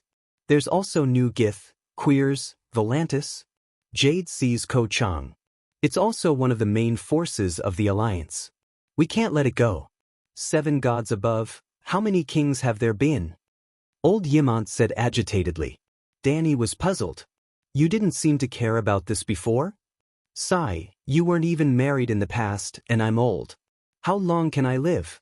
How can I consider your children and grandchildren? Now Simba is behind the pyramid. He'll be married and have children in a few years. Of course, I have to plan for him. Simba looks big, but he's only 4, Dany said strangely. In Westeros, there are too many nobles who get married at the age of 12 or 13. Dany pointed at the empty purple-black surface of the magic mirror and said, Simba's child is still too far away. Aegon is really going to be a father. What?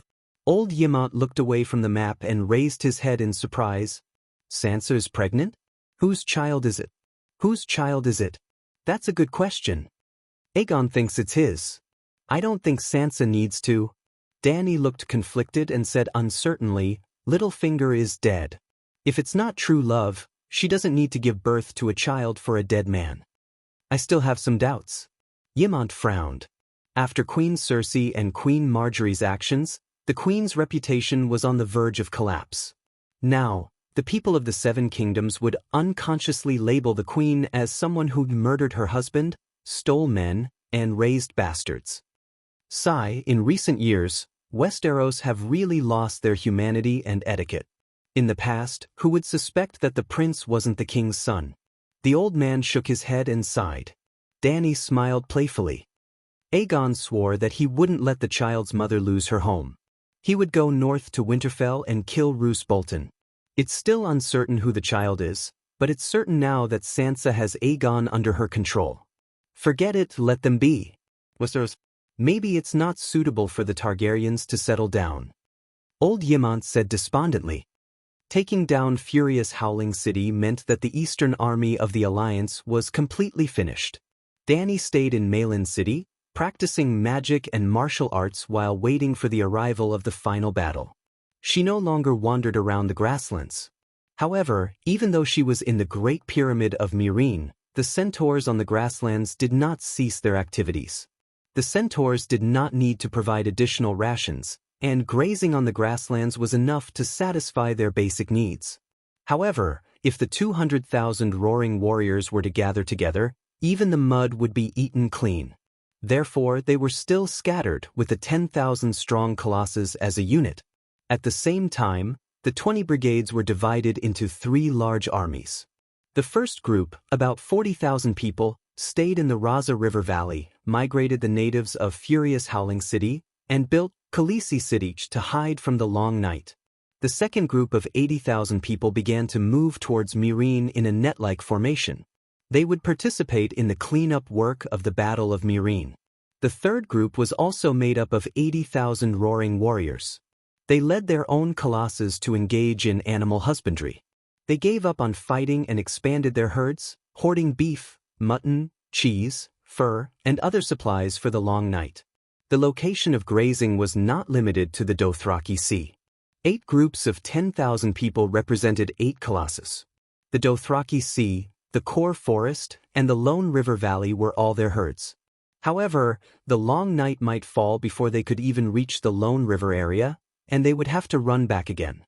Dany did not expect the centaurs to be able to hoard enough food to survive the long night.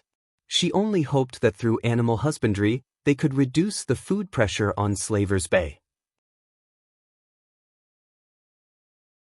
Slaver's Bay did not lack food, but Dany was not sure how long the long night would last. She was not afraid of 3 to 5 years, and she could hold on for 8 to 10 years. However, if it really lasted for a generation, 15 years, or even 20 years, on this day, Dani meditated under a persimmon tree and entered the state of Song of Wind, slowly but effectively perfecting her meditation technique. Suddenly, she opened her eyes and stood up in confusion. She looked towards the northwest and muttered, "This feeling. Blinden has completely disappeared? He has become a part of the Green Prophet's will of inheritance."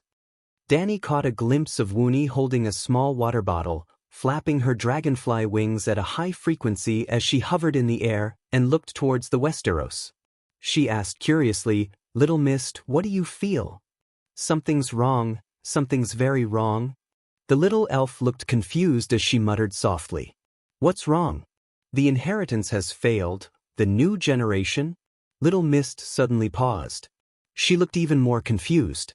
She pointed at her chin and asked, "What am I saying? What inheritance?" The inheritance had failed? Dani's expression changed. Little Mist had lost her memories of her past life, but she still retained her keen senses as a child of the forest. Because of her elemental transformation, her senses had become even stronger. She was not speaking without thinking. Awkward. Afu has lost 80% of her memories. She can't elemental transform, and Dani still entered her mind and asked Afu, who looked like an old man with dementia, "Have you noticed the change in the Green Prophet's inheritance?" "Green Prophet? Who's that?" Afu asked blankly. Dani ended the telepathic communication in a daze. Then she held Afu and burned her soul. Yep, she would burn Afu every day. Perhaps in another half a month, she would be burned into a piece of white paper and reincarnate. Westeros, the land of eternal winter beyond the Great Wall, the shelter of the ancient races. The roots of the weirwood hung down like the tail of a white snake from the top of the cave. They formed a natural curtain in front of a narrow cave. Inside the cave, 1-meter-tall man hugged a skinny girl tightly as if he was hugging a child. The two of them were very close to each other. They were panting heavily, unable to control themselves. Their clothes were falling off. "Bran, be gentle." "Adu." Adu exerted more force and was full of energy. "What are you doing?" Leaf opened the curtain of roots and stumbled into the cave.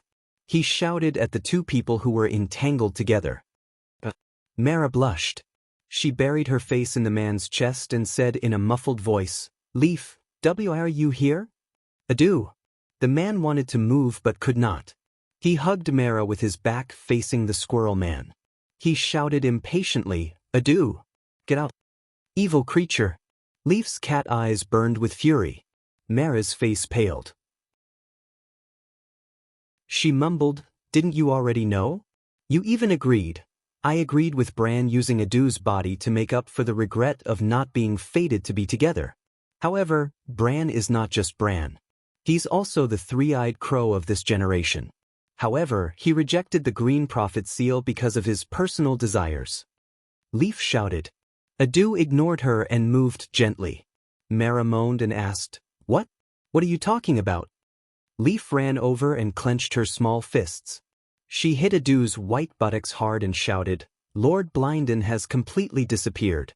Bran should have immediately fused with the Green Prophet seal and become the next three-eyed crow, but he didn't." After being hit a few times, Adu lost all interest. He let the swamp girl struggle out of his arms. The thin and short flat-chested girl picked up her clothes to cover herself and asked, "Why do you say that? Didn't Bran become a three-eyed crow a long time ago?" Leaf glared at the swaying loofah under Adu's body and said angrily, "If he was a three-eyed crow, he wouldn't be fooling around with you here." But Adu lowered his head and looked at Mara affectionately. He said, "A three-eyed crow has no personal feelings. He's like the most selfless god. However, I don't want to leave you, and I don't want to waste my love for you." Bran, my prince." Mara was so touched that she hugged his arm and called out her lover's name softly. "Bran, you're still a child. You don't understand anything. I shouldn't have listened to the Dragon Queen. I shouldn't have encouraged you to use Adu's body to fulfill your final wish." Leaf's golden cat eyes were filled with tears, and she started crying sadly.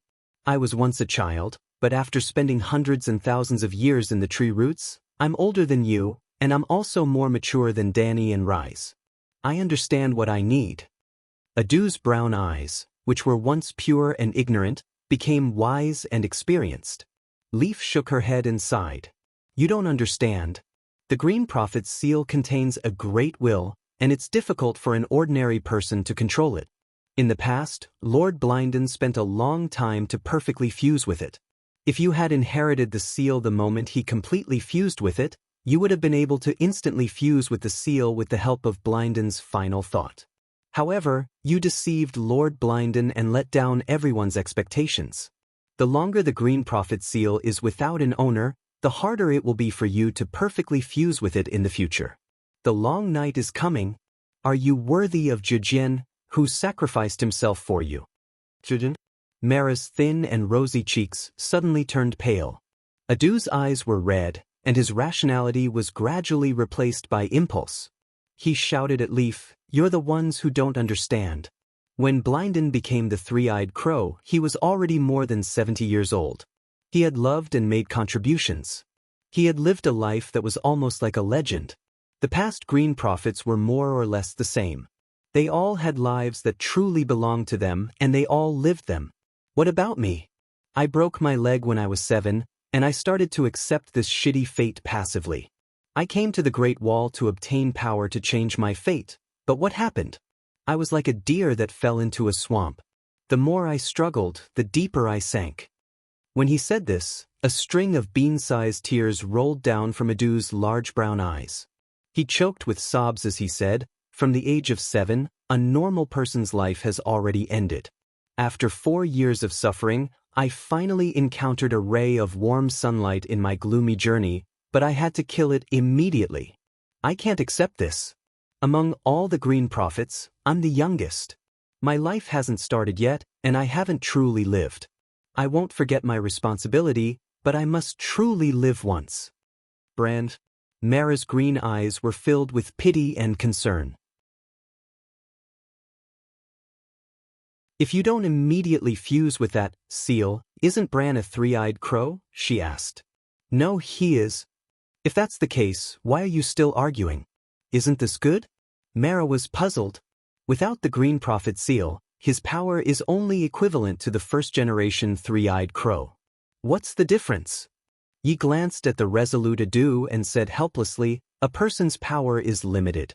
If the limit of a Green Prophet's field of vision is to observe a forest, then 2 Green Prophets will be able to control 2 forests when their power is combined. 3 Green Prophets, countless Green Prophets will be able to control countless forests when their power is combined. In other words, they can control the entire land. Hence, in the Westeros, Lord Blinden is omniscient and omnipotent. He's like a god. Now, as this generation's three-eyed crow, Bran has lost his omniscient ability. What he can see is limited to the scope of his power. With the Green Prophet seal, Blinden could receive and deal with everything that happened in the Westeros. Bran was a human, and a human's field of vision was limited. His brain could not handle an infinite amount of information. If he wanted to understand something, he had to personally enter the roots of a certain place and examine the tree's memories. "Bran, is that true?" Mara asked worriedly. Adu patted her head lightly and said with a smile, "I still have a flock of crows. Thousands of crows are my eyes." You're tuning in to the Passion Pages YouTube channel. We're so grateful for your support, and don't forget to subscribe to join us on this incredible journey through captivating stories. Your generosity through donations truly makes a world of difference, as it's the primary source of revenue that allows me to expand and enhance this channel for you. Thank you from the bottom of my heart for being a part of this adventure.